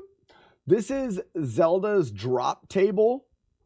And what's going on here is every enemy that you kill from the beginning of the game is going to increment the drop table. So the first enemy that you kill, this is where it's going to choose its drop from if the game tells it to drop a drop. So there's still some randomness behind the code that says, yes, you're going to drop an item. No, you're not going to drop an item. But beyond that randomness, let's say that the enemy is going to drop a drop. The first enemy that you kill is going to drop one of these 4 based off of which enemy it is. The first enemy that you kill in this game most likely is going to be a red Octorok, which is category A. So if that first Octorok that you kill chooses to drop an item, it will be a gem, and it will be a gem every time. The second item, the second one that you kill will be, if it's an Octorok, will be a heart. Now you notice I went in 2 screens. The first screen I killed 2 Octoroks. So I was on my 3rd kill, and it was a blue Octorok, which is B. B, 3rd kill, that blue Octorok has a chance to drop me a clock. That's essentially how this chart, if you type in Zelda 1 drop chart, this is what you're going to get. That is how the drop chart works. Now, this is just for these items that you can drop. There are forced drops as well. The forced drops don't count off of these drops, but are off of consecutive kills without getting hit. That's a whole different ball of wax. But for now, that is how I know that enemy, that's how I know that that red dark nut at the beginning of this screen has a chance to drop a clock. It's because I know exactly how many kills I have done up until that kill. That is actually kill number whatever, which happens to be, because once you kill 10, it goes back to 1.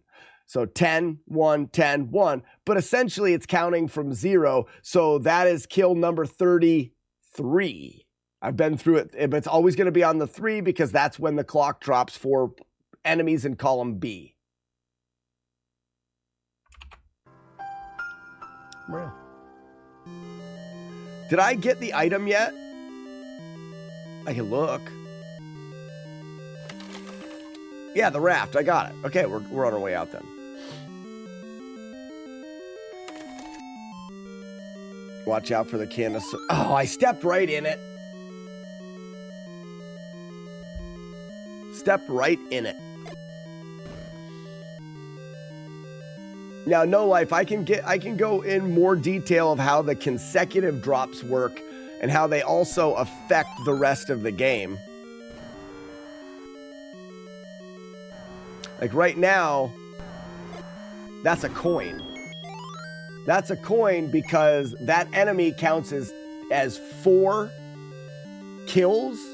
5 kills. It counts as 5 kills.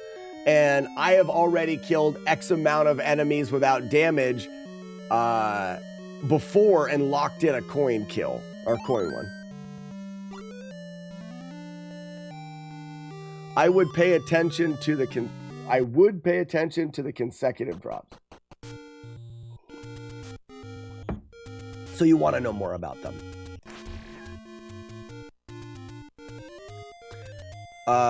From the beginning of the game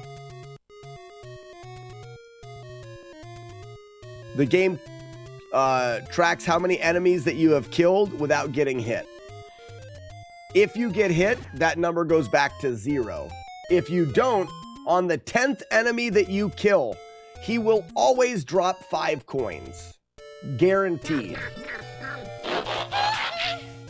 I always knew to force rupee or bomb drops. Okay, so all right, you already have a good understanding of the forcing rupees or forcing bombs. That's the 10th one.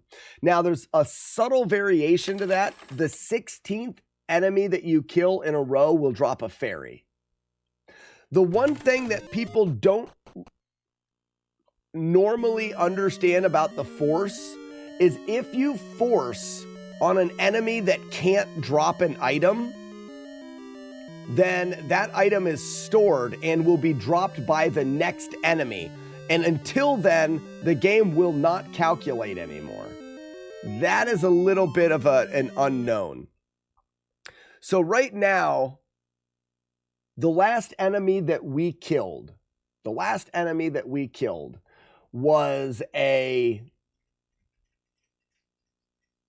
the boss, and he dropped a coin. So our kill count was 0. Then I killed 1 enemy on the way into this palace. So right now our kill count is at 1.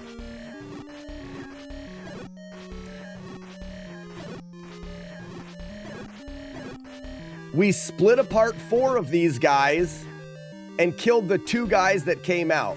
1 plus 8 is 9. The next one is where I could force. But when I try to use the regular drop table, yes. And there's the simple misunderstanding, No Life. The regular drop table is not a force. Those are not what will drop. Those are what can drop. If that's a force, that's the 10th kill. It's a force. We're making the game drop that.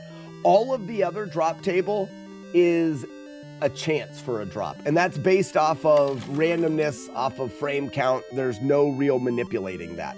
At best, we get about 40% is what the great mathematicians have told us, is that by the way the game calculates whether or not the enemy will drop an item, you've got what amounts to a 40% chance for an item drop.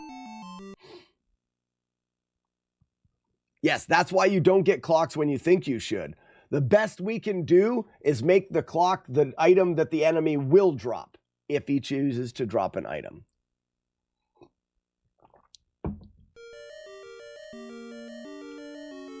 So right now, I've forced another bomb drop. But there's a reason. So this is an interesting room to explain this. Right now, I have forced a bomb drop, which means it's the next item that the next item that will be dropped will be a bomb. I want it to be on this first guy, because right now, if I kill all of these enemies, I break them apart and kill all of the bats. The meetings went fantastic. Well, good. Good. I'm glad they did. They were better than you could expect. If I was to kill all these guys, there's 5 of them, times by the 2 bats, that would be 10 consecutive kills. The bats can't drop anything. So it would lock in that drop count so that the first enemy in the next room would drop the force, whether it's a coin or a bomb. I want the first enemy in the next room to be a clock. So I have to make sure that he doesn't have an item locked in. I have to kill all 10 of these guys to get through that door. So that means one of them I need to kill with a bomb so that he drops. I have to kill just one. I can't kill 2, otherwise it kind of ruins it. Oh, what a jerk. Look at him go. There we go. There's my 1. So now my drop count is at 0 because I collected a 10 kill drop. And killing 2 bats out of each one of these is going to give me 8 kills. At 8 kills, I don't have a force locked into place. So now the game will revert back to the drop table for this. And I've lined this enemy up to drop a clock, if he does. This is Juan Jeremy in his fat clock. Oh, Jeremy is beautiful. Hey, we're 3 for 3 on clocks.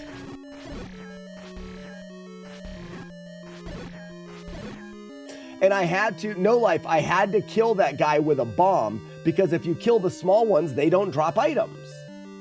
I could have killed one of the gumming guys, but it takes too long.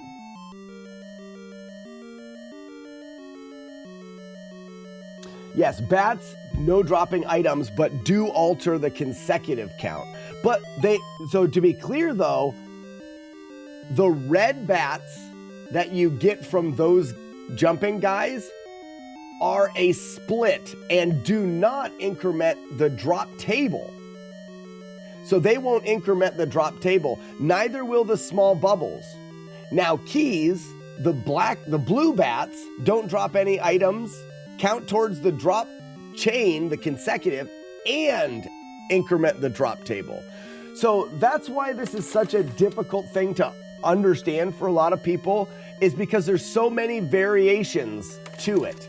You know, the bats that split, consecutive drops, yes, don't drop anything and don't increment the table, but the blue bats don't drop anything, increment consecutive and the table. It's just confusing.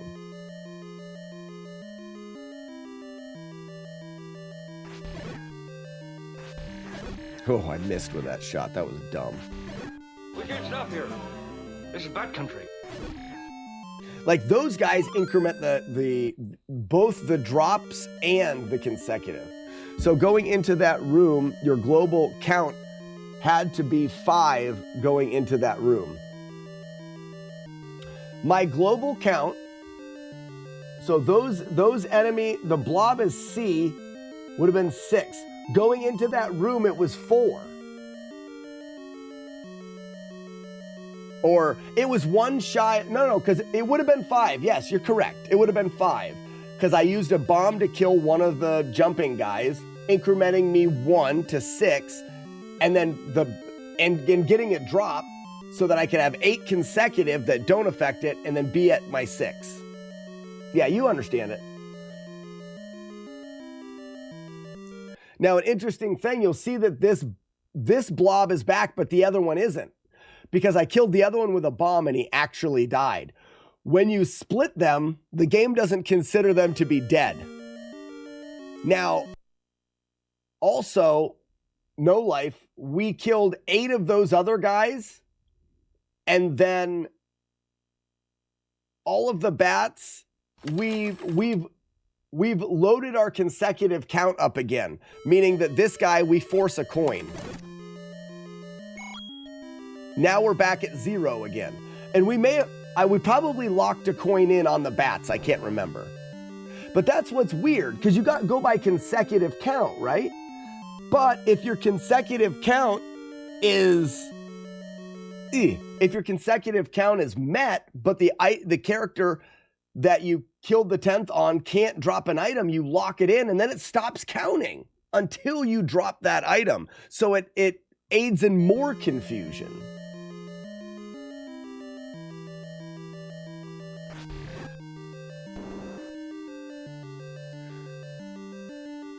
So here's an example. I'm at 0.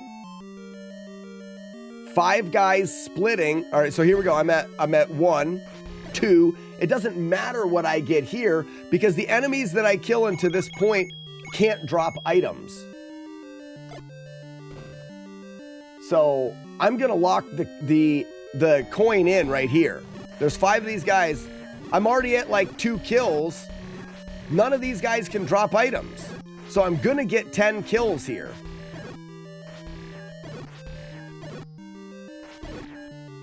No coin drop. It doesn't matter how many kills I have. That coin is stuck in memory now and will be dropped by the next enemy that can drop a coin, which is the boss. And then after that boss, I will be at 0. I can kill 50 enemies now and nothing will happen unless they can drop items. It's just odd. So the boss has locked the 5 coin.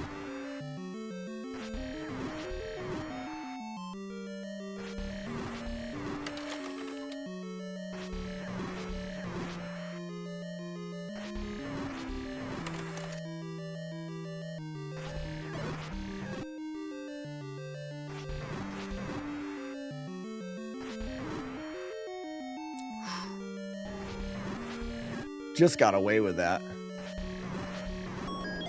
There's the 5 coin, and now we're at 0.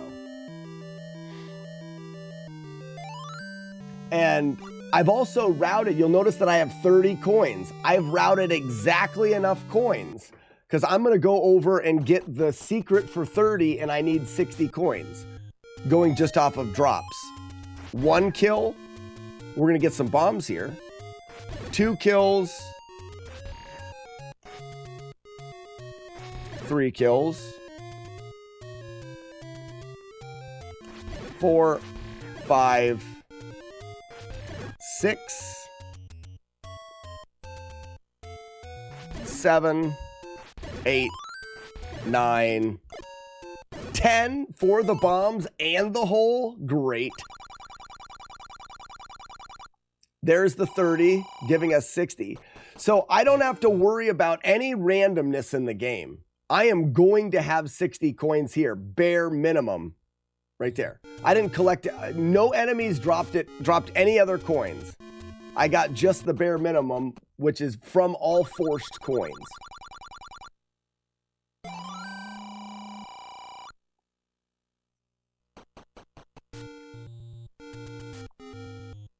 Now going through these next rooms, it's easier to kill enemies So I'm going to, but I'm going to keep track, and I'm just going to drop another bomb drop just to keep my bombs up. So there's 3, 4, 5, 6,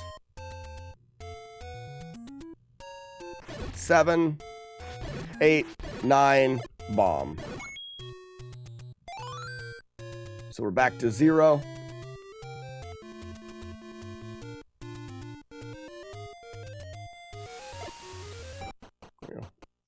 All the 4's consecutive drops, you understand. I find those to be no life. They're even more confusing to me. But I guess without the understanding that you can't guarantee the other drops, then they would be very confusing as well. But once you realize that for the drop table, it's literally just every enemy that you kill. You don't have to go, why didn't it drop? Well, sometimes it doesn't drop. That's why.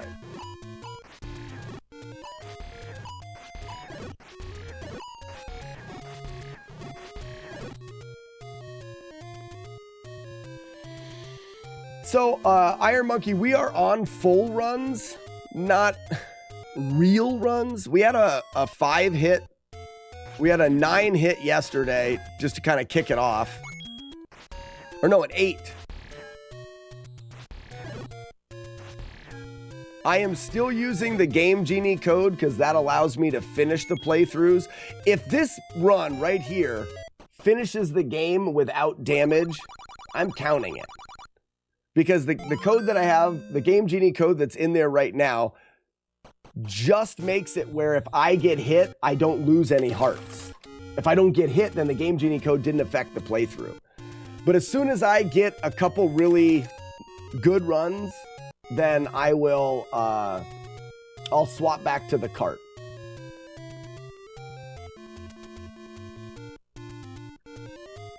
One thing I love about Zelda 1 is no Zelda since has really captured that feeling of a whole world. Yeah. Even Breath of the Wild felt confined. Raspinall, that's a hot take, right? Oh, wow. Kevin, thank you so much for the 15 months, and thank you for pooping in. I never played Breath of the Wild, but from my understanding, it was very open world.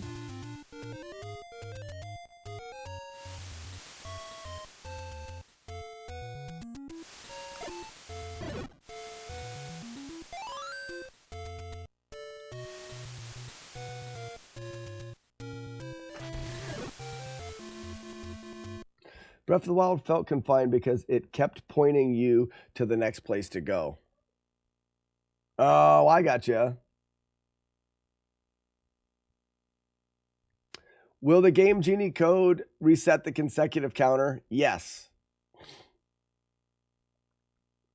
I wouldn't consider it a Zelda game. Yeah, so no life. The game will function 100% the same. All it does is you won't lose a heart. In fact, on most enemies, some enemies still damage you. I can't remember exactly how it works. It really just lets us keep playing.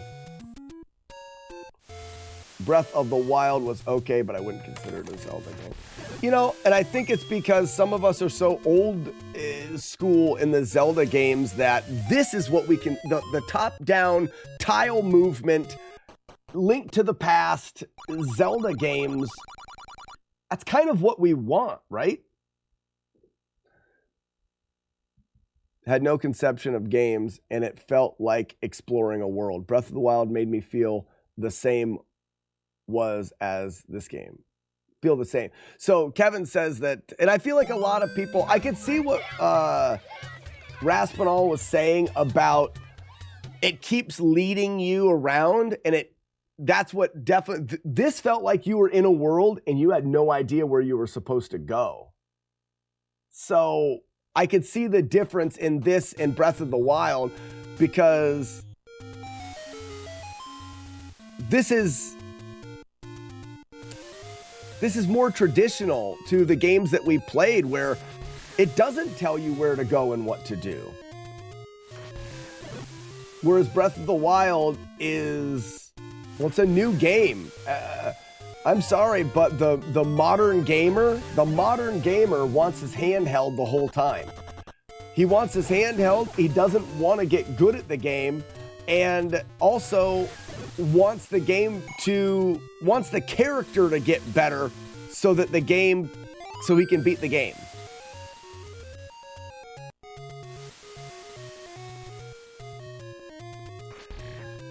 This is something that I really believe in, and that is, if you take a game like Breath of the Wild and you take a player in Breath of the Wild and you give him every upgrade that you can get in the game and then put him against the final boss, can he beat the final boss?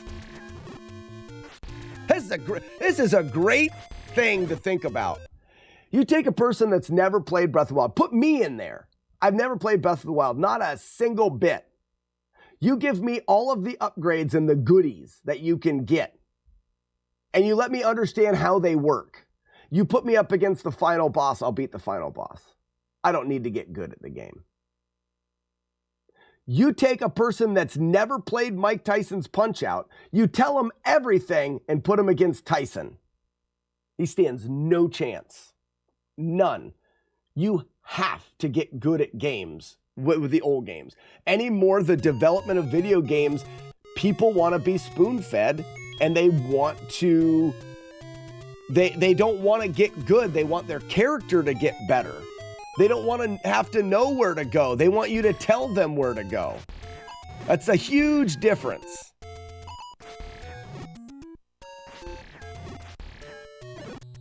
Look at that clock over there. I'll never get there in time. Time. It's just a fun way to think about it.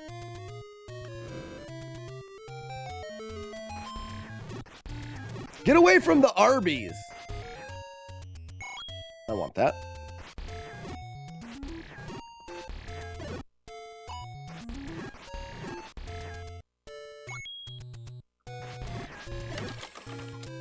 We don't need bloobs. This is Arby's, but we're here for the shield. And that's where the money is. And then you take Ian. I had this conversation with Matt D about taking what am I missing here? Bill, 49 months. Thank you so much. Why don't we ever hear Bill's command anymore? Hello, Bill. Do it. But the idea that you lead it back to money. The idea that a game developer, if they create a game that doesn't hold their hand, Chicks dig me. There it is. Because I rarely wear underwear. When I do, it's usually something unusual. Hello, Bill. Hello, Bill. So, as a game developer, you don't want to take the risk. You don't want to take the risk at developing a game that someone's going to play that says, this is too hard, I'm going to take 15 seconds and download a new game. F your game, I don't want to play it. You take a game like Dark Souls. They got lucky. I don't care what anybody says. Dark Souls got lucky. That game could have just as easily flopped, and everybody hated it because it was too hard. I don't know. You probably could pinpoint it to a certain person that played it or something that happened. Dark Souls could have very easily never taken off because of the design. Most developers don't want to take that risk. But I don't think Dark Souls cared about the money. They just wanted to make the game. They made the Dark Souls being, I don't know who made it, but I think they were out to make a game, not make money. Okay, I'm saying it wrong. Then Demon Souls, or whatever the first one was, whatever the first game they came out with, could have very easily flopped.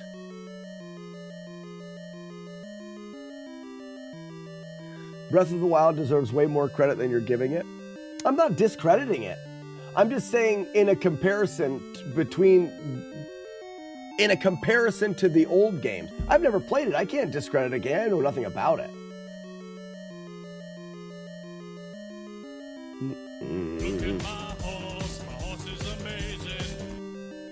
Most games, when you die, you feel like the game has cheap shots. In Dark Souls, it's because you know you sucked.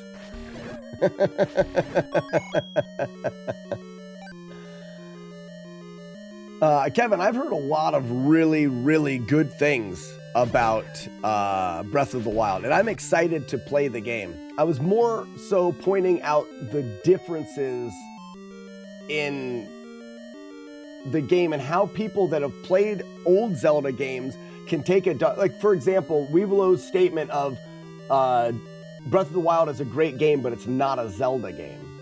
That I was trying to explain why that statement makes sense to me.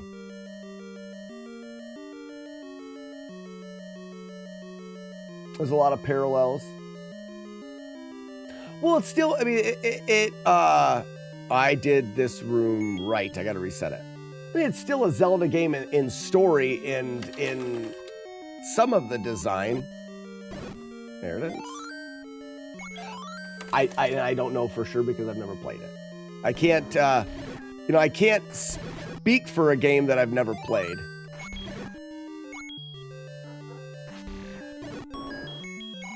Ninja Gaiden 3D games are a good example of games being too hard and not taking off like Dark Souls did. Yeah, the Ninja Gaiden series suffers a little bit from that. I don't think they blew up. A lot of people do like the Ninja Gaiden series, but it doesn't have it's got more of a cult following than it does a huge following of people that just love the games. They are hard.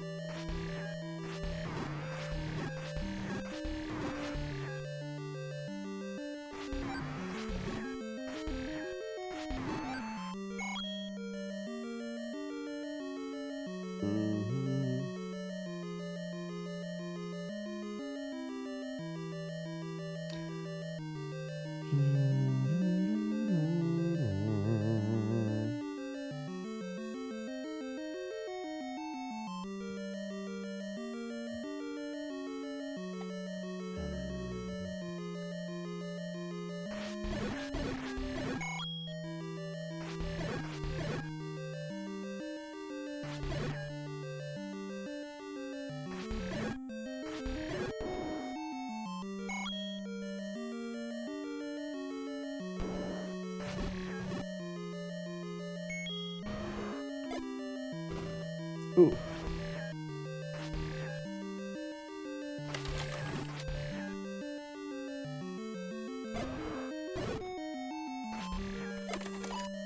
Oh. I just got so incredibly lucky there. I played terrible. So incredibly lucky.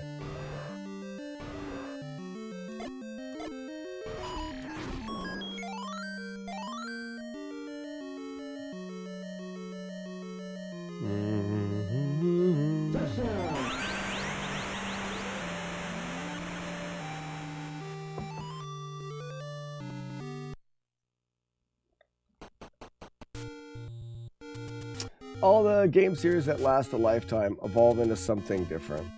There's a lot. There's a Lock and Cane. There's a lot to be true about that.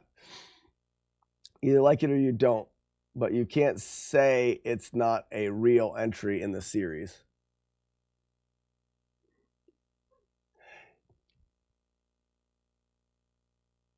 You know, I tend to agree with Lock and Cane on that.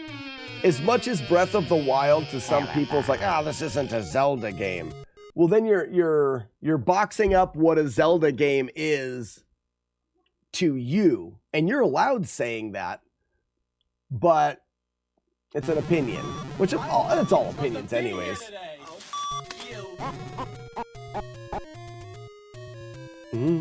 Where you going, Matt D? I'll be back in a bit. I'll check it. All right, Matt, we're going to be here. Well, I'm going to be here until 1. We got another hour. Dragonfall is the best Elder Scrolls. Fight me. Ew. I never played the game, but I can't imagine it's the best one. but I have not played it.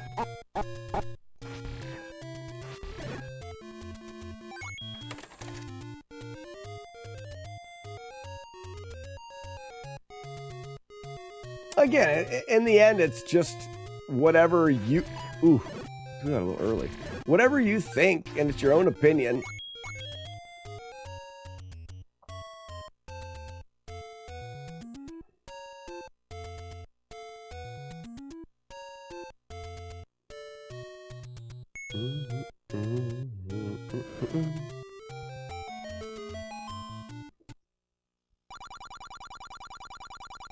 Love the new Zelda's created a new world to explore. So for me, because I agree with the statement that was made by Locke and Kane that it's still a Zelda game because the series of games has evolved along with the consoles and along with the technology. It's went with it. And that makes sense. I didn't go with it. As far as gaming went to me, I did not go with technology. I did a little bit and then it wasn't for me, so I fell back into what I really enjoy about video games, which is 8-bit gaming. It's just what I enjoy the most. So for me, I haven't had this huge compulsion to play the new Zelda games because when I think of Zelda, I think of Zelda 2. Is it still a Zelda game? Sure. For me, do I feel like if I'm going to play Zelda, I'm going to play that game? Like, I played a little bit of Tears of the Kingdom. I played 2 hours of Tears in the Kingdom, and I didn't get out of the menu, and I probably will never... Like, I didn't get out of, like, the tutorial at the beginning, and I'll probably never play it again. It's just not for me. It's just too much. It's just too much. Is it a good game? Could be a fantastic game. Not for me. It's just not for me. And I'm not saying that that's the same with Breath of the Wild. I've heard they're very different. But there's going to be parts of Breath of the Wild that are going to be not for me as well. Because when it comes down to it, I want to walk on a tile system. And I want to know that when I walk into a boss fight, the boss has a pattern and I can do this and I can figure it out. I want it to be not... I don't need it to be so overly complicated. Slack, did you hear there's an entire game after the character creation menu in Skyrim? Ocarina is great. It's great, but it was the extent of my Zelda playing. I played a little bit of... I didn't play Majora's Mask. I played a little bit of the other one. Twilight Princess. I played a little bit of that. Never finished it. It felt very Ocarina of Time.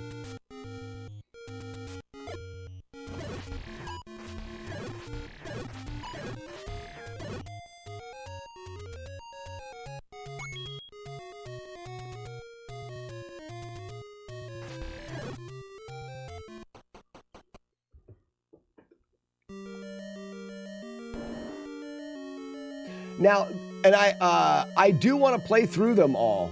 I want to beat this game so that I can do the next one, but I'm going to play through them flawlessly. That's the goal.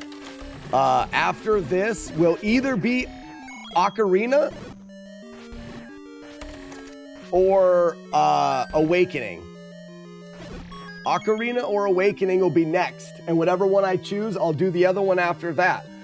And then maybe it'll be Majora's Mask, or maybe I want to keep working my way through the Zelda games. That is a series of games that I don't see myself stopping. And it's probably the only series that I'll continue off of the out of the consoles, out of the NES and the SNES.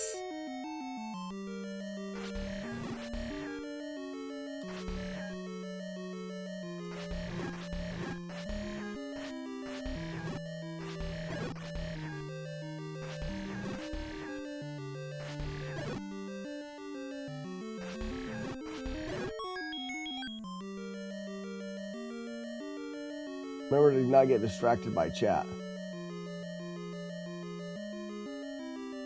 Already says Link Awakening is your Zelda. That may be the next one that I do. I do really want to get into Ocarina, but that's like a 6-hour playthrough. And I'm not sure I'm ready for a 3D game 6-hour playthrough as the next challenge. You know what I mean? I remember playing through Awakening, but not enough to have any idea. Game Boy, Kevin. So not the DS, the original is what I want to play. Or DX, is that what it is? I have the DX here for the Super Game Boy. Yeah, I've got the DX. I don't want to play that one. I want to play the original Game Boy, and it looks like I have to get a Super Game Boy 2 to play it correctly on my Super Nintendo. What are your thoughts on the Ocarina of Time remake?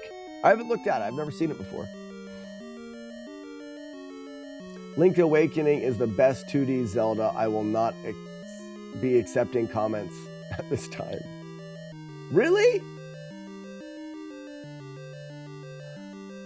I have a hard time putting Link's Awakening above Link to the Past.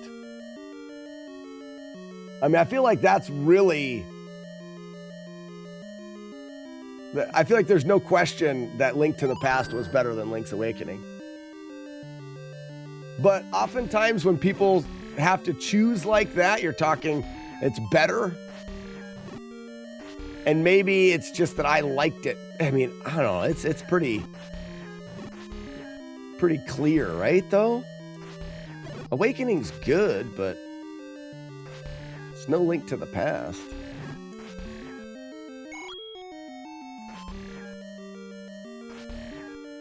I wish these guys weren't jerks. Oh, wish granted.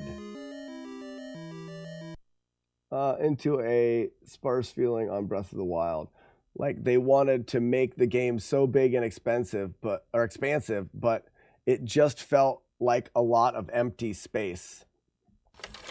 Well, and then if it's similar to some games that make like, here's a huge thing, and like you have to do this, Saboteur. Who played Saboteur for the PS2, maybe?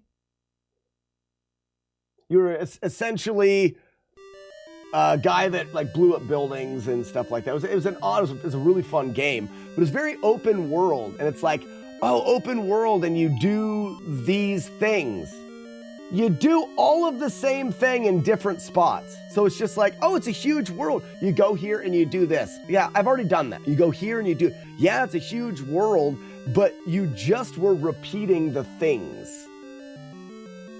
And it made it feel like, what does it matter if it's a huge world if you don't give it multiple things for the people to do?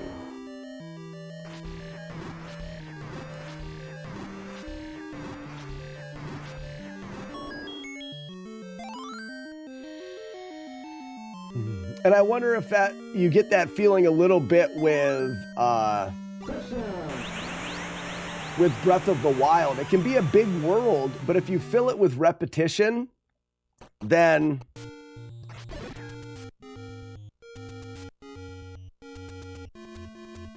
it's like they made it bigger so it takes longer to get to places.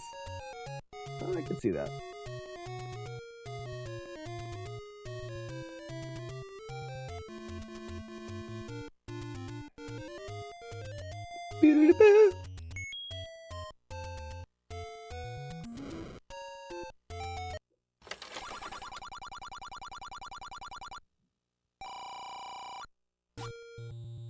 I didn't want to go in there. Did I just ruin the count? I don't think so. I think I did.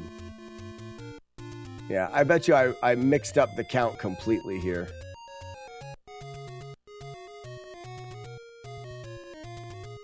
It's all right. I should be able to get it back. We'll be able to tell by where the P-hats are here.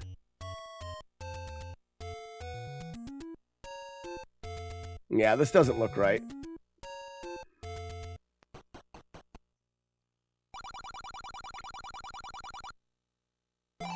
Scooping the poop.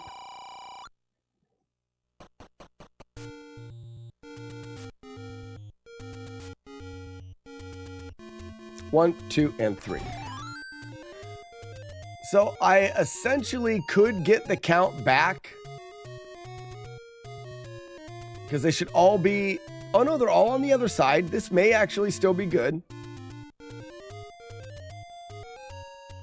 Where are they here?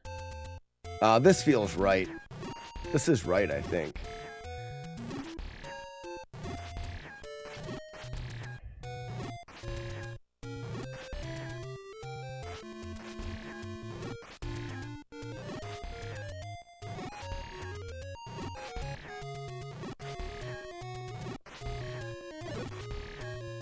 Rocket launcher.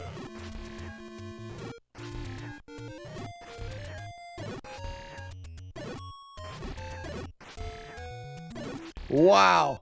How nice. That room's not bad now that I know there's cheese. When are you going to get on the treadmill? You need to pamp some iron. I had the treadmill out last week just to get it working, and it didn't seem to be working very good. Gonna grab some pints. Oh, brother, what are you gonna get here? What's your plan? Arno's gonna be here at 1. We're gonna do a quick supply run. And then start bottling and brewing after that.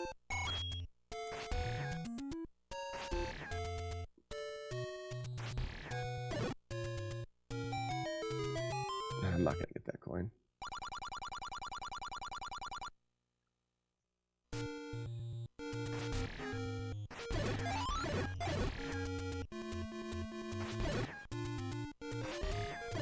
I need him out of the way. Don't need bombs. 1, 2,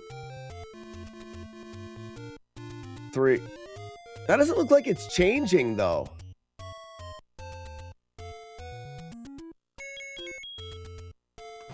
Ooh, I almost got hit in the butt when I did that.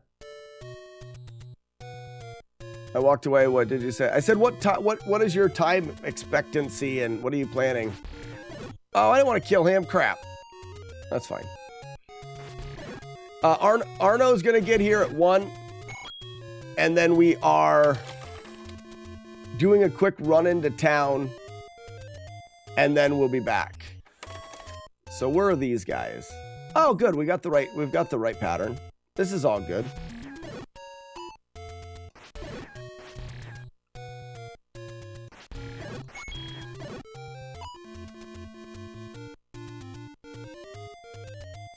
Okay. I'm guessing that we'll be back here and starting to brew and whatever, or bottle beer by like 3, 4 o'clock. You're welcome whenever. Backwards Z. I have a kegerator that I use that has 3 taps. I've got 2 CO2 taps and then a nitrogen tap for stouts. That's what I do for all of the beers that I consume. But sometimes you need to bottle beer for different sharing or places, events, things like that. And Arno from the stream came a couple months ago and brewed a batch of beer that is kegged and carbonated in my kegerator. When he gets here, we'll bottle it so he can take it home. He can't take a keg of beer back to Canada with him.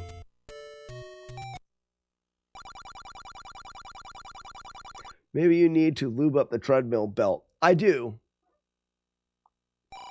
Outlet, you oil it. There's an oiling spot to oil it occasionally. It's just old and the belt is stretched a little bit. I think I need to see if I can adjust the belt tension. That would be step 1, and I think I can. And then take it apart and maybe clean out if there's dust bunnies inside of it or something like that. I need to kind of give it a good clean. It's quite old, and I've run it horde sometimes. It almost died during the walkathon last year, but not very many treadmills, especially like under your desk walking treadmills, are people going to make go 40 miles in a day.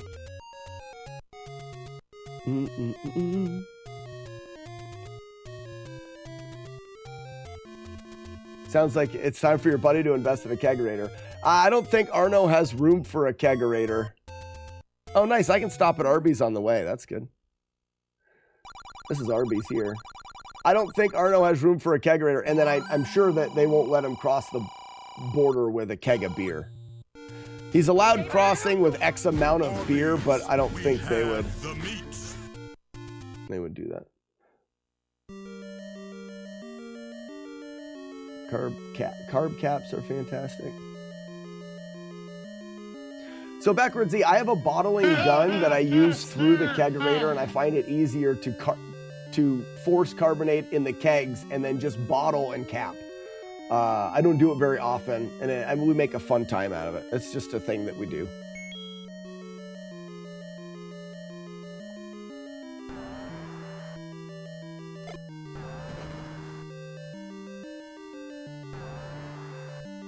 Yeah, we're clean to the right.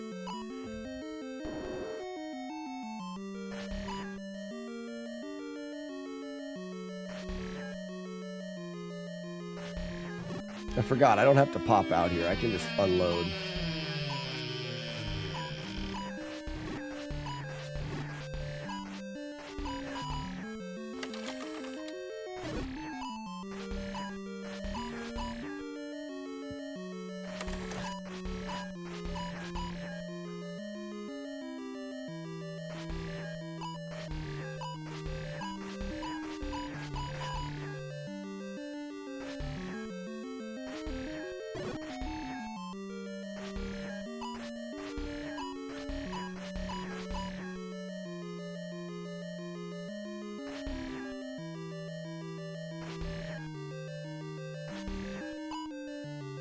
Nope.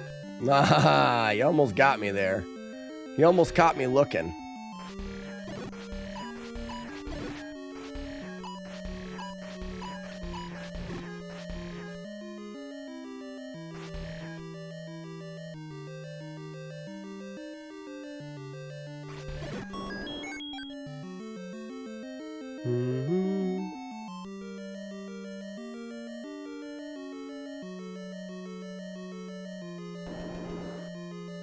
Yeah, backwards Z, I enjoy the kegerator as well. I fully endorse people getting a kegerator if they're gonna brew beer. And get some corny kegs and not worry about bottle sugar carbonation and bottles, and it's just so much easier. Ah, okay.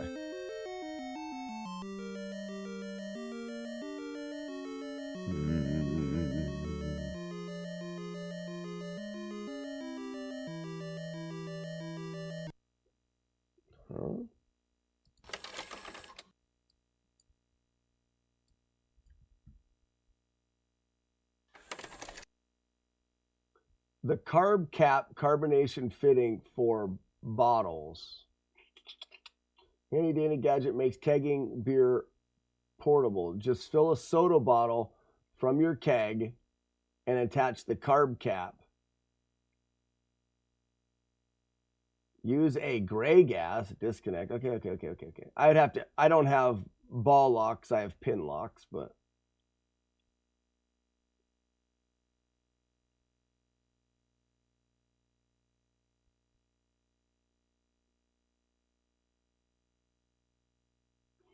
I could see that. But what's the advantage there?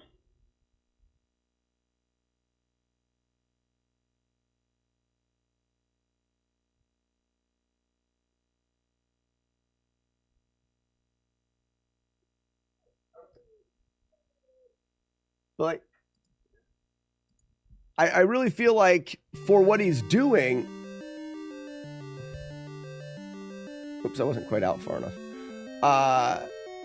Like, yes, but if you want to take beer to a plate, like, bottling isn't that inconvenient. I've bottled thousands of bottles of beer, and that's not an exaggeration. Thousands of bottles of beer. It's not that inconvenient to bottle beer. And in some cases, I think it is just an easier thing. It's not good for large amounts of volume. Yeah, well, he's got 5 gallons. There's not a super large amount, but there's 5 gallons. I don't know how many 2-liter bottles that would be.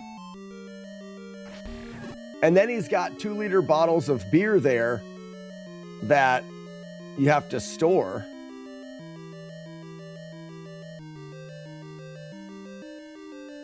Like, would you need your own? You need your own one of those cappers for every 2-liter bottle too, right?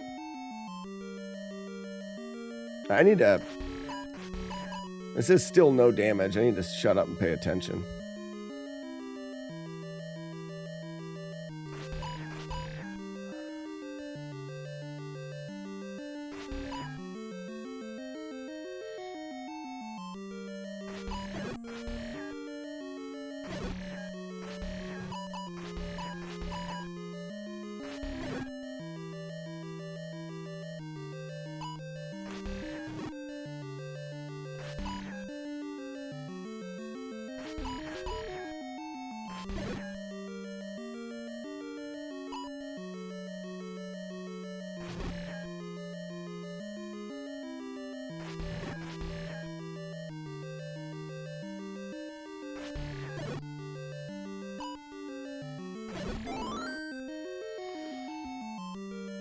What up, Yeeves?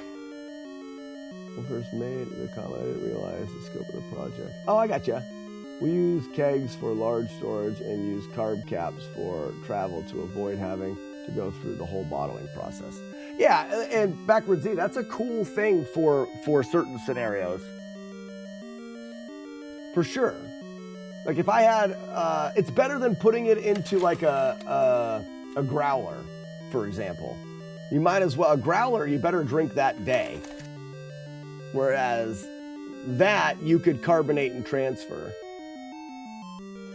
We do occasionally end up bottling if I want to submit something to a contest somewhere. This is highly infrequent, especially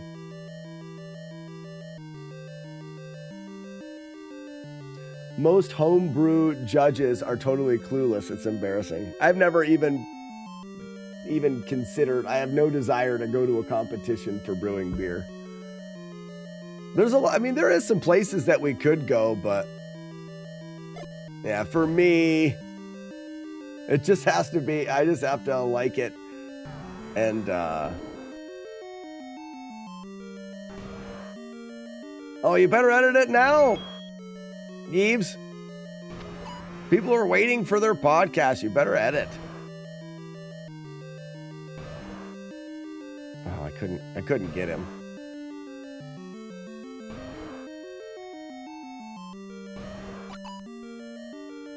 So, backwards. Oh, yeah, I'm just kidding anyways, Yeeves.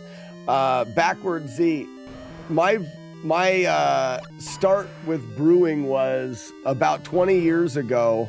That's crazy to say, but it's true. Maybe 18. About 18 years ago, I bought this house that I'm in now. Kill the Wabbits.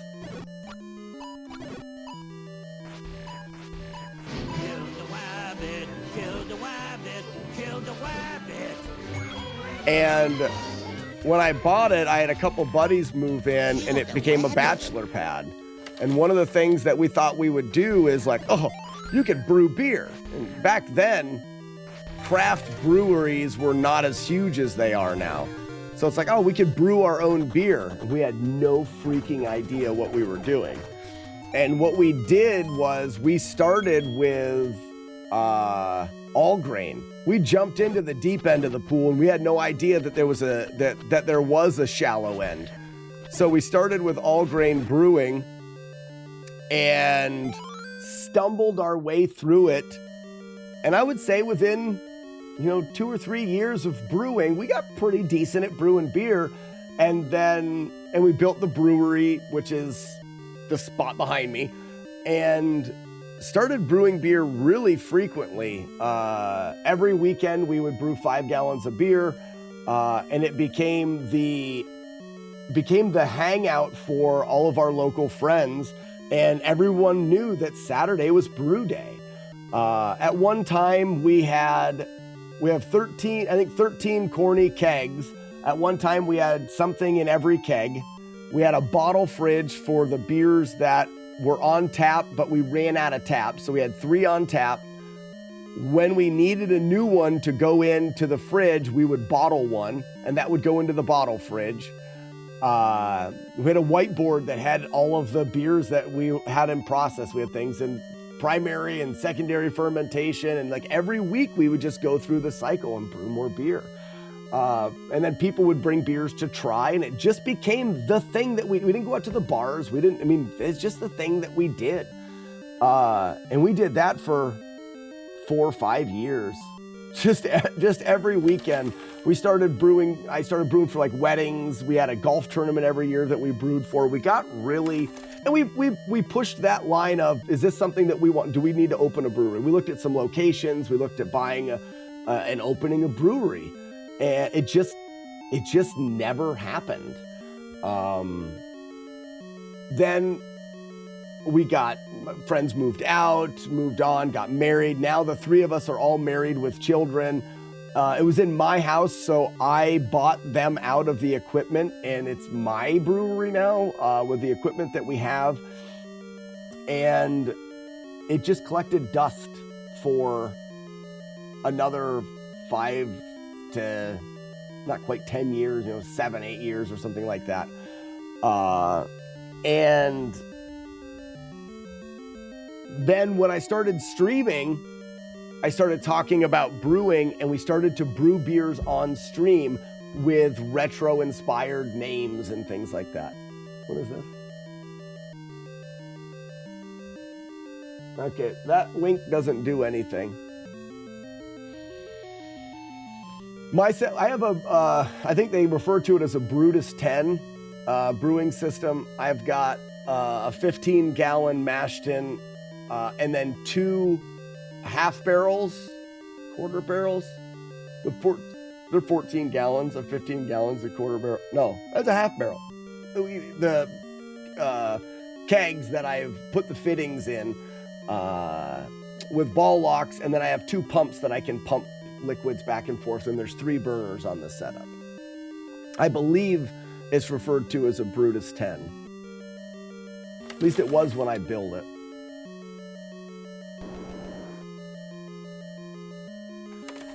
But yeah, I don't know if anybody else can open that image, but I can't. All right, guys. Does Tina Turner show us her clock? Come on, Tina. Oh, no. No clock. We're good, though. We're still good.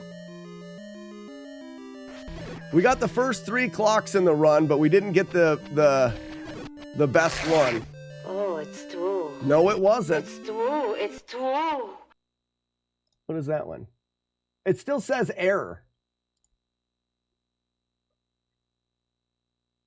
I'm taking a 4-mile walk while listening to the show. I'm in Las Vegas. Guilty of being right. Enjoy Vegas while you're there. I landed in Vegas and then drove into the desert one time, but I've never really done Vegas.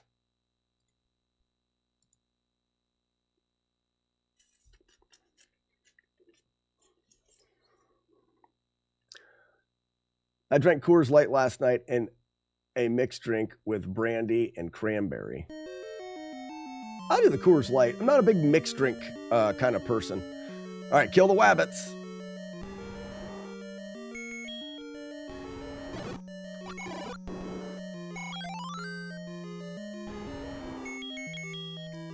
All right, ladies and gentlemen, can we do it? Can we get past Major Asshole? Let's go.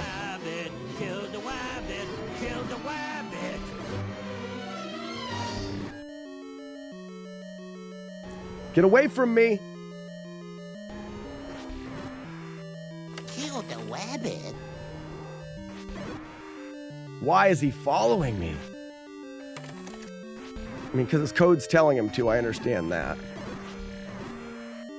Yes! What a fight! Oh, yes! Oh, happy! Me, I'm happy! Holy cow! Touchdown! I got really nervous. Oh, that was good.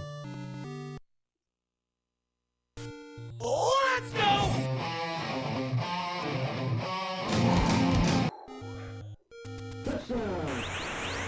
Fun with friends. Let's go.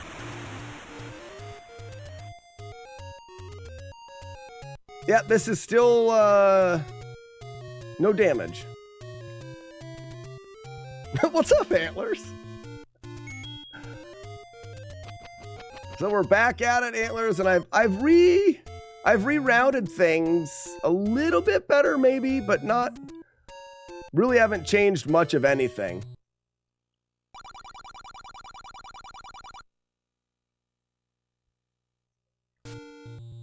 So far, as far as full playthroughs, we've done.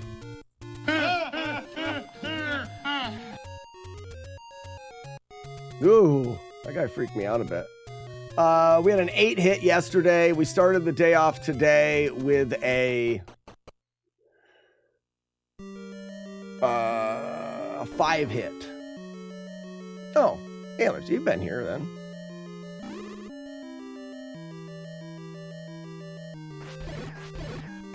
To be honest with you, I think that one of the best things that can happen sometimes is happening. I've been getting into conversations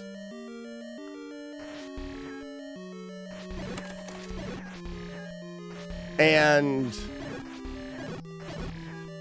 have basically kept distracted. I haven't been thinking about the run. All right. This room sucks, and we must be the game. Know the game. Feel the game.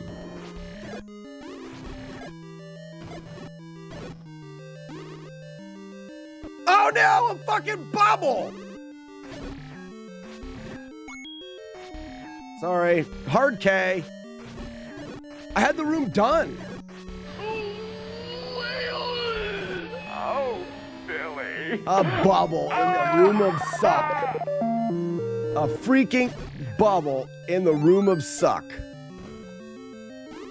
And then I got, fuck it, I'm done. I'm not playing it anymore. I'm done. Oh, I hate it. It can go so fast.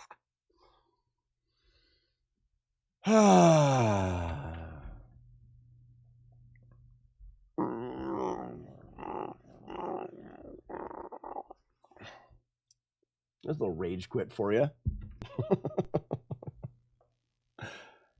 Yeah, blame it on Antlers. He was lurking and we were doing good, and then he came in and then, yeah. No, that was a nice run through 8. I'm very happy with that. I'm very happy with that. Yeah, bubbles don't hurt you. They take away your ability to swing your sword, which is a negative effect, and in a flawless playthrough where no mistakes are made, something like that that's avoidable, I consider to be a mistake. And then if I can't avoid it, it's got to be avoided. Started talking about focus and lost focus. Hank Silent Hill. Hank the Hankston. What's up, Hank?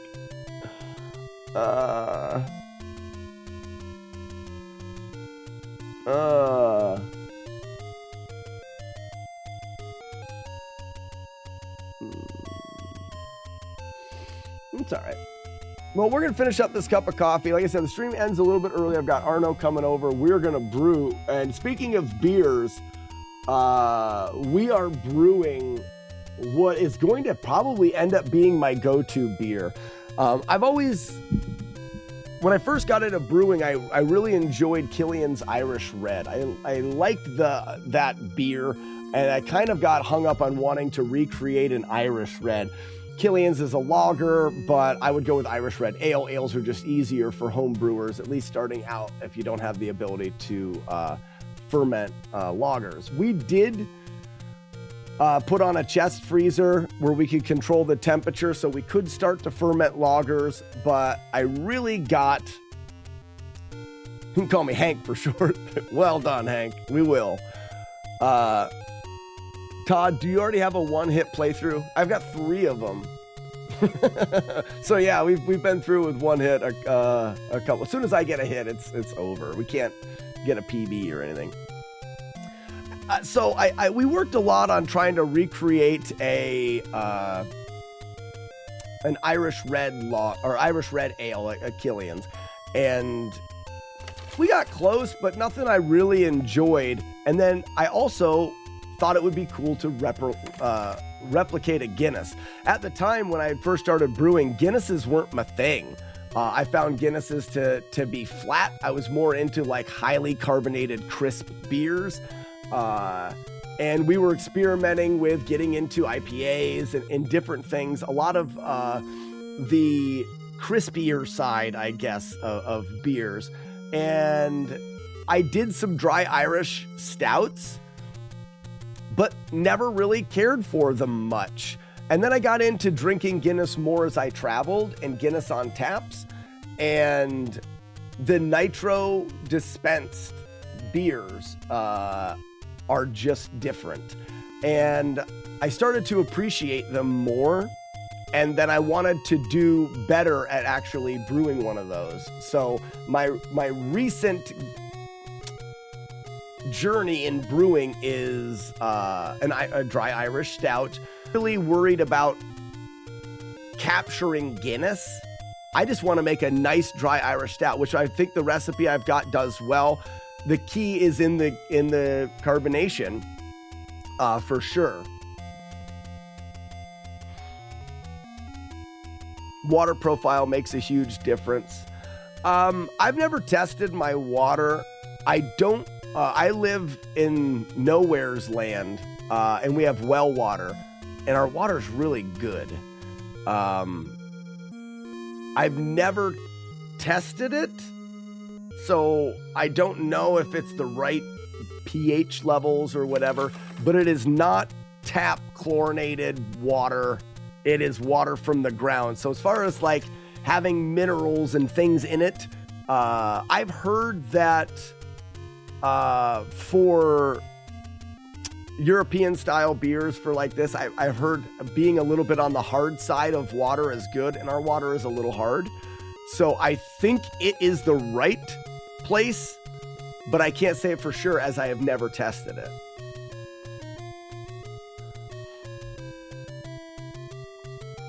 Oh, they absolutely do.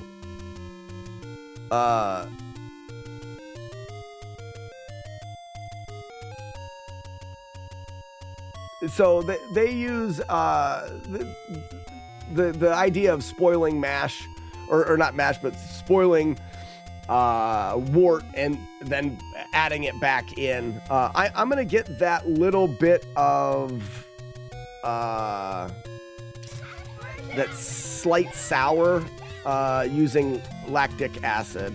Lactic acid? No. Now I'm not even remembering correctly.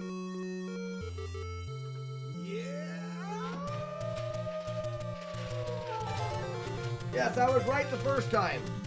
So I've got some lactic acid to add to help.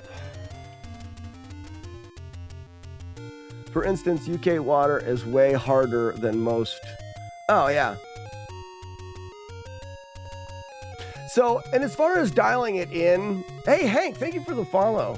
Backward Z, my goal is to not create something that someone else has. My goal is to create something that I like. You're never gonna drink this beer. You're like, or maybe some of you guys are. I mean, I've had people over, Arno's on his way right now to drink beer, but it's never gonna get into a glass anywhere unless it comes out of the tap behind me. So what is the goal of recreating a style means nothing to me. I want to be able to walk out here and pour a glass of stout out of the tap and have it be delicious. Have it be exactly what I want it to be.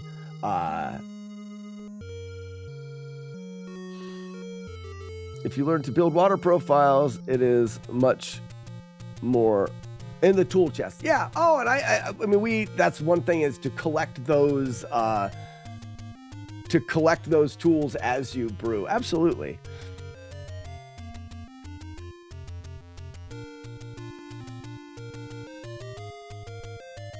T-Bonesky says most well water isn't the best. I have to use water conditioners to ours to raise the pH and other issues. Can I fart? No, Hank, but if you type in burp, you can make him burp. And if you send me an audio file of you burping, we can put it in there and he can burp your burp. So that's a thing. Exclamation point burp.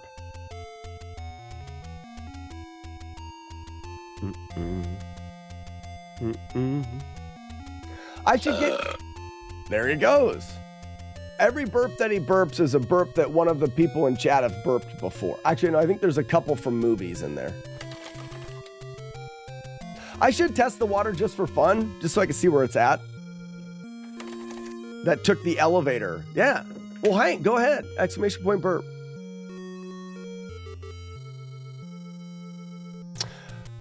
So yeah, I think the lactic acid is the one different thing that I'm going to add to the recipe this time.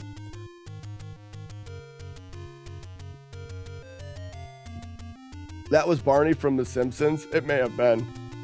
What's up, Lacuna Matata? Like I said, some of them are from things like that. A lot of them are burps that people have burped and sent in.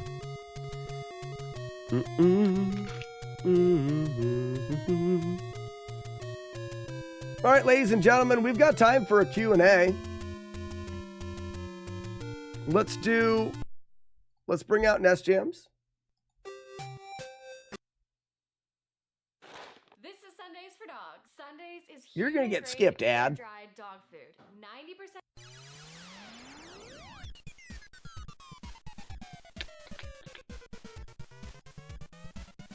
So we're going to finish the stream up with a segment that we like to call Speedrunning Q&A. The goal of this is for you guys to ask me questions. Your goal is to get me to answer questions for more than 10 minutes. My goal is to answer your questions rapid style, as fast as I can. If you guys can get me to answer questions for more than 10 minutes, you win. The nice thing about lactic acid thing, you don't have to treat the whole batch right away. Pour a pint, hit it with some drops from the eyedropper, and then gauge how much you like the effect before committing to the batch. I didn't know that. That's freaking awesome. So lactic acid, you can back, for lack of a better way, back sweeten like you would a meat or something like that. You can add it to a little bit as a taste and then scale it and add it to your five. So it's kegged. You can do it then. That's very nice. I like that. Backwards Z, that's great. I didn't know that. All right, we'll start the Q&A as soon as my wife leaves. What? Yeah, I'm finishing up the stream right now. Arno should be here in, I would imagine, 10 minutes. Go ahead. Do you want me to find out when he's coming? I'll keep him out here. My wife's gonna run around the house naked, is the thing. Be quiet, honey. All right, here we go. Let's go. And clunk. Timer has started. Did you get enough suggestions for volume 3? Yes, I have. Voice goes super deep during the burp. Okay. Ribs versus steak. Oh, I have to go steak. Oh, but I like ribs. I'm going steak, not to downplay how good ribs are, but I am... Oh, no. Now I'm thinking about it again.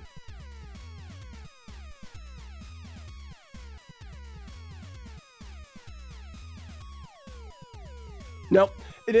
For one thing, It's easier to mess up ribs than steak. If you were to give me I can only have one. It's either ribs or steak forever. I think I'm choosing right by going steak. You're most likely to get good. They can ruin steak too, though. I'm going steak. I gotta move on. Steak. Are we gonna win today? No, you never win. You have won before. You're not gonna win today. If you're treating after the fact, absolutely. The result you'll get from using a live culture is arguably better. But yes, you can. Well, yeah, I'm not going to worry about that because I'm not going to risk injury here working with any bacteria or anything. I don't do sours. I would rather an easier controlled, add the lactic acid in, especially for now. On a scale of meh to full gorilla rage, how mad are you at Z1 today? Oh, I'm lower than meh. I'm not mad at all. I don't get mad. Want to raid my stream? Rockin', are you streaming? We can do that if you're streaming. Don't threaten me with a good time. Rib for her pleasure or his? Her, for sure. I mean, that's what, I mean, it doesn't affect him at all. What are you doing this weekend? Drinking beer. Brewing beer. Eating burgers. Sometimes I am born in silence. Other times, no, I am unseen. But I make my presence known in time. I fade without a trace. I harm no one. I'm unpopular with all. It's a fart. It's a fart. And you are not unpopular with all, just so you know. Beef or pork ribs, and what rib cut?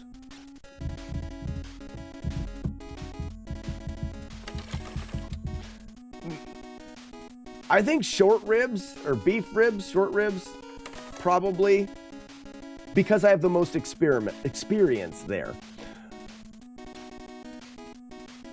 Robin Williams named his daughter Zelda after this game. This is true, correct. Yellow onion or sweet? Sweet onion. I love both. I could eat steak every day. I couldn't eat ribs every day. I probably could. You gotta have questions. Person, which historical person would you like to go back in time to live as? Why? And what changes of history would you make? That's an interesting question. I would go back in time and I would live as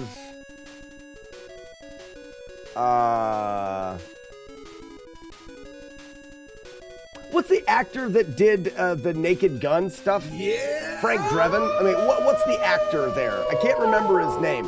I would choose to go back in time and live as him. I'd have changed nothing. I think that guy probably had a great life. He used to do interviews on talk shows with a fart machine, and he would pretend to fart the whole time. That's great. He is great. That's what I'm doing. Final answer. Slivers, diced, or pucked onions? I puck all onions. Have you ever had a Boski kielbasa? If so, better or worse than Smith hot dogs? I like kielbasa. I don't know if I've had a Boski. I would say, we call it kielbasa here. Hot dog's better. Ribs are so good. Are you sure about your choice with steak? Yes. Did you do the roar? No. I'm not doing it now. I gotta skip through. None of these are good. None of these are questions. You have to put a question mark at it, otherwise I skip it. What is your death row last meal request? A meat and cheese tray. Has to have at least 3 different types of everything. I want 3 different types of meat, 3 different types of cheese, 3 different types of crackers, and 3 different types of sauces. The combination of things, I love meat and cheese tray. Are you still working on your hiking game? I am, but I just don't get a whole lot of time to work on it. Do you even puck? I puck, bro, for sure.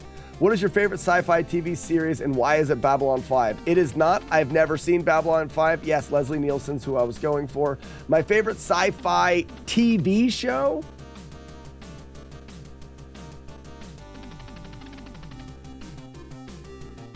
I don't know any sci-fi TV show. Like, I'm trying to think of science. My wife doesn't watch them, so I don't really watch them. And I'm trying to think back as a kid, like science fiction TV shows.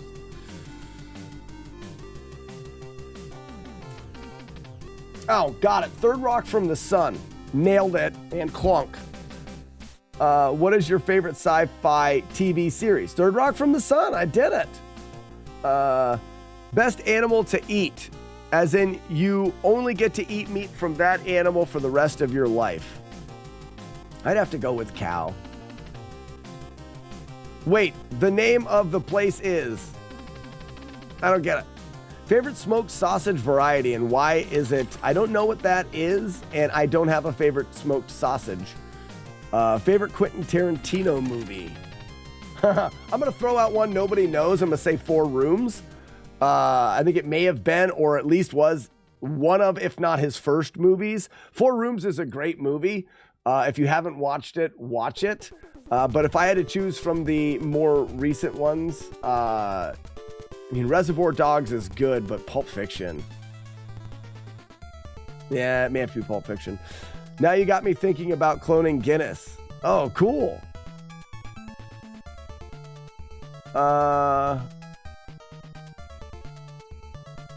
I think you could make a simple wort a few days in advance, like a half-gallon, 5-gallon batch sour on the counter.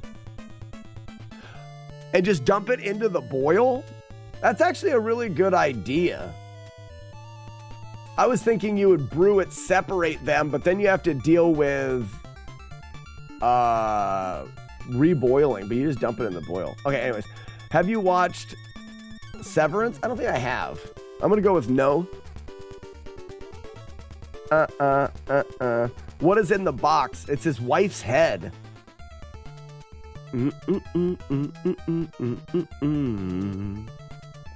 From Dusk Till Dawn. Abe and Steve, you're the best. The movie True Romance. Oh, what is the key aspect of an amber or red? Is it just the color?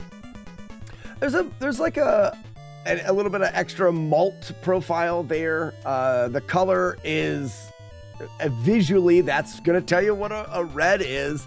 But they tend to be a little richer, a little maltier, not have, they're not forward with like hops. You know, you may not even really notice the hops much. You'll notice some bitterness there.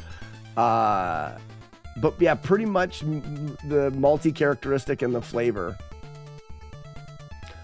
Are all ambers lagers? No. Caramelized puck? Yes, please. Worth doing? Absolutely. Like, have you ever grilled a puck? And you say you puck. Favorite whiskey? I don't really have one, but we used to always do Jameson and coffee on trout camp, so probably Jameson. But because I don't drink whiskey, it doesn't really matter. Does it even stay together? You have to be careful. It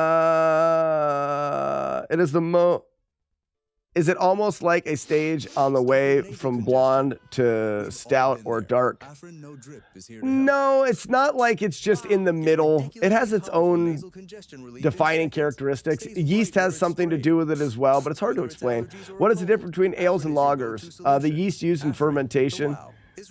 Have you ever seen it? No. Wouldn't consider caramelized. What do you consider caramelized? Well, I guess you're talking caramelized in a pan with butter. So I guess you wouldn't grill it. But yeah, that caramelized. Done. Win.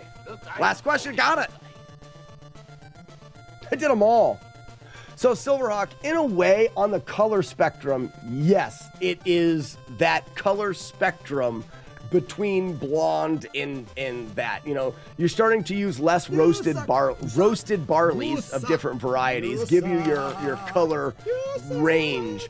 With an Irish stout, I think for the most part, you skip the ales versus lagers. No, I didn't. Ales versus lagers, I said the yeast. Ales ferment with a ale yeast at a warmer temperature, lagers, cooler temperature, lager yeast. So if we're talking about the color, you can get color in beer by adding different varieties of roasted barley. So you could roast barley for a little bit and just brown it a little bit, and it'll add a different color to beer. You can roast barley a little bit more, and you have these, they're called caramel, like caramel 20, caramel 40, caramel 50, caramel 60, you know, like all the way up through. That gives you your different shades. But I think for us traditionally, we didn't do many different varieties with the reds. It was more about the amount of roasted barley, which is a very dark roasted barley that you used. So you can use the color range of roasting, or you can use a dark and then choose the amount to get the color range. And I always found to get red, roasted barley at the right range was a good way to get red. I didn't find that there was a one roasted barley that you could use that produced red color. But this is still a little bit out of my range. You know, we homebrewed beer and did a lot of it, and always thought about taking that next step and being brewers. We never took that next step. There's a lot of knowledge that you gain going to school and understanding that I don't really have. I'm done. That's it. I won. You lose. Who are we rating? Put it in the chat. Arno's going to be here any minute. I already won. Charlie, I got to the end of the questions before 10 minutes. You guys were close. Anybody who's interested needs to read Tasting Beer by Randy Mosier. I want to read that. Drifting Atoms? Rate your favorite streamer. I don't have one. You told Rockin', is he, I don't know if he was, I wouldn't think he would be streaming if he was in chat. I did say I would raid Rockin' if he's live.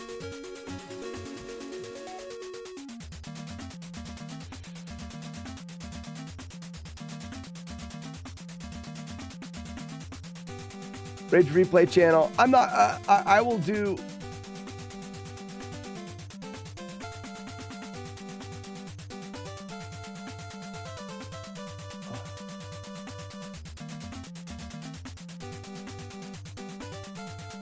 See, I don't see Rockin' Returns on here, but it could be that I've never rated or followed him because I don't watch Twitch. How does Rockin' Returns spell his name? I gotta go. Bye, Ugly Owl. Hey, you should jump on a Discord call while we're, oh, there he is, Rocket. Are you live? You are live. Ladies and gentlemen, hold on to your pants. Rockin' Returns, don't tell yourself that we're gonna raid your channel.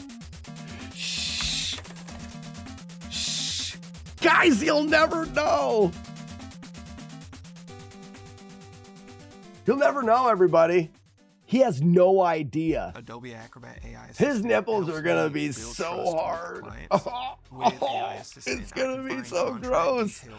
Oh man. Hey, 69 viewers. That's perfect. Let's all 69 of us. Let's go over and chat with Rockin'. Hey guys, we'll see you next weekend. Thank you so much for being here. If you have any more need for slacking, the replay channel will be up all weekend, and you can always reach out in the Discord for fun things. Okay, bye. Goodbye. Goodbye.